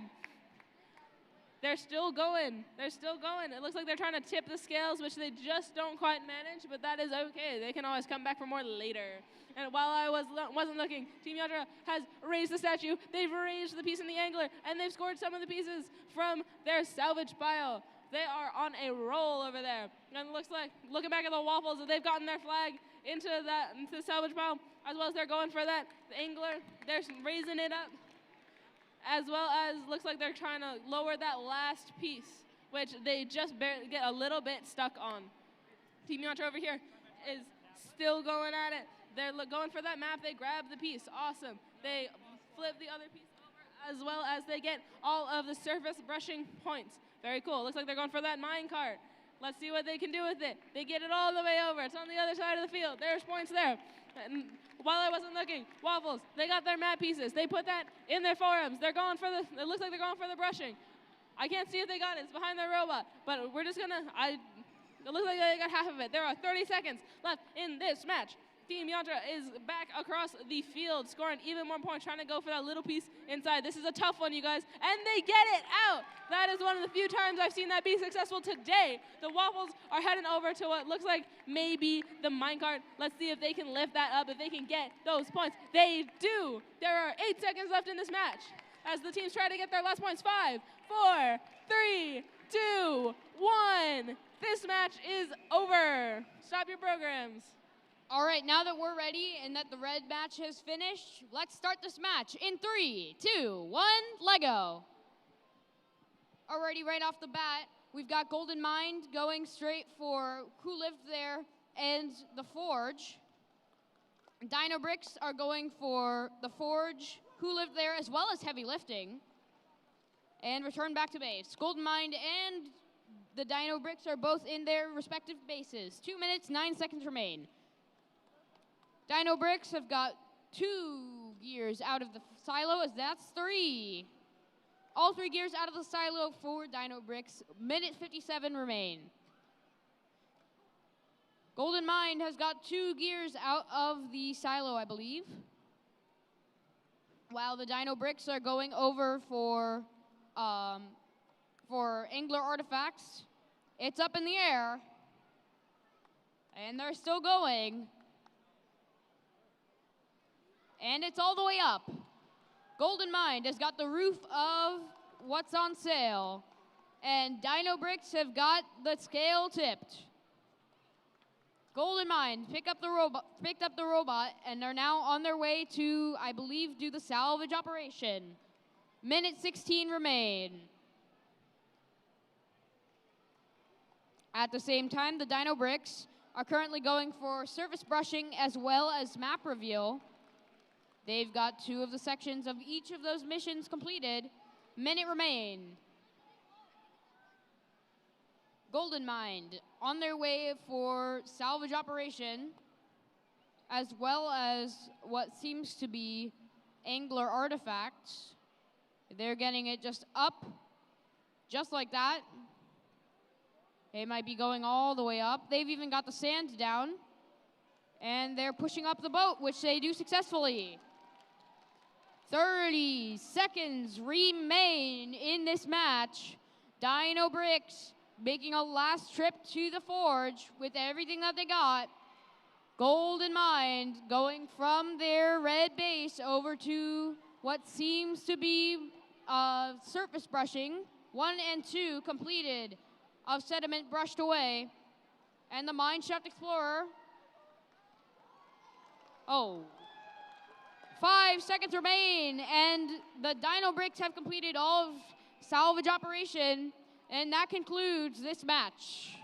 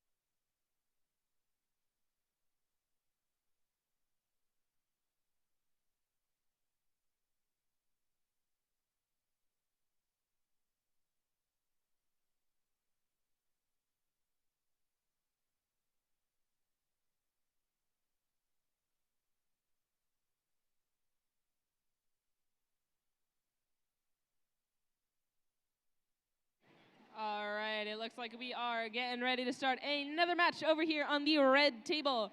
On table 1, we have team 6409 the Lego Pups. And on table 2, we have team 16188, the Archers. Archers, all good? Lego Pups, ready to go? Awesome, looks like both teams are ready to go, meaning we can start this match in 3, 2, 1, Lego! All right, it looks like the Archers are already going for that surface brushing. They get that map piece. They're good to go. While the Lego Pups, they got those forge points. They got the who lives here points. They're also locked in. Let's see what the Archers are going to do next. It looks like they are potentially lining up to go for those salvage points, while the Lego Pups are, looks like maybe lining up to go to the other side of the field. Archers are back into their base, lining up their robots super precisely with their, looks like a custom-made tool. Looks like they're also heading back to that salvage, trying to lift up that ship, while the Lego Pups are doing something similar on their side of the field. Archers are lining back up for round 2. Let's see if the Lego Pups can successfully do it. They do it. All right, let's see. Looks like the Archers have lifted up that salvage ship as well. It looks like they are heading off to another task while the Lego Pups work to try and complete the salvage challenge completely. Let's see where the Archers robot is going. They tip over the ship, very nice. They tip the scales, very nice. And they are heading to the other side of the field where they can keep completing challenges. Lego Pups, while I wasn't looking, have also lifted up that ship. All right, you guys, there's about 1 minute left in this match. Let's see what more points can be scored. Looks like the Archers are heading for potentially the Forge, potentially the Who Lives Here. They're lining it up. They're getting it all precise over there, while the Lego Pups are going for that surface brushing, which they successfully do, while the Archers score all those Forge points and head over to lifting up the table, which they just barely don't make. The Lego Pups are switching out their mechanisms. They're going strong. So are the Archers, who are also switching out their mechanisms. Lego Pups have that flag. There are 30 seconds left in the match. It looks like the Lego Pups are going to try and score that flag, get it where it needs to be, while the Archers are heading to go for that heavy lifting, which they barely miss. They just touch it. Lego Pups are trying to score that flag. I can't see if that's in or not. There are 12 seconds left in this match. Final chance to score points. Final chance to score points. Looks like the Lego Pups are going to try. 5, 4, 3, 2, 1, and this match is over. Great job, teams.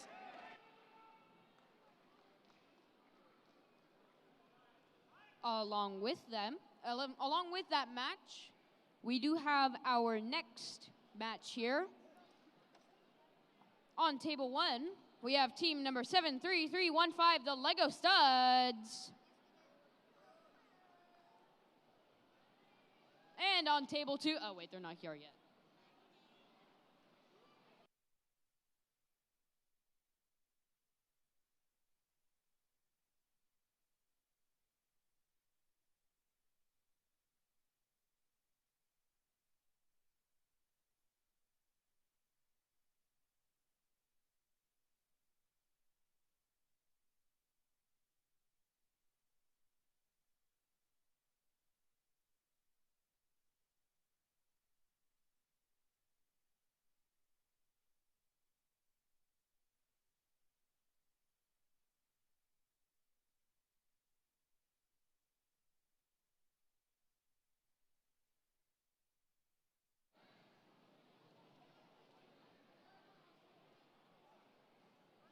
And now the team that's coming down to the blue table at this very moment in time, please welcome the team for table 2, team number 62999, iRobot.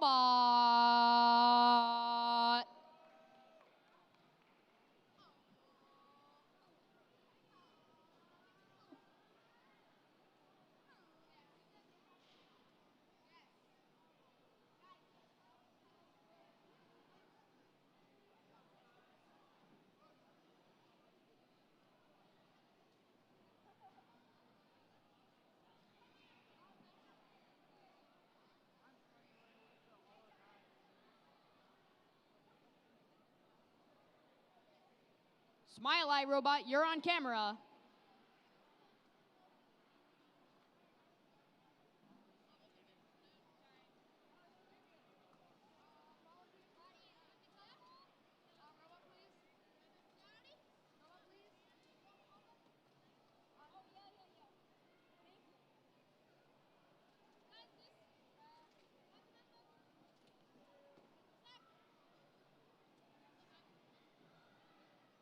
Table 1, are you ready?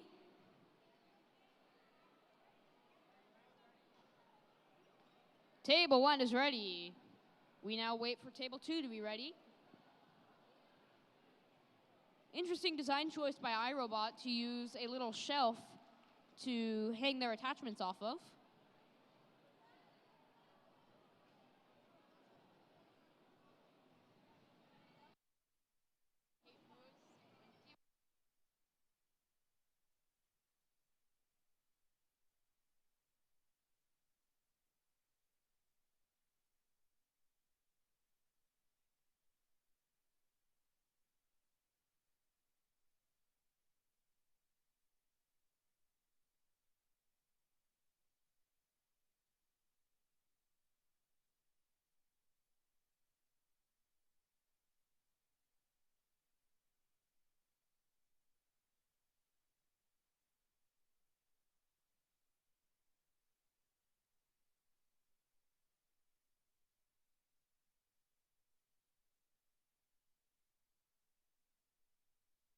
Table 2, are you ready?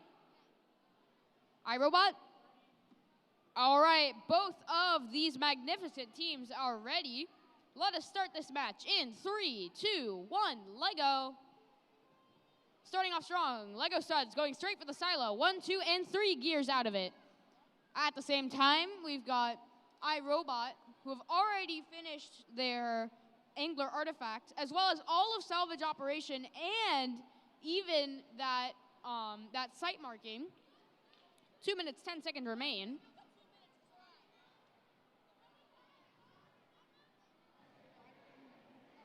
Both teams getting out of base. iRobot going for the map reveal. They've got all of map reveal, and now they're gonna go for what looks to be surface brushing. 1 and 2. And now they're gonna get the brush. Oh, but they just barely missed it. That's fine.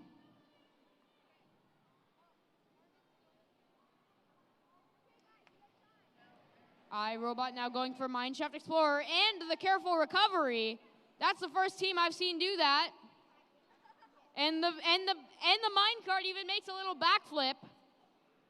Lego studs attaching a motor to their robot for their next part of the mission.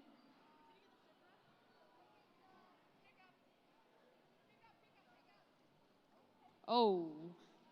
Lego studs have already got 2 parts of surface brushing completed. Now return back home. iRobot is in the blue base now to tackle some of those missions. There's 50 seconds remaining in this match. iRobot out of the base first. It looks like they're going to be going for heavy lifting, as well as it looks like who lived there and the forge. And one gear comes out of the silo. With 30 seconds remaining in this match, there's 23 seconds remaining. We've already got Lego studs going for the Mineshaft Explorer. iRobot going for their last few missions. They've got Tip the Scales, and they've got the roof of What's on Sale. With 5 seconds remaining, they've got a lot done. As time expires, job well done to both of these teams.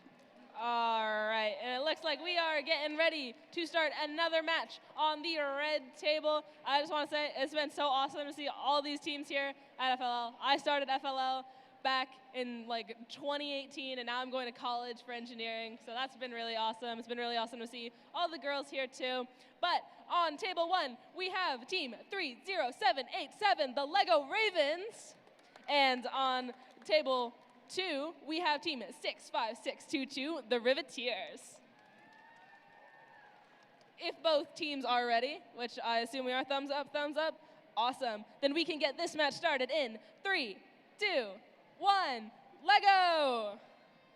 All right, the Ravens and the Riveteers are moving. Looks like the Riveteers are going for that surface sweeping. They also take the piece out of it, while the Ravens have scored their forward points as well as their Who Lives Here points. The Riveteers have also moved their map and grabbed that piece. It looks like they're going to attempt to put that in the forum, which they successfully do, while the Ravens are attaching a new piece to their robot, hoping to score as many points as possible in the next 2 minutes. The Riveteers are back at it. It looks like they're going for their salvage points over there, taking that piece down. Let's see if they can push the boat up.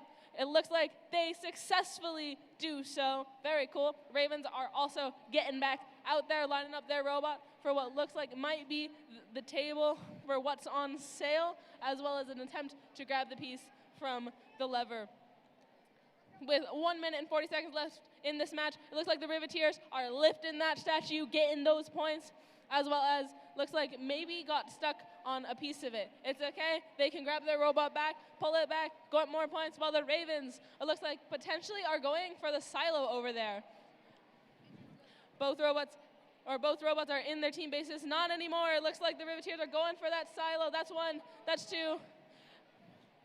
And so how are the Ravens? It looks like the Ravens may have gotten a few as well when I wasn't looking. The Riveteers have also flipped their piece for What's on Sale, as well as raised their table, getting those points. With 1 minute left in this match, the Ravens are headed to the other side of their table, getting that new attachment on there for potentially the surface brushing or maybe the maps. Looks like the Riveteers are doing something similar with actually a quite similar looking attachment there, potentially going for their forge, going for those Who Lives Here points, which they successfully score.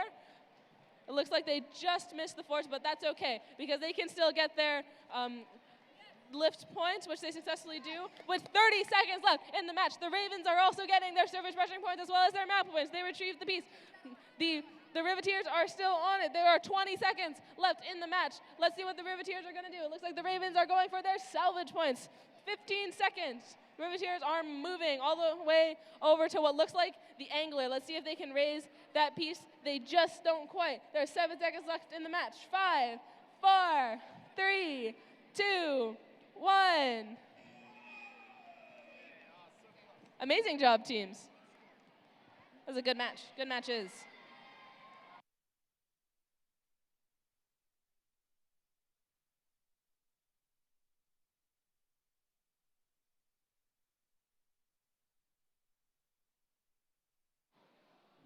All right, and with that, we are going to begin the last qualification match of Table Blue. This match will be between Team 56661 Dinosaurs on Table 1. And on Table 2, there will be Team 71906, the Electric Engineers. And just a quick announcement as we're getting towards the end of our matches. At the end of the matches, we're going to do some cleaning in here. It gives you an opportunity to clean up your pit area. And then at 3 o'clock, we're going to have a guest speaker. So we do ask that everyone is back here for our guest speaker and closing ceremony starting at 3 p.m.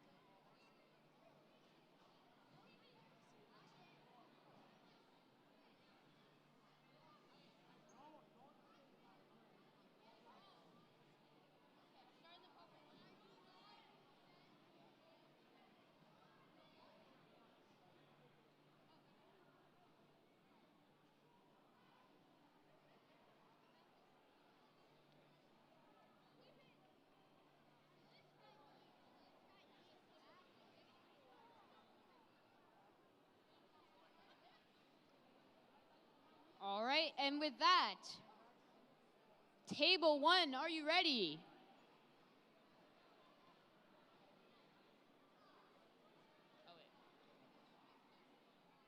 Table 1, dinosaurs, are you ready?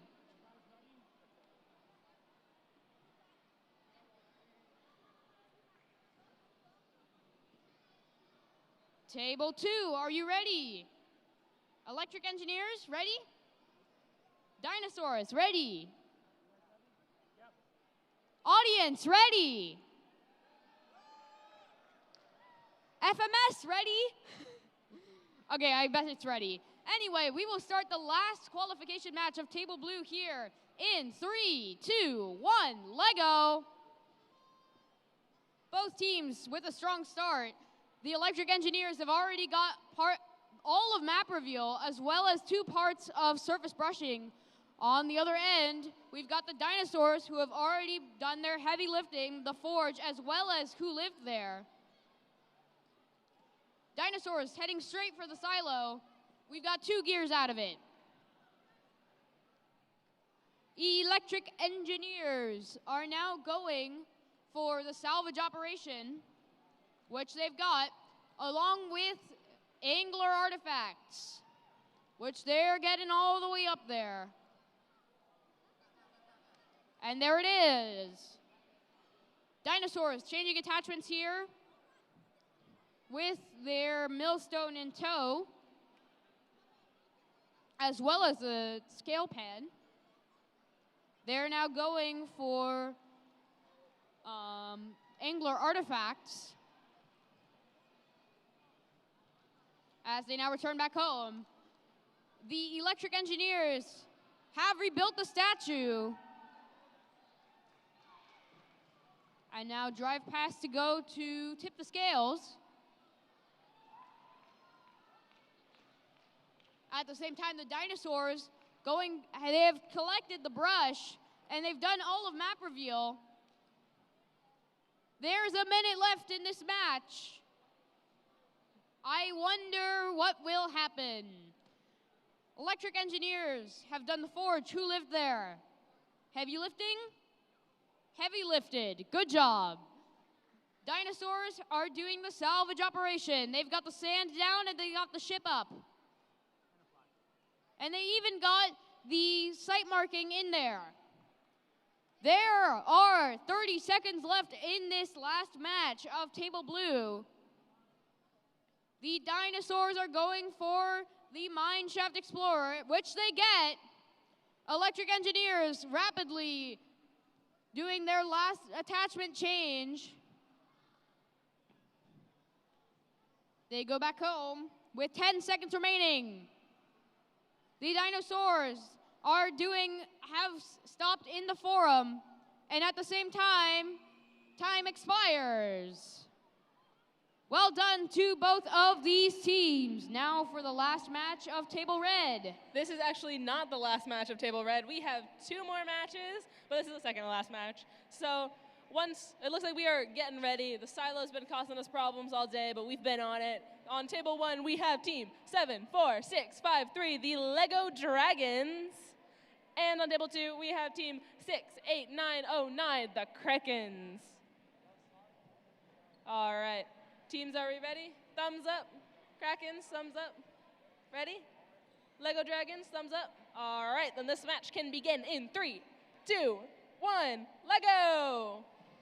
All right, the Lego Dragons are off to a quick start. It looks like they're going for those forge and heavy lifting points, and they get the forge points, just miss the heavy lifting, while the Krakens get those surface brushing points over on that side of the field. Lego Dragons looks like are heading towards the Who Lives Here, but they just miss it. It's okay, they can go again, While the Krakens fling that piece of the map all the way across the field, getting those points, and attempt to lift the minecart when they successfully do so. Lego Dragons are back at it, going for those Who Lives Here points. Well, the Krakens attempt, it looks like, to get the relic, but just don't quite make it. But it looks like they are aligning themselves to the scale, which they successfully tip. And that is 2, that is 3 things out of the silo for the Lego Dragons, getting those points, while the Krakens, it looks like we're trying to lift the table, but just don't quite do it. The Dragons, however, are heading over to table as well, it looks like, but they also are just off by a little bit. Robots can get messed up by the end of the day after a lot of use. It's not unusual, but if they've got it now, let's see if they can lift the table. Looks like they do so. Very cool. The Krakens have their robot on the other side of the field now. Probably going to go for those forge, for those who lives here points, for those silo points. While the Lego Dragons, it looks like, are also aligning their robot to head to the other side of the field. No, not the other side of the field. The angler, which they are successfully lifting up, while the Krakens go for even more points on this side of the table. Let's see what mission they go for. The Lego Dragons have their robot back. It looks like they're going to go for the who lives here points. The Lego Dragons have a new attachment on their robot. It looks like they might go for those map points with a mechanism like that, the map or the minecart. It looks like it's going to be the minecart. Let's see what they can do over here with 50 seconds left in the match. Just not quite. Let's see what they can do with the statue. It's also just not quite. Maybe their robot was misaligned and they're going to go for it again.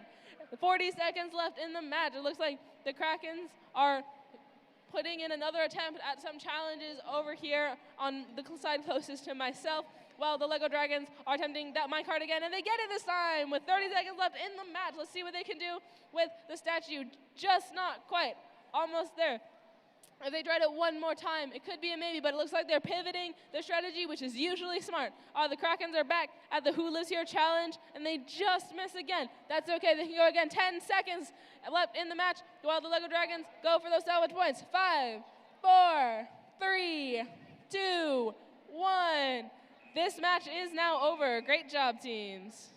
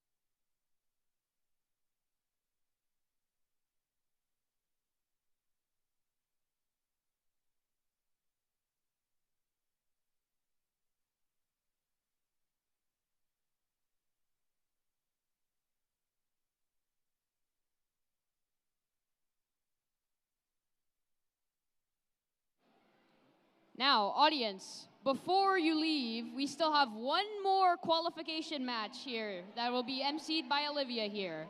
Yes, this is the last match of the entire day, you guys. So let's make sure to cheer extra loud for this team on the red table, table 2, team 73761, the Creative Dragons. Yes, let's go, let's go. Make some noise! There we go. It's been an exciting day. It's been an exciting day. All right. Uh-oh, they have a broken piece. That's okay. They fixed it. They fixed it. We're good. All right. Not yet. They haven't fixed it yet. They are currently fixing it. All right. Make the audience count down as well. I will. Give me a thumbs up when you're ready. They've named all their. What's your favorite attachment name? Tim. I think Tim's pretty great. I think Tim's pretty great. She's made Tim, you guys. Awesome. What's your favorite attachment name? Bigfoot. I like that one. It's fitting for Oregon. It's fitting. Oh, this is. Can I? This is Bigfoot, everybody, so we can all see. And Jeremy. They also like Jeremy, you guys. All right. I see.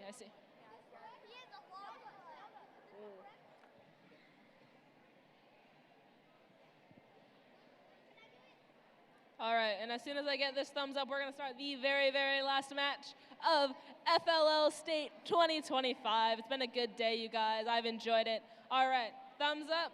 Creative Dragons, good to go? Good to go? All right, then count it down with me, everybody. This match will begin in 3, 2, 1. Lego. All right, they are, the screen's turned off. I can't fix that. Can you pick up the computer and turn it around so they can see it? Cool, there you guys go. It looks like they got the service brushing points. They've gotten map points. It looks like they are still going, switching out that last attachment, potentially going for salvage points. We'll see. Let's see what they do. They're straight into the salvage, but it looks like they don't score any points. They're going again, though. Looks like they're potentially just trying to get the robot across the field. All right, there's 1 minute, 50 seconds left in the match. It's good we have these technical difficulties after most people have played. The Creative Dragons have gotten their robot all the way across the field. They are cooking, as the kids would say. All right, looks like they are still going. Heading for potentially Forge, or maybe Who Lives Here, even both. We will see. That's the Forge points, all 3 out of there. That's Who Lives Here. Table fully flipped. We'll see what they decide to go for next. They're heading back to their team members who will set it on another mission. They have it. They're ready. They have their attachment. They're locked. Let's see where they decide to go. Oh, and the TV's back, you guys. The TV is back. It fixed itself. Sometimes things like that happen. They're still working on putting all the attachments on their robot with 1 minute left in the match. Looks like they potentially are going for silo points. We'll see. All right, let's see what this program does. There are about 40 seconds left in the match. Looks like they're troubleshooting. This is quite a dramatic last match of the day, folks. Looks like they're going for those silo points. They just don't quite get, that's 1. That's 2. That's 3, all 3 out of the silo. That's some serious points right there, you guys. There are 20 seconds about left in the match. Let's see what their final mission will be. They're loading up their program. They're getting ready to go. 12 seconds left. 10, 9, 8, 7, 6, 5, 4, 3, 2, 1. And that was the last match of FLL State 2025. Thank you guys, thank you teams. This was a lot of fun. And now we are on to, I think, a guest speaker or closing. One of those 2 things. Great job, teams.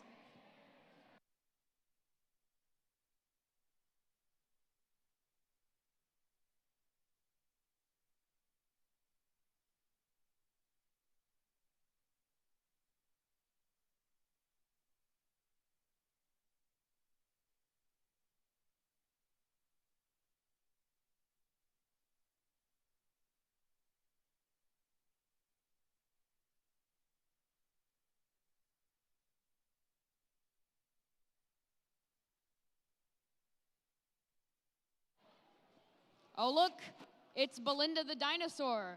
What does Belinda have to say?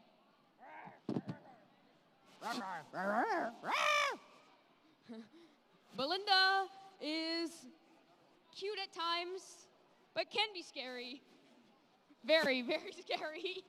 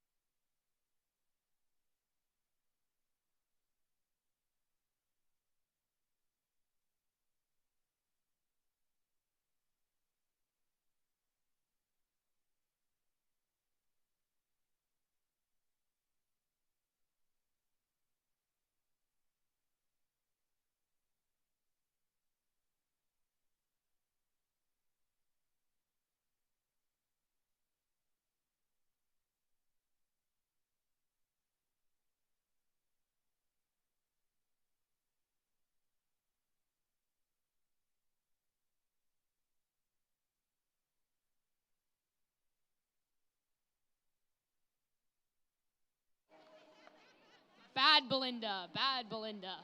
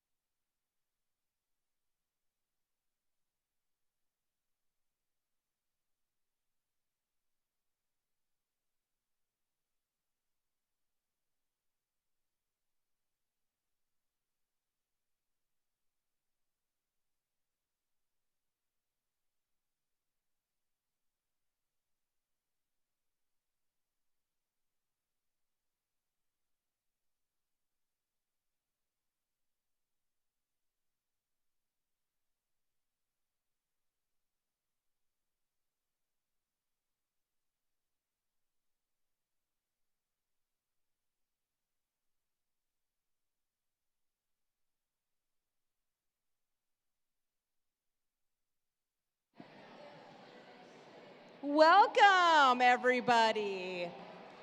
Hopefully everyone had a fantastic today at the 25th anniversary FLL Oregon State Championship. So congratulations on competing in the Intel Oregon First LEGO League Challenge State Championship. This event is supported by our local program delivery partners, ORTOP, the Oregon Robotics Tournament and Outreach Program, who work hard to provide many FIRST programs across the state. You have spent countless hours studying, researching, building, and problem solving as you work together with your team during the Unearthed part of the First Age presented by Qualcomm season. The process that got you to this point defines each of you as a FIRST LEGO League champion and winner. And this event celebrates that achievement. All right. Hopefully everyone's doing well here. So we're going to have a guest speaker while we're waiting for the judges to finish up their work. So please join me in welcoming a very special guest speaker. We are lucky to have some archaeologists visit today. If you had help from a real archaeologist with your innovation project this year, please show your appreciation with a round of applause.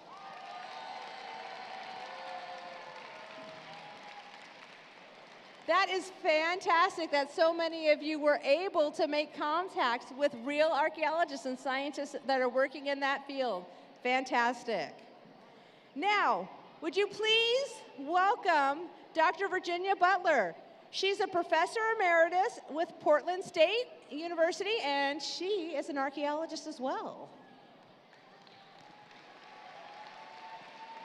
Thank you very much. Thank you. I'm honored to be here.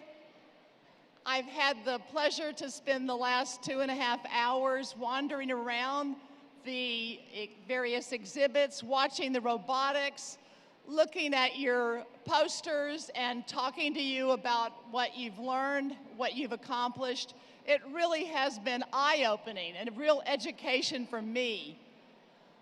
I have a few slides to share. You know, one of the things I was joking with someone earlier, I wish I was a magician or I was part of a flash dance. I think you need something more than what a speaker is going to do. You are so excited. You are also tired because you've been here working on this for many hours and months. So I do have a few slides to share, and I hope that you take something away from this that kind of builds on what you've learned.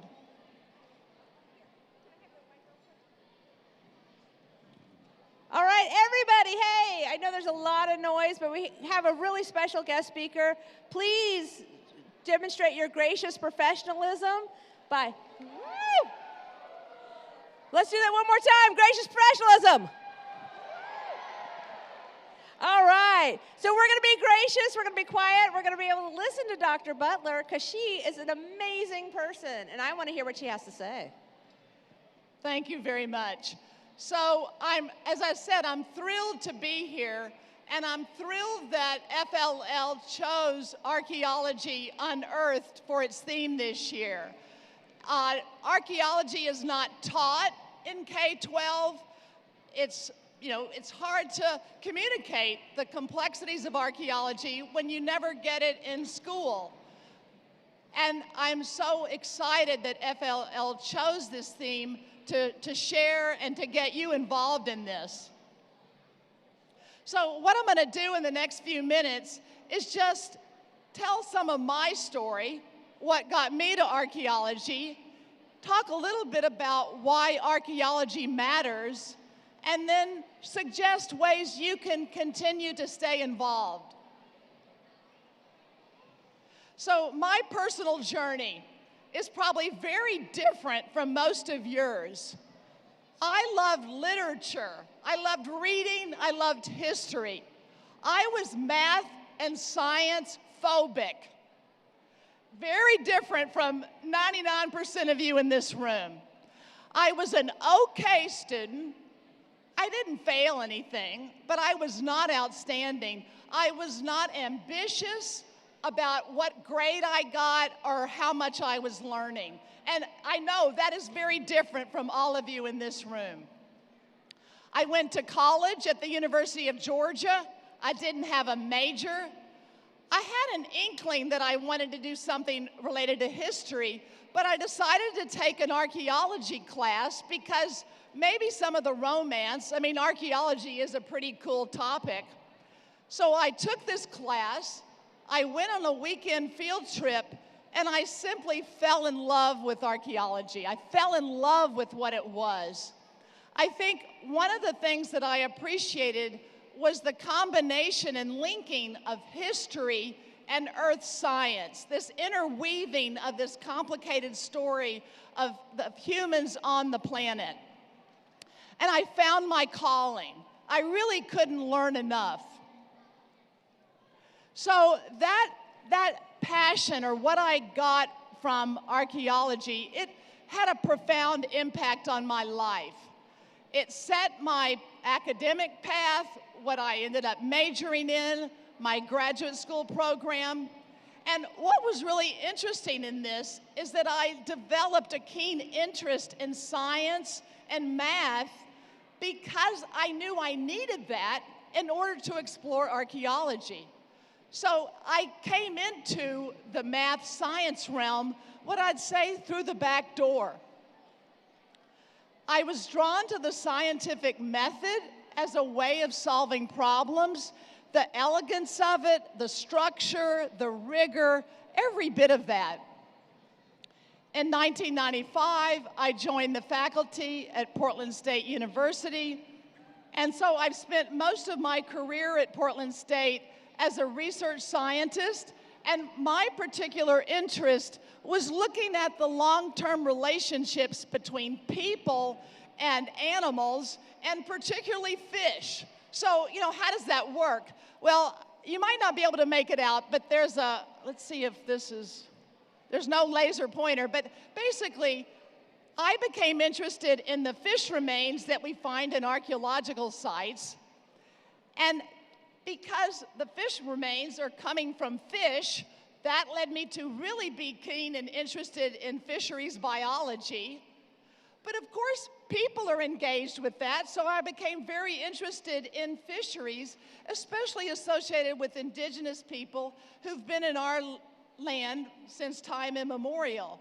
So again, like any field, I started to get more specialized and really appreciating what wonders could be had from thinking about people and animals for all times and places.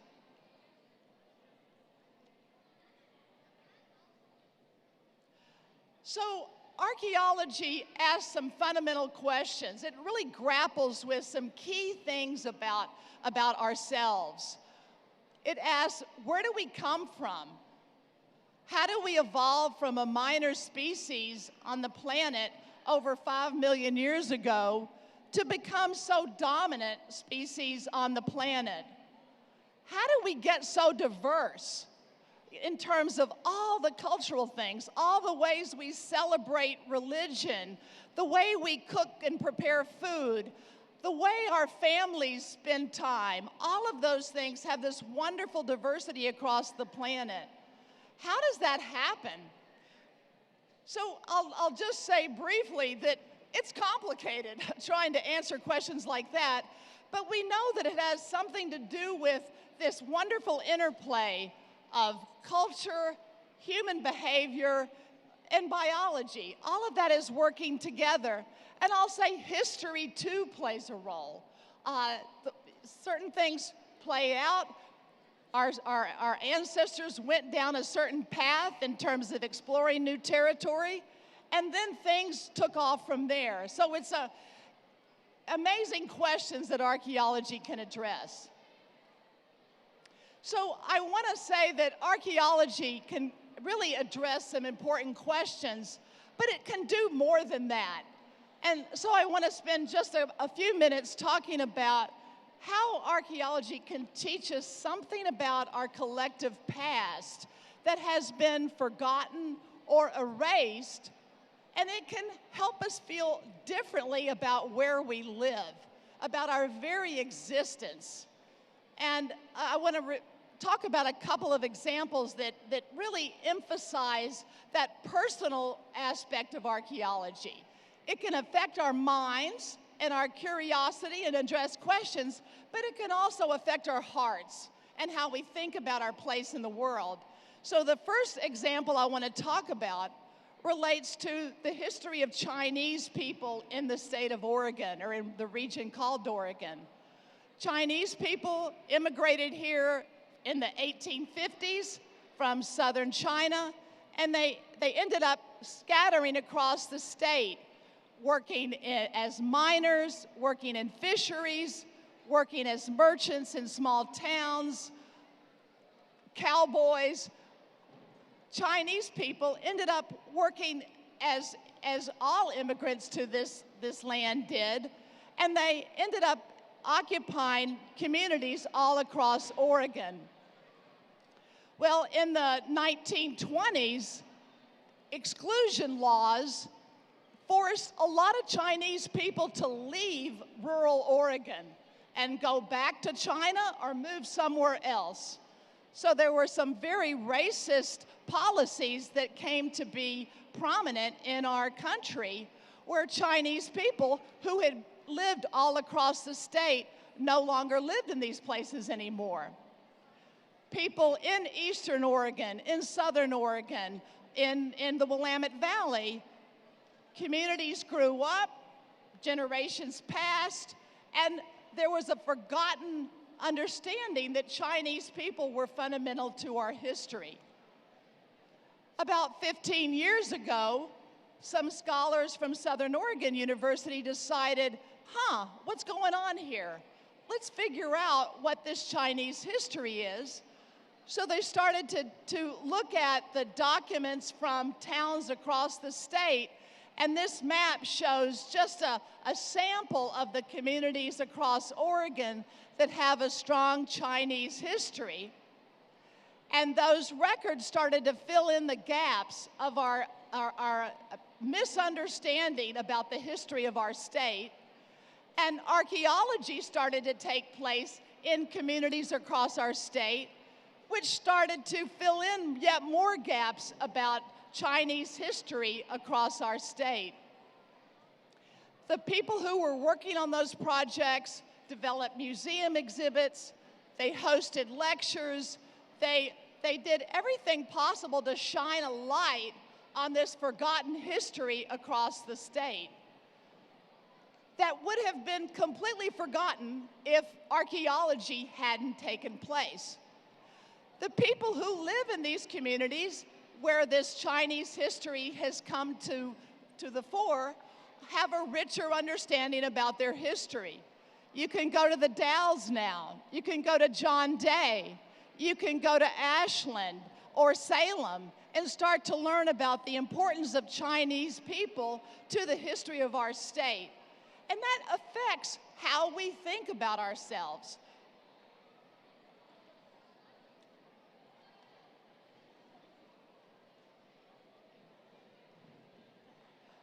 So again, this slide is very maybe difficult to see, but basically this is a compiled map of archaeological sites in Portland. Basically, hundreds and hundreds of archaeological sites have been found in Portland, Oregon. Basically, archaeology is here. It is all here. And if I had continued this and had maps to the left of this, you would know there's lots of archaeological sites in Washington County and here as well. So archaeology is here. I want to take you to an example in Oswego, Lake Oswego, where archaeology has been revealed in the streets of Old Town Lake Oswego that date back over 12,000 years. The people who live in Lake Oswego feel a deeper connection to their past when they walk along the streets and know that the archaeology lies beneath.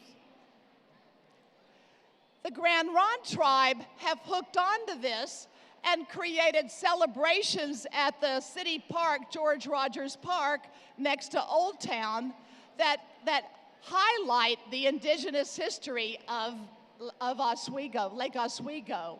So what that is saying is we think of archaeology in the past, but it affects us today. It affects how we think about who we are and where we come from. So I'm going to leave you with a couple of thoughts. One is, how do you find your passion? How do you find the thing that you love? Well, it's trying different things, different experiences. And what I've come to understand is the FLL program gives all of you a chance to practice, to explore different themes, where you can explore water, you can explore urban planning, the deep ocean, and this year, archaeology. That's just a tremendous opportunity to practice, to think about what topics do you want to apply your engineering, your science, your math to. And I just think the FLO program does a wonderful job in making you think about what you want to do with your STEM. So stay connected to archaeology. I talked to several of you before. I want to invite you to come to one of the archaeology road shows that's taking place across the state. We'll have one in Portland on May 30th, and I invite you to go to archaeologyroadshow.org. You can find all the details. Basically, this is like a living museum where visitors of all ages can come and do hands-on activities related to archaeology and history and meet real archaeologists and think about how you can continue to grow in your understanding of this important field. And I also want to suggest you can think about the Oregon Archaeological Society, a great program. Visit museums like the Oregon Historical Society. Chichalu, the Confederated Tribes of Grand Ronde, have a wonderful community and cultural center. Fort Vancouver National Historic Site. There's lots of places more than this, but this can help you along. So thanks for your attention. That's my email there. Send a query if you have any about anything at all. Thank you very much. Thank you, Dr. Butler. All right, I didn't realize there were so many archaeology sites in the Portland and in the Oregon area, so that was fantastic information. And looking forward to those summer archaeology roadshow. Now, before we get started with the team awards, I'm going to announce the winner of the Lego guessing contest. So, Cassidy Ray from team 39001 successfully guessed how many Legos were in this bag. Cassidy, come on down. All right. Her guess was 316.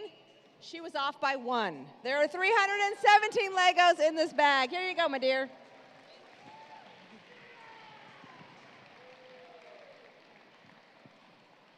All right. Now, each of you, for making it to this point, is going to get a medal to take home. So we're going to go through each of the 60 teams to come down and pick up their medal. So will the students, and then it's just the students that are going to come down. So we're going to come down, and you're going to, either side, we have these folks here behind me that are going to give you your medal. So we'll start with team 16188, the Archers from St. Stephen's Academy in Lake Oswego.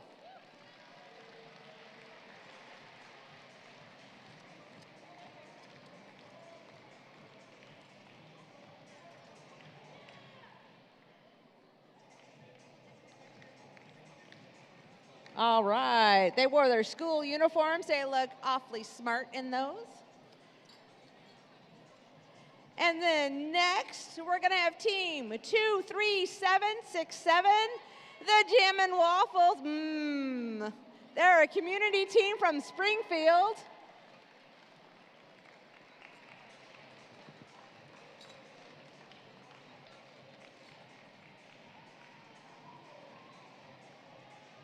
Oh, there they come with their cute little jam jars on their shoulders that were crocheted by one of their team members. After them, we have 26706 Fossilized from Joseph Lane Middle School in Roseburg.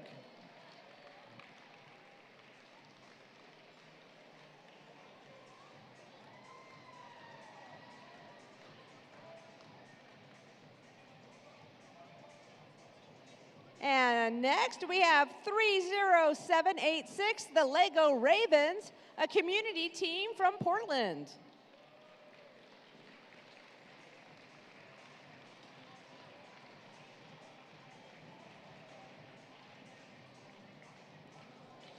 They have some pretty snazzy hats there with birds on top. They put a bird on it. And we have 39001 Skywalker Squirrels from North Middle School in Grants Pass.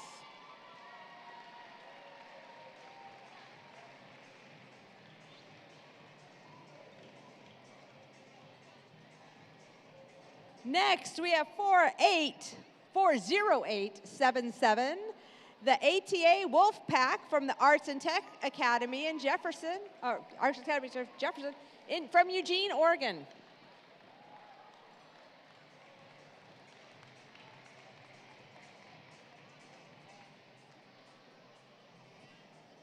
They couldn't tell me where they got their hats. I was trying to get one earlier. All right, we have 49055, the Bombastic Builder Bees from Bethany Charter School in Silverton.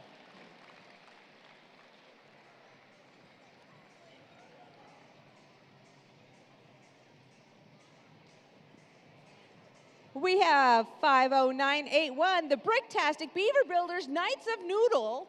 That's a community team from Albany, Oregon.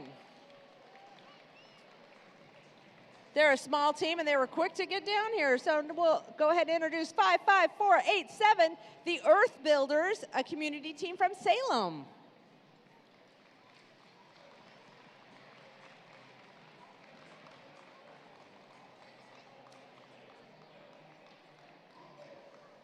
All right, 55957, the Nuclear Oxalots, a community team from Portland.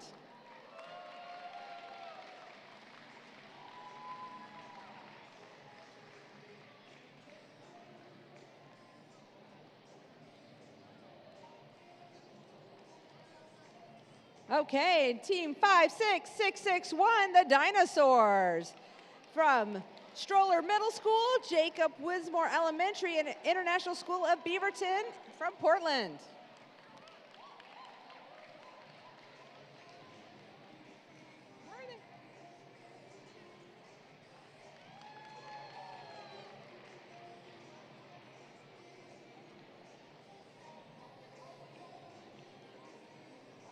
Okay, 57605, the Banana Bot is a community team from Portland.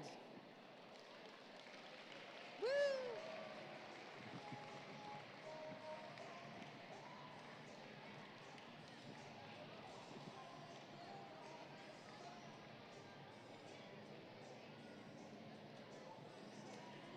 Next, we have 58444, Purring Fury, a 4-H team from Springfield.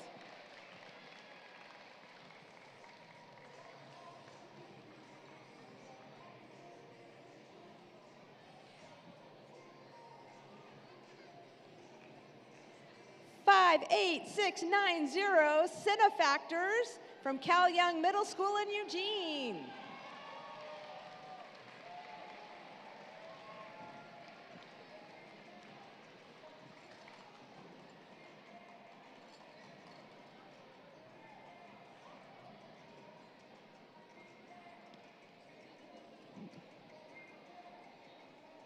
Next is 60493, the Lego Crafters, a community team from Portland.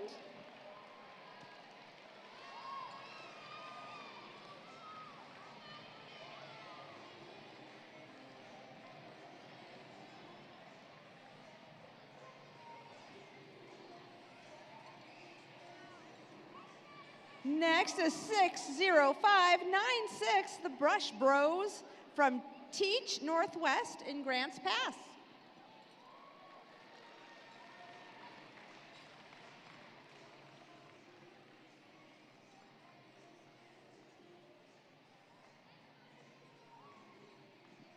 Next is another banana themed team, 61884 Building Bananas, a community team from Hood River.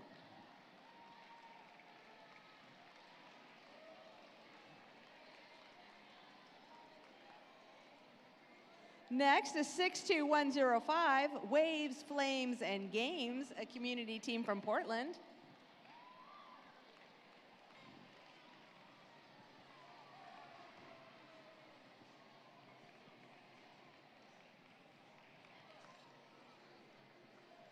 Next is 62685 Electro Engineers from Tumwater Middle School, Valley Catholic Elementary Middle School, and Willamette Valley Academy in Portland.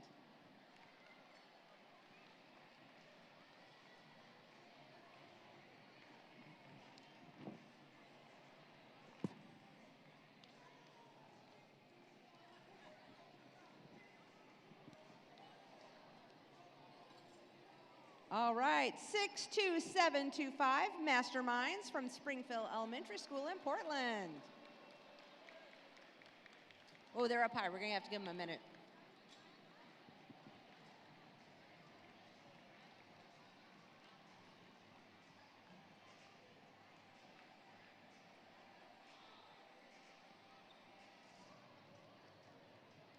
$62999 iRobot, a community team from Beaverton.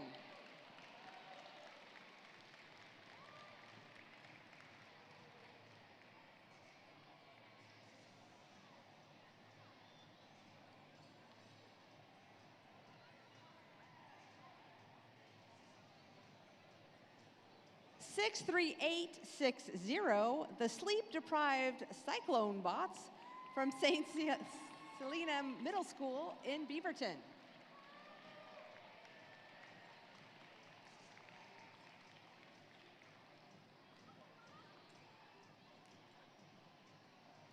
$64079, the Lego Pups from Nissa Elementary School in Nissa.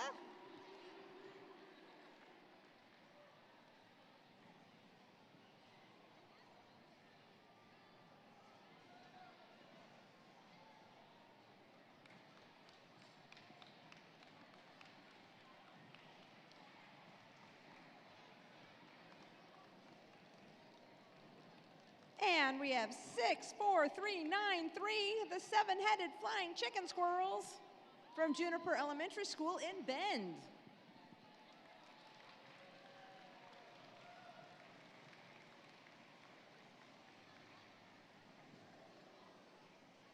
Next is 65280, the Circuit Breakers, a community team based in Portland.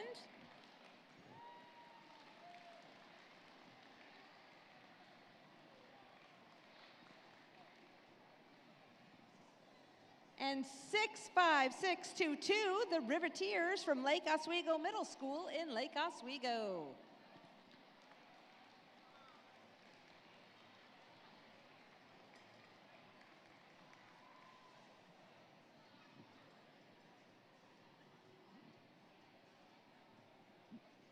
And possibly the team that traveled the farthest, 66753, the Ashland Earthworms from Ashland Middle School in Ashland.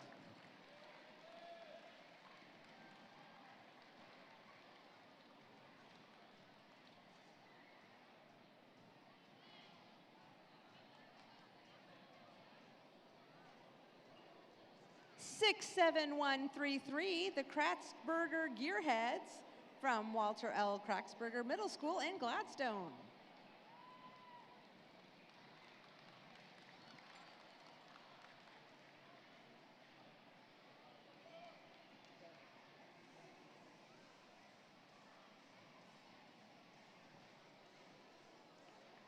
$68234, the Code Crushers is a community team in Portland.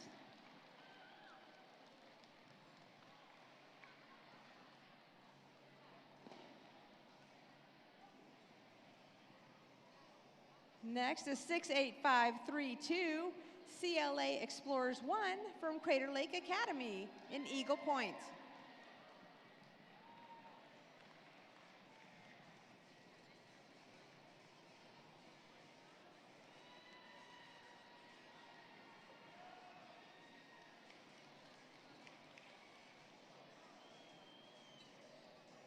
Next is 68909 Krakens from St. Francis of Assisi's Catholic School in Bend.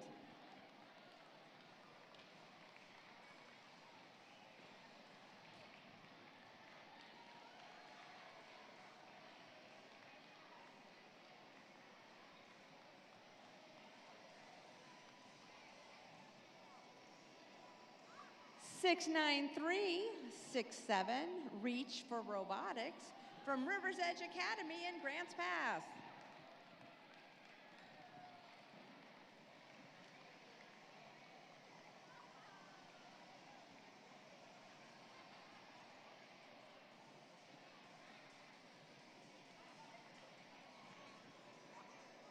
Six nine eight 66 Digital Diggers from Harper Charter School in Harper.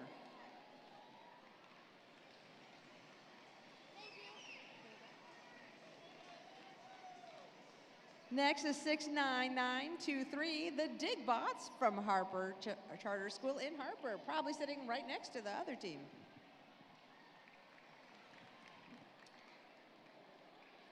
$7,004 The Grinches from St. Francis of Assisi Catholic School in Bend.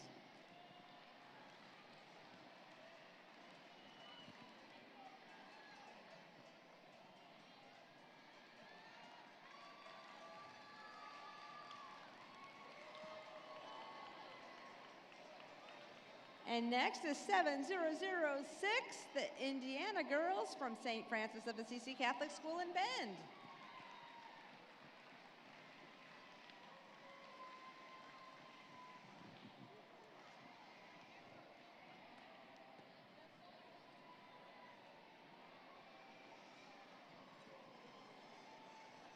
Next, 70511 FLL Computer Cookies, a community team in Portland.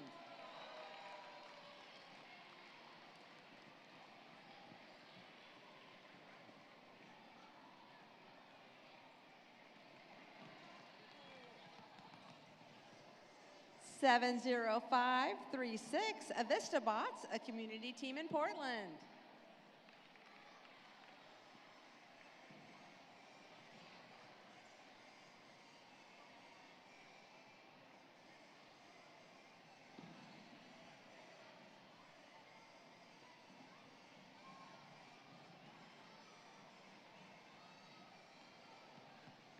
All right, you guys, we got plenty of time. You can walk. 70589, the Portland Lego Masters, a community team from Portland.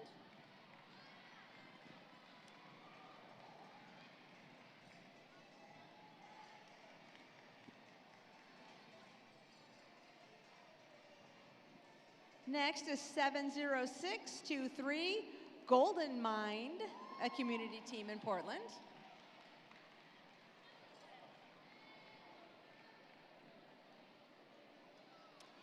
$70695, the Wild Kings, a community team in Portland.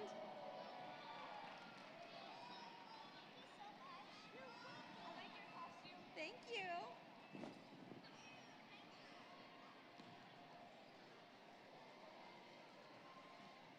Next is 71024, Robomania, from Lake Oswego Middle School in Lake Oswego.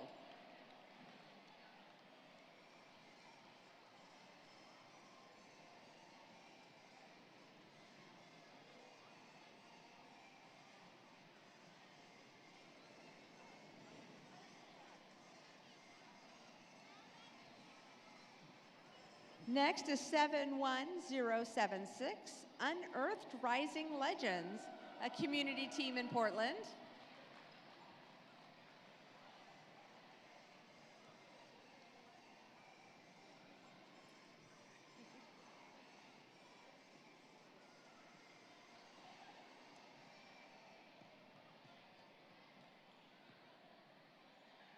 Don't worry, we're not going to run out of medals. You don't need to run. 71195, the Techno Squad, a community team from Portland.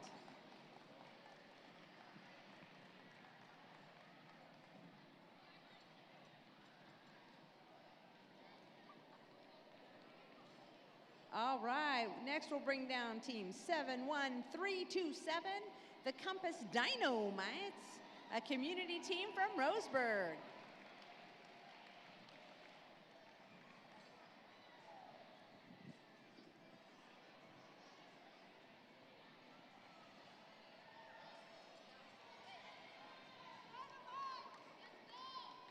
Next is 71467, LEGO, Lego, a community team from Eugene.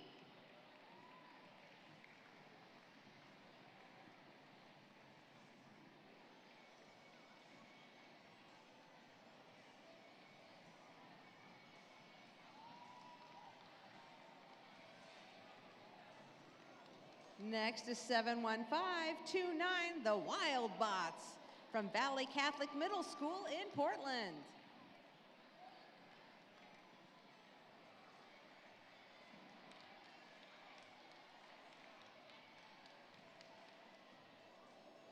Followed by 71736, the Fire Dogs from Forest Hills Elementary in Lake Oswego.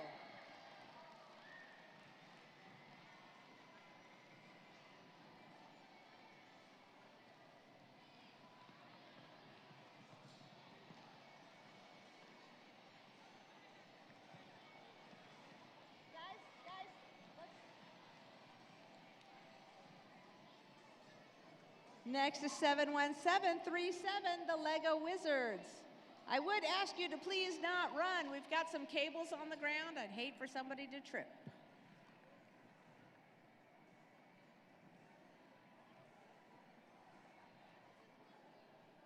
(71906), the Electric Engineers, a community team from Portland.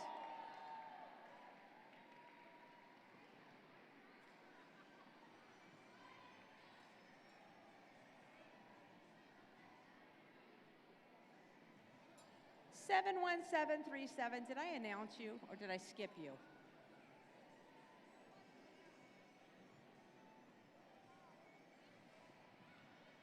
We'll never know. 72087, Bob Squad Elite, a community team from Lake Oswego.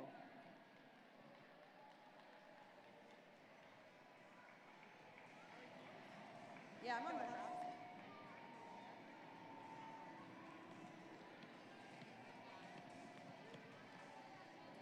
Next is 72825, the Lego Legends, a community team from Portland.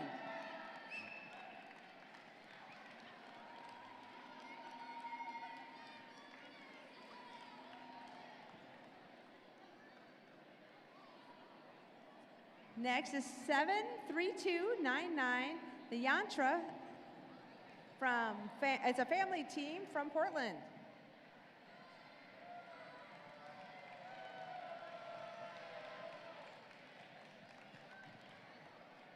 Seven, 3315, Lego Studs from Lake Oswego Middle School in Lake Oswego.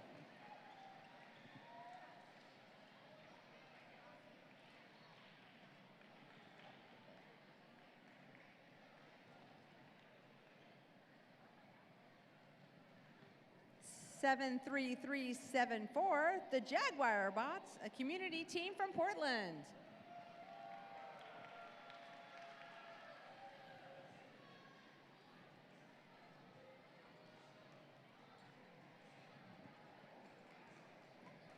(73692), the Dino Bricks, a community team from Portland.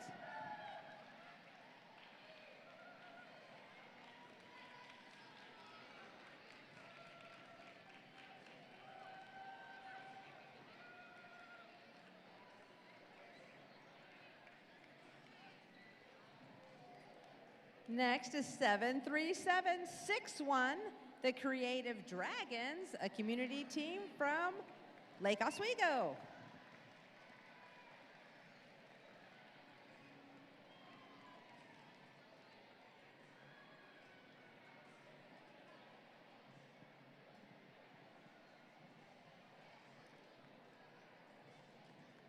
(74003), Danger Kitty 2025 from the Hood River New School in Hood River.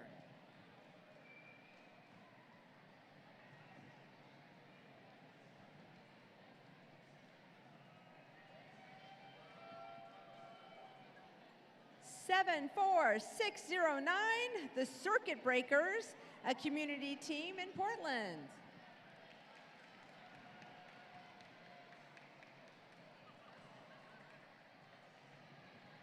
And finally, our youngest team, Team 74653, the Lego Dragons, a community team from Portland.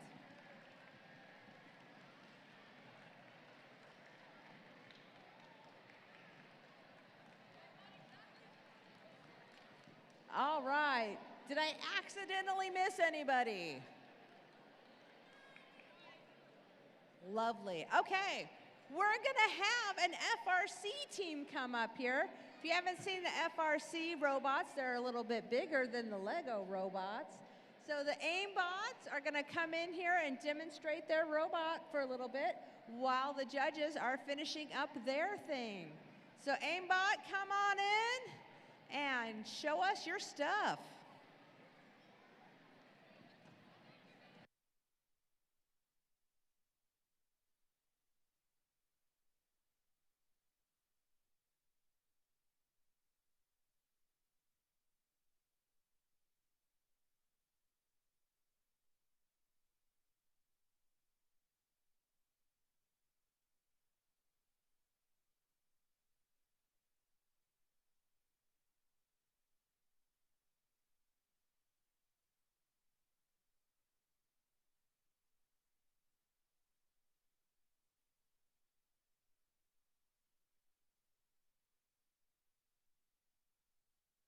Check, check, check.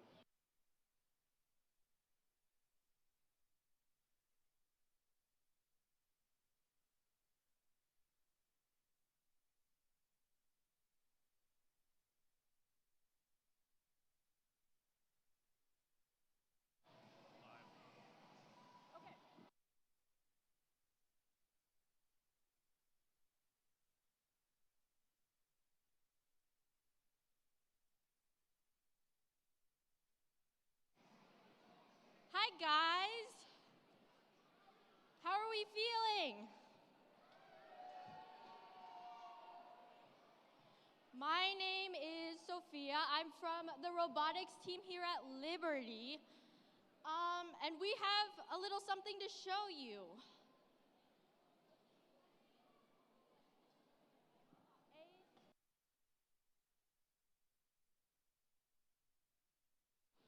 One second, guys, technical difficulties. How's your morning been?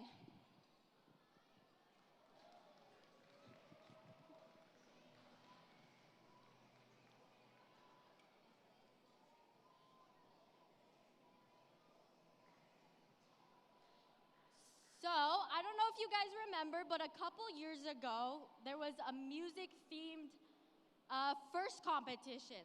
This is a robot light cycle.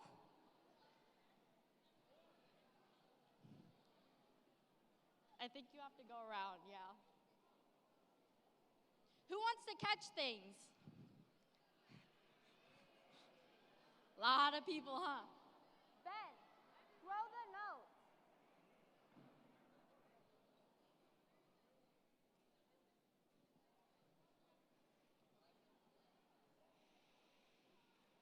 Go that way.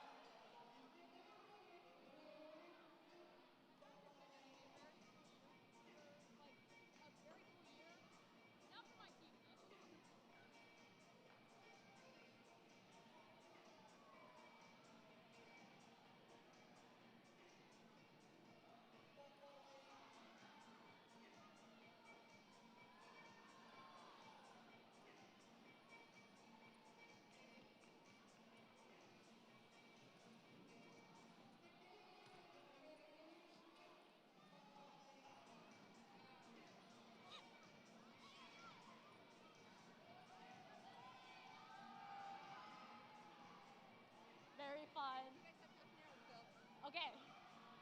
We have half an hour.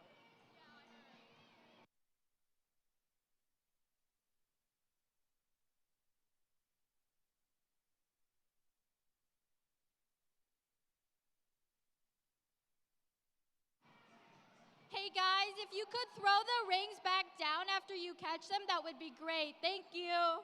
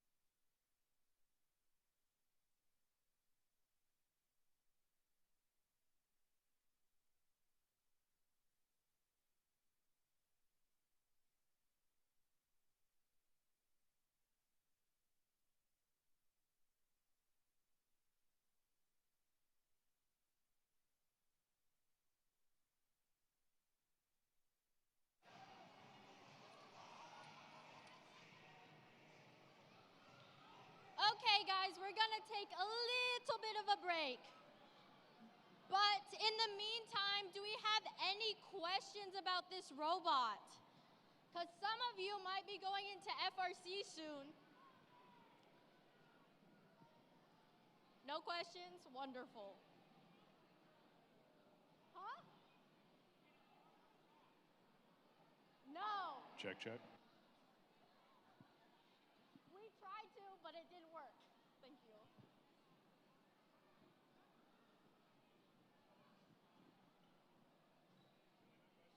Huh?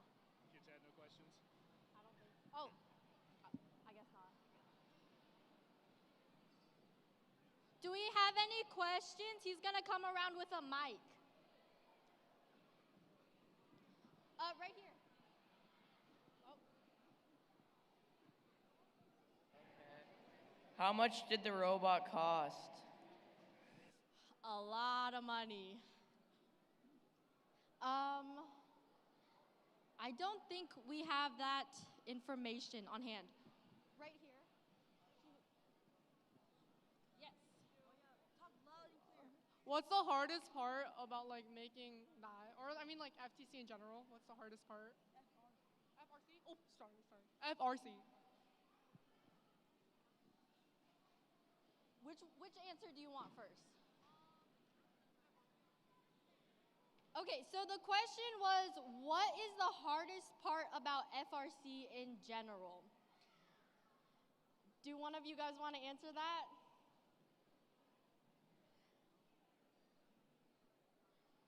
I would say one of the really hard parts is a lot of teams have a lot of different little groups that do different things. So communication is very, very important. You have to be able to talk with each other and solve problems really fast.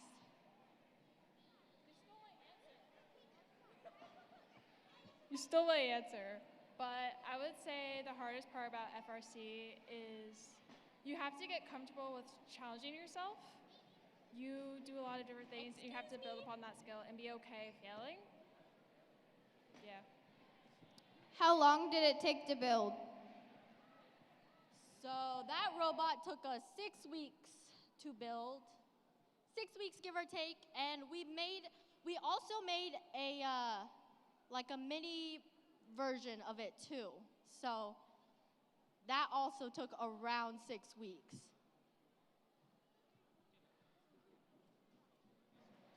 You have a question? Is it on? It's on. I have a question. Who said that? Over here. I did. Okay, what's the question? Over by the trophies. Yeah, go ahead. How did you go about designing the robot? Okay, funny story. 2 years ago, we had a really big ice storm. And so everyone was at home on their computers designing the robot for like 8 hours a day. And then when we finally got out of that ice storm, we were able to get into the shop here at Liberty and start building everything and putting everything together.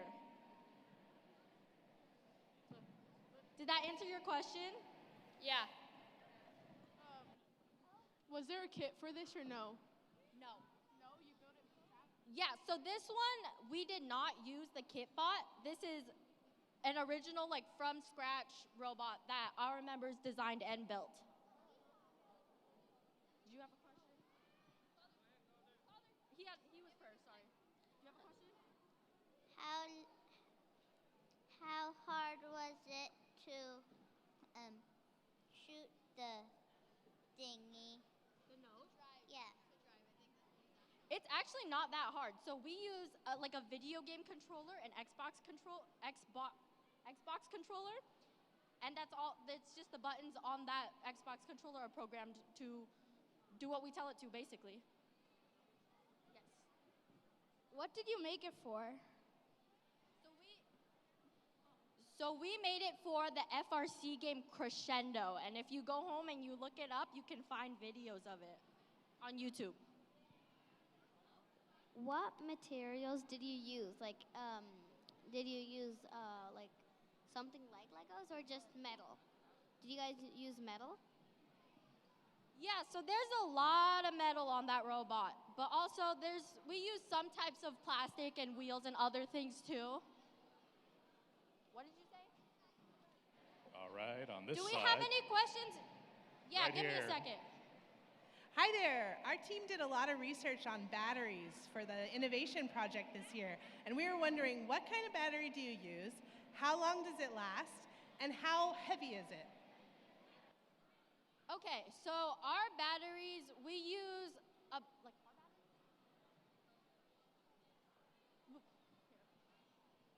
If I remember correctly, we use 12-volt car batteries, but we do overcharge them so they get to reach higher voltage before our matches.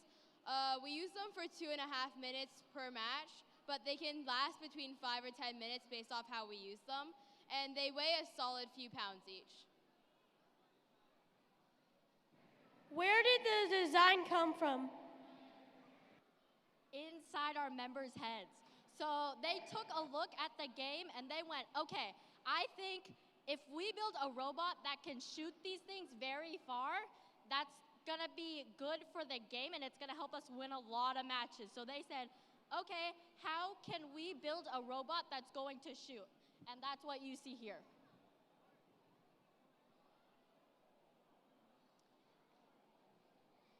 Do we have any more questions?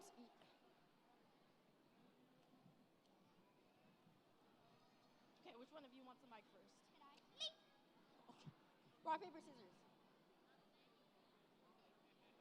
Okay. What's the robot's name? So this robot's name is Light Cycle. How long did it took for the robot to build? It took us 6 weeks to build that robot. All right. How many of these have you built? Can you say that again? How many have you built? How many robots have we built? Yes. So we have been a team for 8 years, and we have built at least one robot for each one of those 8 years. How fast is the fastest the robot can go? That's a great question. This robot goes really, really fast. Do you know how fast?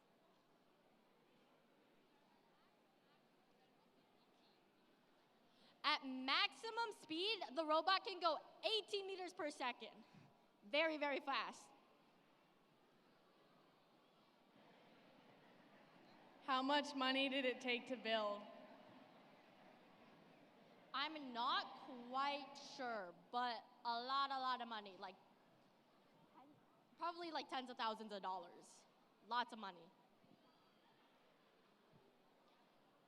Do we have any other questions? What idea gave you to design that robot? Like an idea that made you think that you should design that robot? So one thing that our team likes to do is we look at the game and we say, okay, what game is this similar to from the past? And then we go back to those games from the past that are similar and we say, okay, how did teams from that game build their robot? And we take a look at what was successful and we try to build something similar. Okay. Would you describe your robot as groovy? As what? Groovy. Groovy. Groovy. Oh yeah, definitely. Very groovy. How many motors are on the robot? 20 motors. Lots of motors.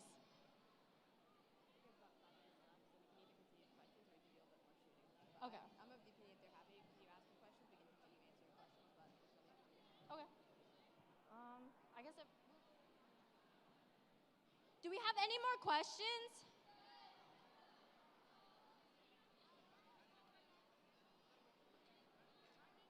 How did you design your intake?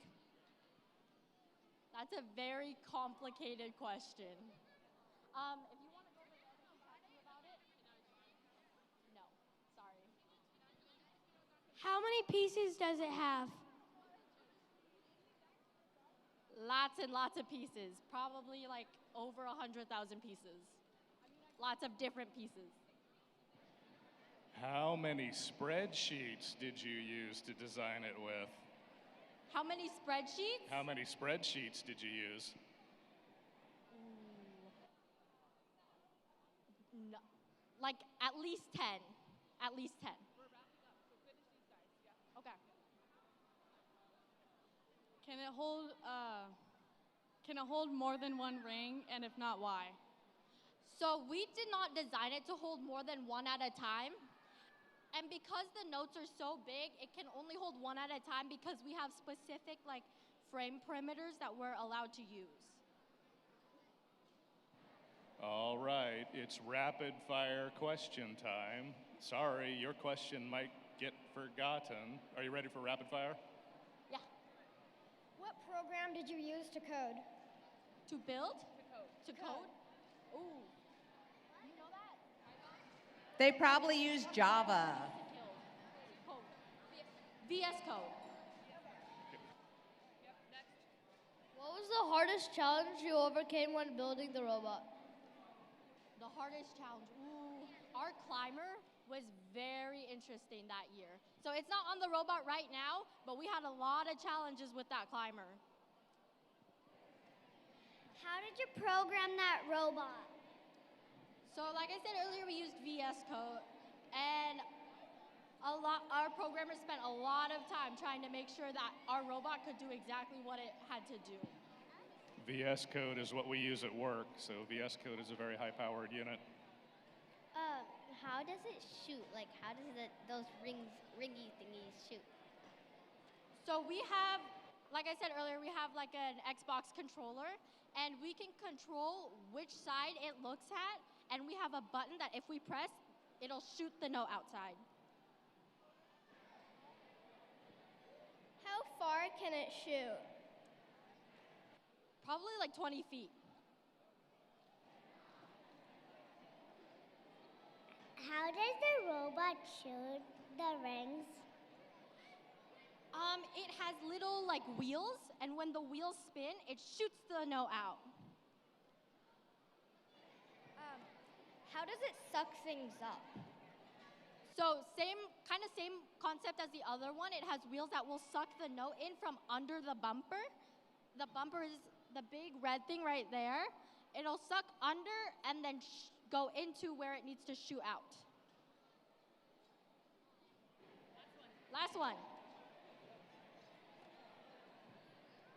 What program did you use to make the programming for the robot? To drive? Yeah, like, what computer program did you use to program the robot? VS Code. Somebody asked me, because one of the members wasn't here, for an award for them, and I was wondering if you could ask that, because I couldn't remember who it was. One of the team members was sick and wasn't able to attend, and which coach that was asking. What do you mean, like? One of the coaches came up to me and told me that one of the team members got sick and wasn't able to attend, and they wanted a medal to bring to them. Okay. And they forgot to, they asked me, and I told them I'd get back to them on that, but I forgot which team they were from. Okay. Guys, can I get it really quiet for a second, please? Really quiet. I have a very important question. So one of the teams here had a member who was sick, and they won an award. And the coach was asking if they could get an extra medal for that team member. If that's you, can you please raise your hand? Is that you?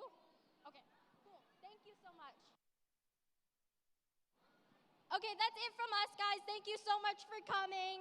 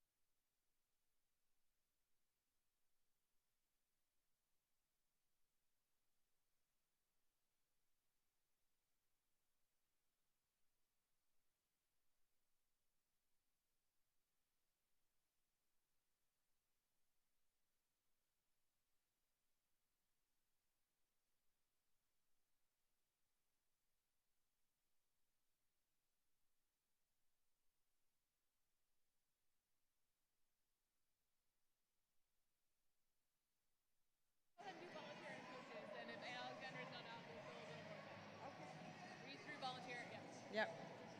All right, let's get back to this award ceremony.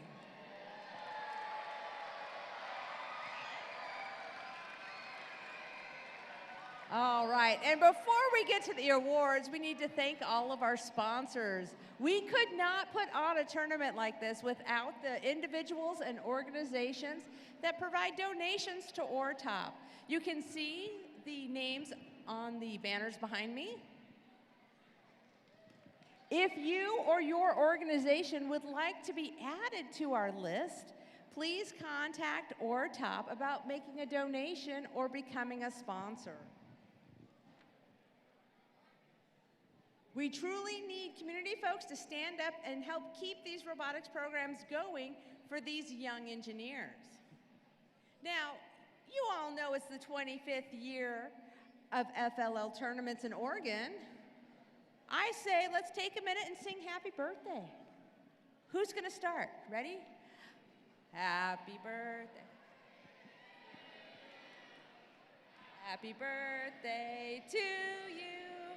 Happy birthday, dear ORTOP. Happy birthday to you. Yeah.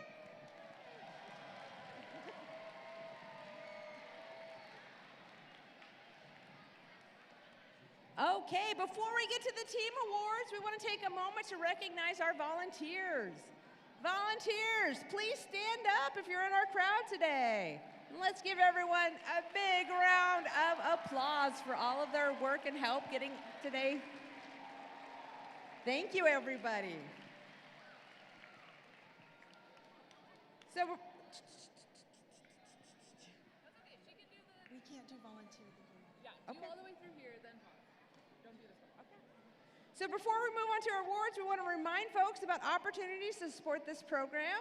You can volunteer.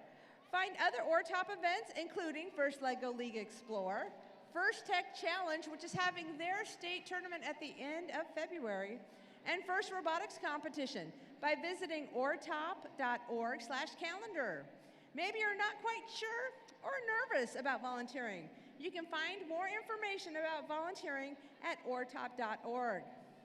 ORTOP needs some behind-the-scenes help as well, not just at events.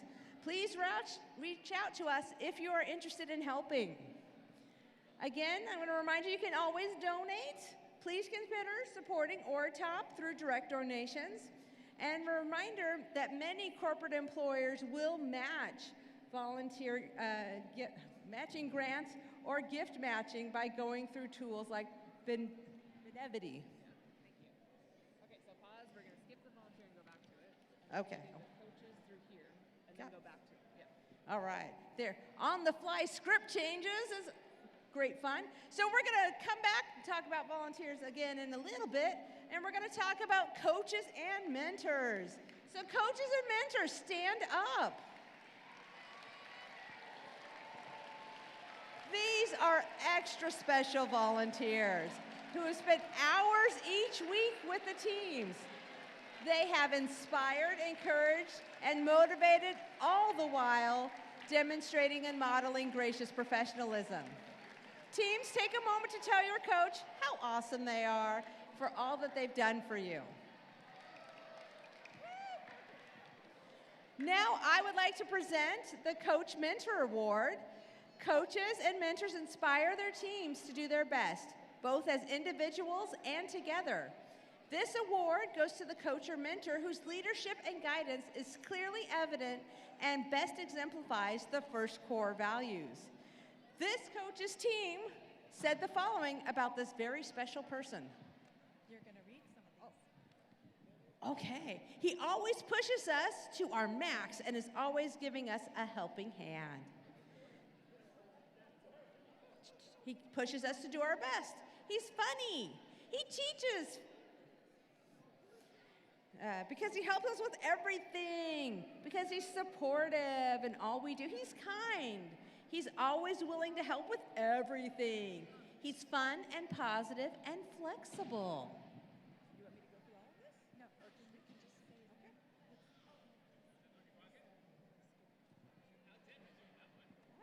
All right. And the coach that has won this is Senior Gonzalez from Lego Pups, Team 74079.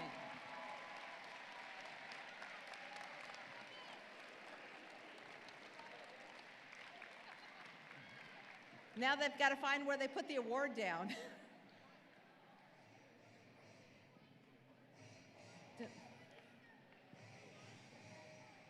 Oh, what are we doing?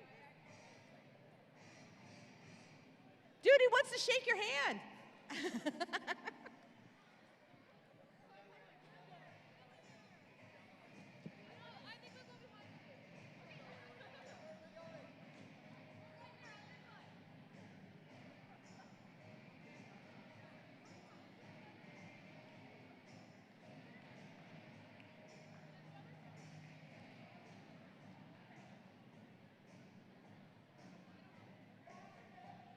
Okay, we might have a plan. We're still working on it.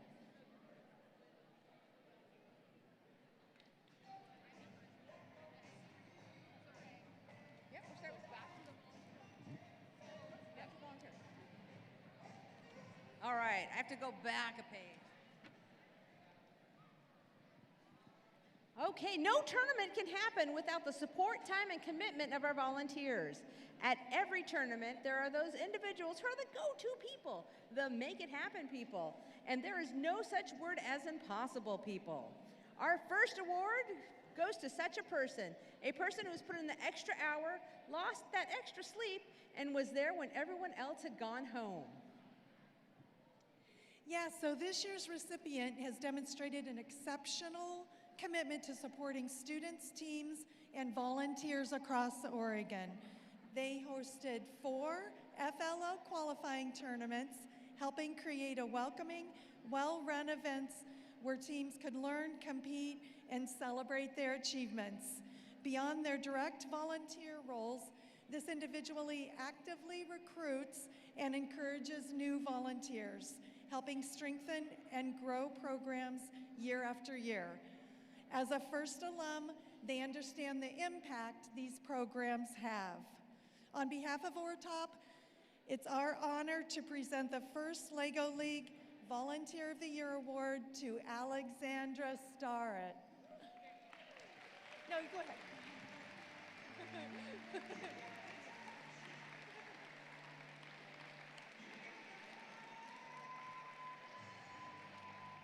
Okay, I think we should demo what the kids are going to do. Like, come down, get your award, do a high five, go to the photographer. Right? And I can run it while you say it? Yeah.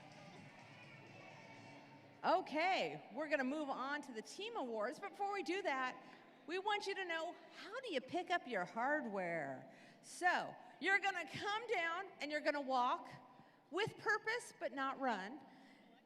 You're gonna collect your trophy, and then you're gonna go through the high five line. And then you go over to the photographer and make a beautiful pose and get your picture taken. Okay? Everyone got that? We're gonna test you. Here comes the first award. Okay, we're gonna begin with the Core Values Award. The Core Values Award, this award celebrates a team that displays extraordinary enthusiasm and spirit. They know they can accomplish more together than they could as individuals, and they show each other and other teams respect at all times. Are you? I don't know what teams, I don't have the stuff. Do you want me to talk, or are you doing? I forgot you didn't have the script. Okay. In third place for core values, we have got team 23767 Jammin' Waffles.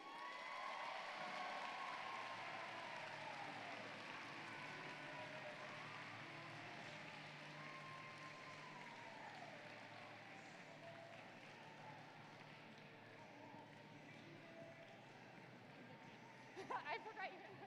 I'm gonna get it one more microphone after I hand this, because then she doesn't have to swap. Well, I will let you hand it, but you're holding them on this side. I'm holding to the top. Okay, congratulations. High five. Congratulations to the Jam and Waffles.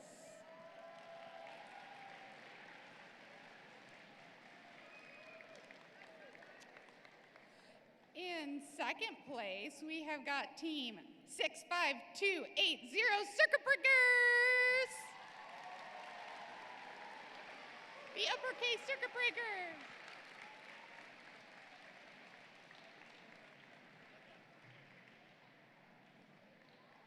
Just hand them a second. Take this out of your hand. Would that help you? Yes. Well, I need that in a minute, actually, so no. Just Okay. hand them for me.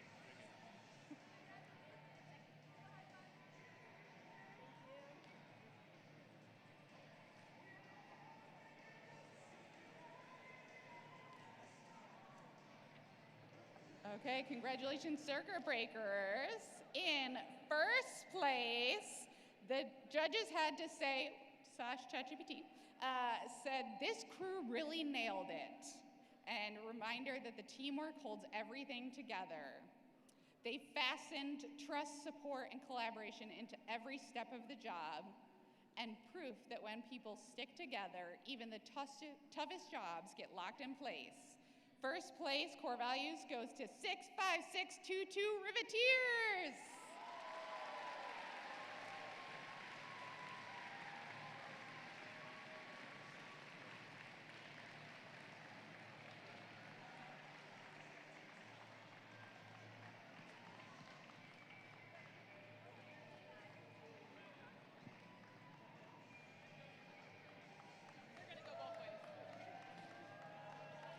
Okay, so then she'll read a description and then you'll announce again?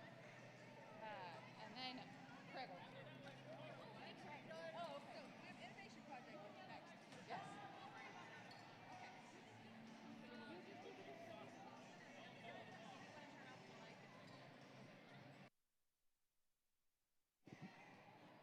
Okay, our next award is the Innovation Project Award.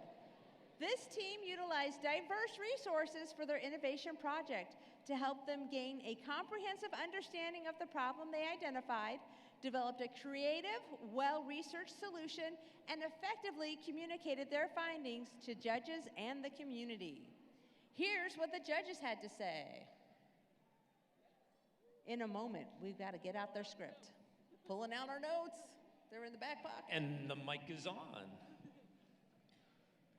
Everyone have a great day? Woo! Yeah. So we're going to do innovation and project here with the third place going to the Jaguar Bots, team 73374.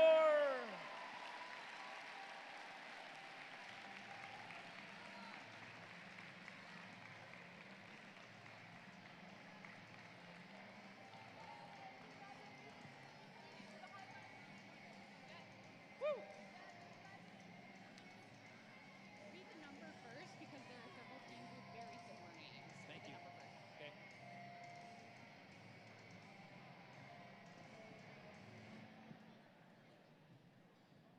And back to second place, Innovation Project, team 70511, FLL Comp Cookies.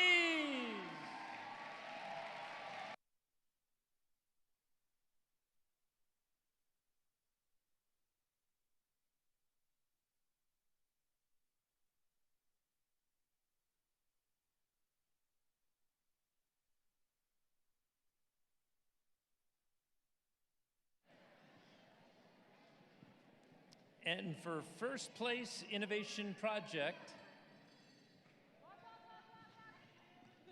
the judges had the following to say. This team showed how innovation can go where people should not go, using smart technology to search where danger spreads with a rover robot and flying drone that would provide help. They could reach places humans can't. And it goes to the Portland Lego Masters. 7, 5, 8, 9.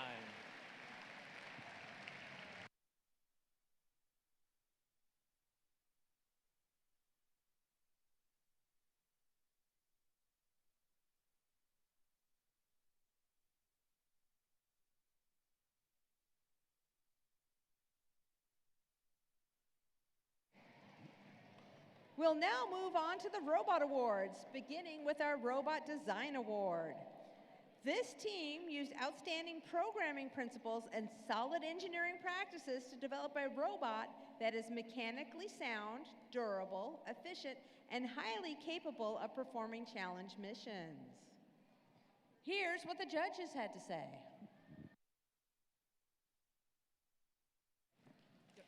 For third place, we congratulate Team 68234, Code Cruisers. Congratulations. Congratulations, you guys. Congratulations.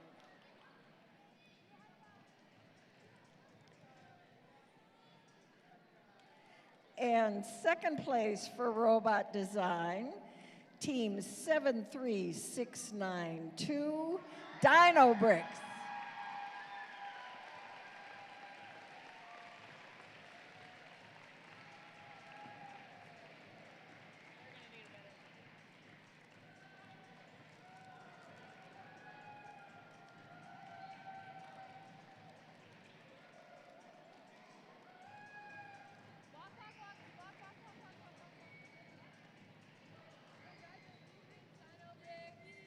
Congratulations, you guys. Congratulations. Congratulations.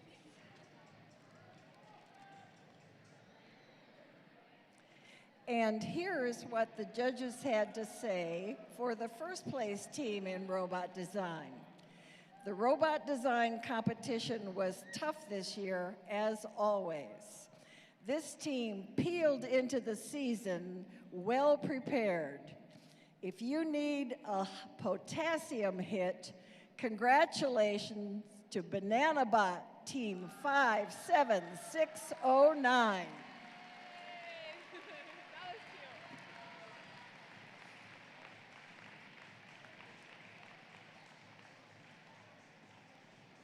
Congratulations. Congratulations.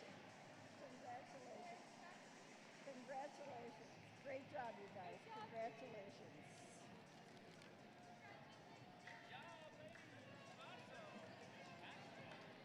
We will now move on to the Robot Performance Award. So this award celebrates the teams that score the highest points during a robot game.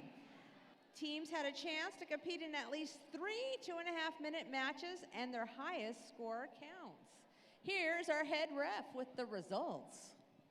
All right, with a score of 480 and a next highest score of 450 points, we have 74609 Circuit Breakers.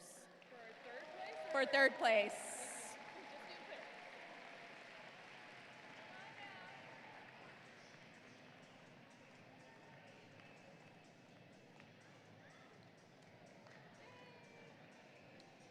Nice work.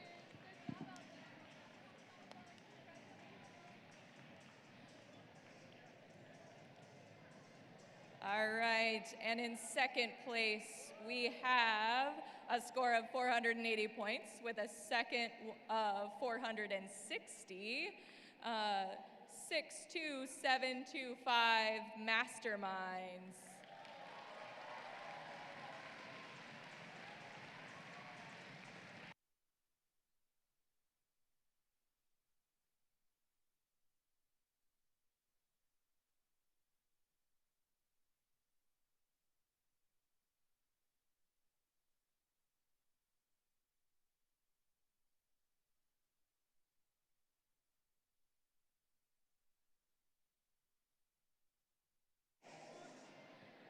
All right, and for our final score, top score of the night was 495 with the Lego Crafters 60493.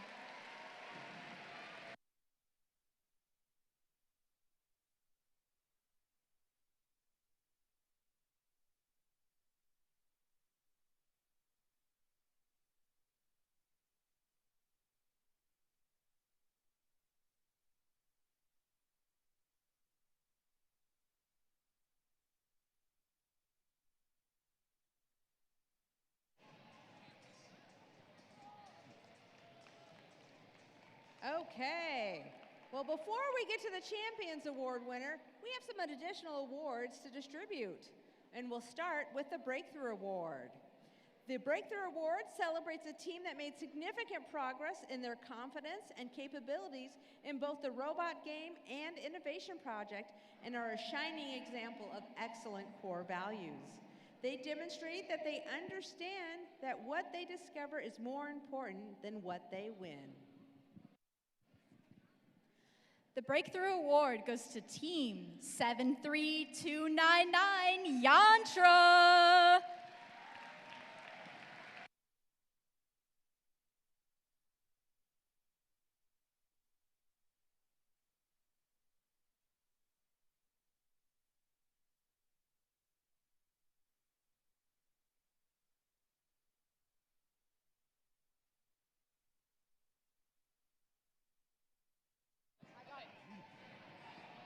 Next, we'll share our Engineering Excellence Award winner. You guys really need to walk. We've said this multiple times. Please walk, walk, walk. Okay, so Engineering Excellence Award winner. The Engineering Excellence Award celebrates a team with an efficiently designed robot, an innovative project solution that effectively addresses the season challenge, and great core values evident in all they do. This Engineering Excellence Award goes to Team 62999 iRobot.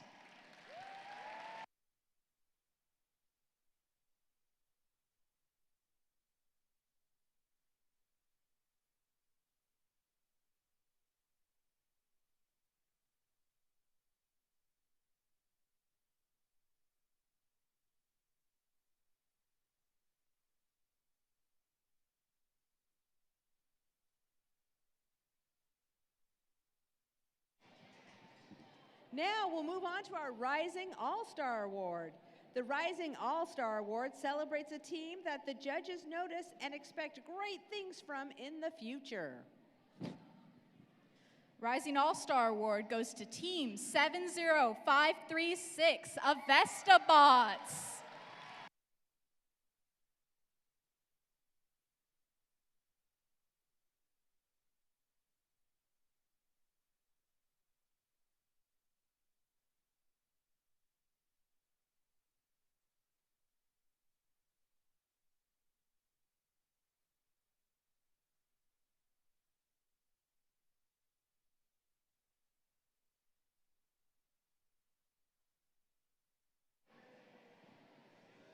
Now we'll move on to our Motivate Award.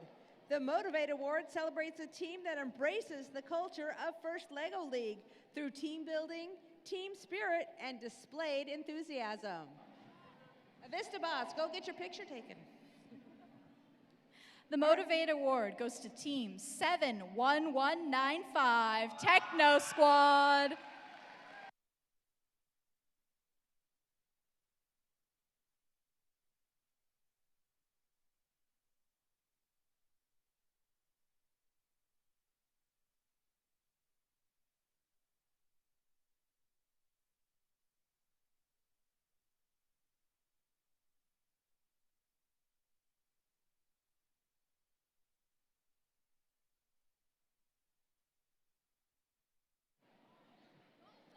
Now we'll move on to our Judges Award.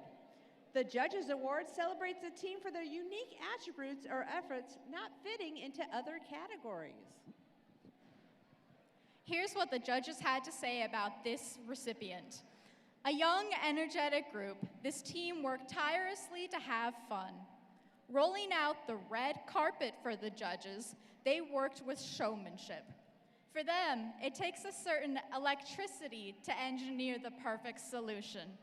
The Judges Award goes to Team 71906, the Electric Engineers.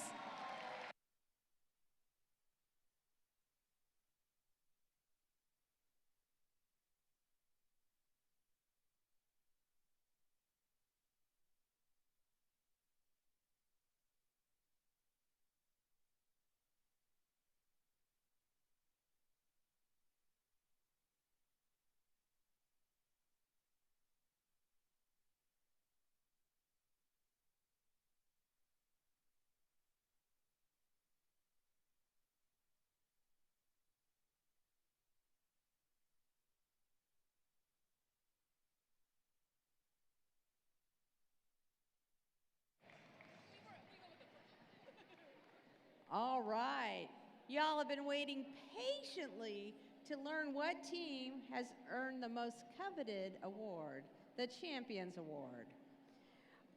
Our first place Champions Award winning team will receive an advancement to the championship event in Houston, April 29th through May 2nd. But let's.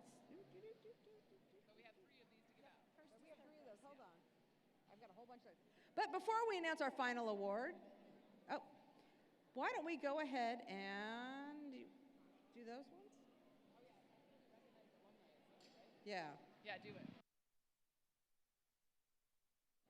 All right, so before we talk about championship, we're going to take a moment to acknowledge those teams who are with us for the last time. Please stand if you are aging out of First Lego League at the end of this season. We want to congratulate you for everything you've achieved, and we hope to see you to continue with your first robotics journey on a First Tech Challenge team or a First Robotics competition team next year. Millions of dollars in scholarship funds are available to participants in those programs. Now let's hear it for our first alumni. If you are a coach, volunteer, or supporter with us today and graduated from a first program, please stand.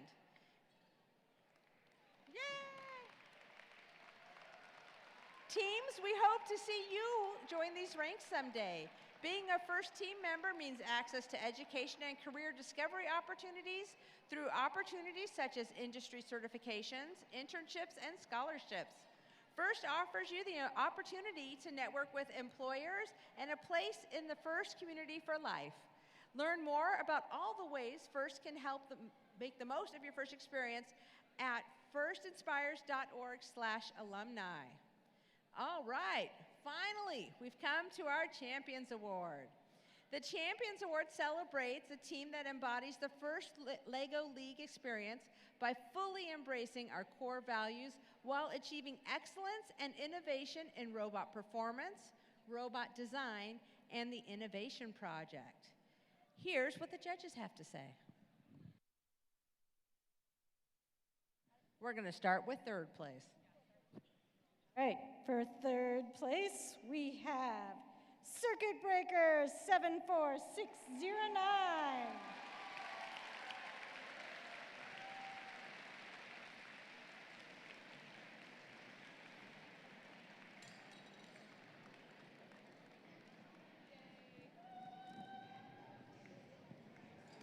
Nice.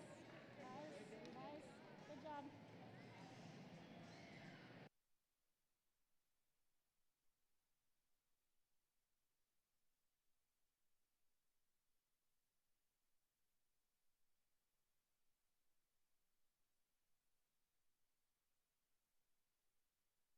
Okay, and in second place, we have Masterminds 62725.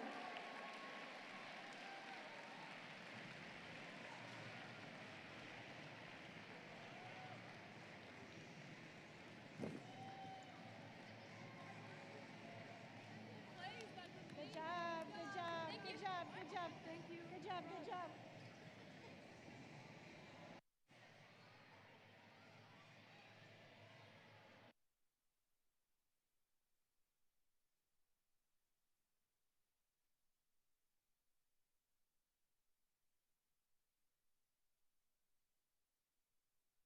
Okay, and for tonight's Champions Award, here's what the judges had to say. Through true collaboration, this group worked as one, ensuring their logic and teamwork got the job done. These clever students in yellow gear came ready to make their innovation project clear. When Emma Lisa appeared, the judges knew this team mixed art and tech and created something new. It is Lego Crafters 60493.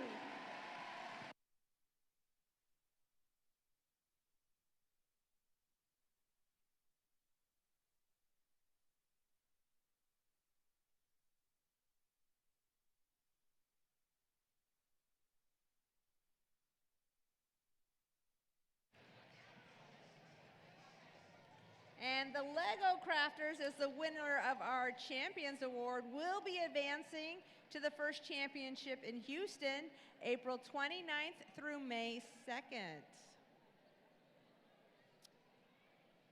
Now, friends, this concludes the award ceremony for this year's season. Unearthed as part of the first age presented by Qualcomm. Please join me in congratulating all of the teams on their fantastic performance. You guys were all amazing all day. Thank you. Just as a reminder, teams will receive their rubrics. Judges, how are they picking up their rubrics? Up by the team check-in, you can pick up your rubric. But this isn't goodbye. We hope you will join us next season for more STEM fun. To learn more about the other programs, please visit firstinspires.org. Thank you for being here and supporting all of these amazing students. We look forward to seeing you all again next year. Thank you.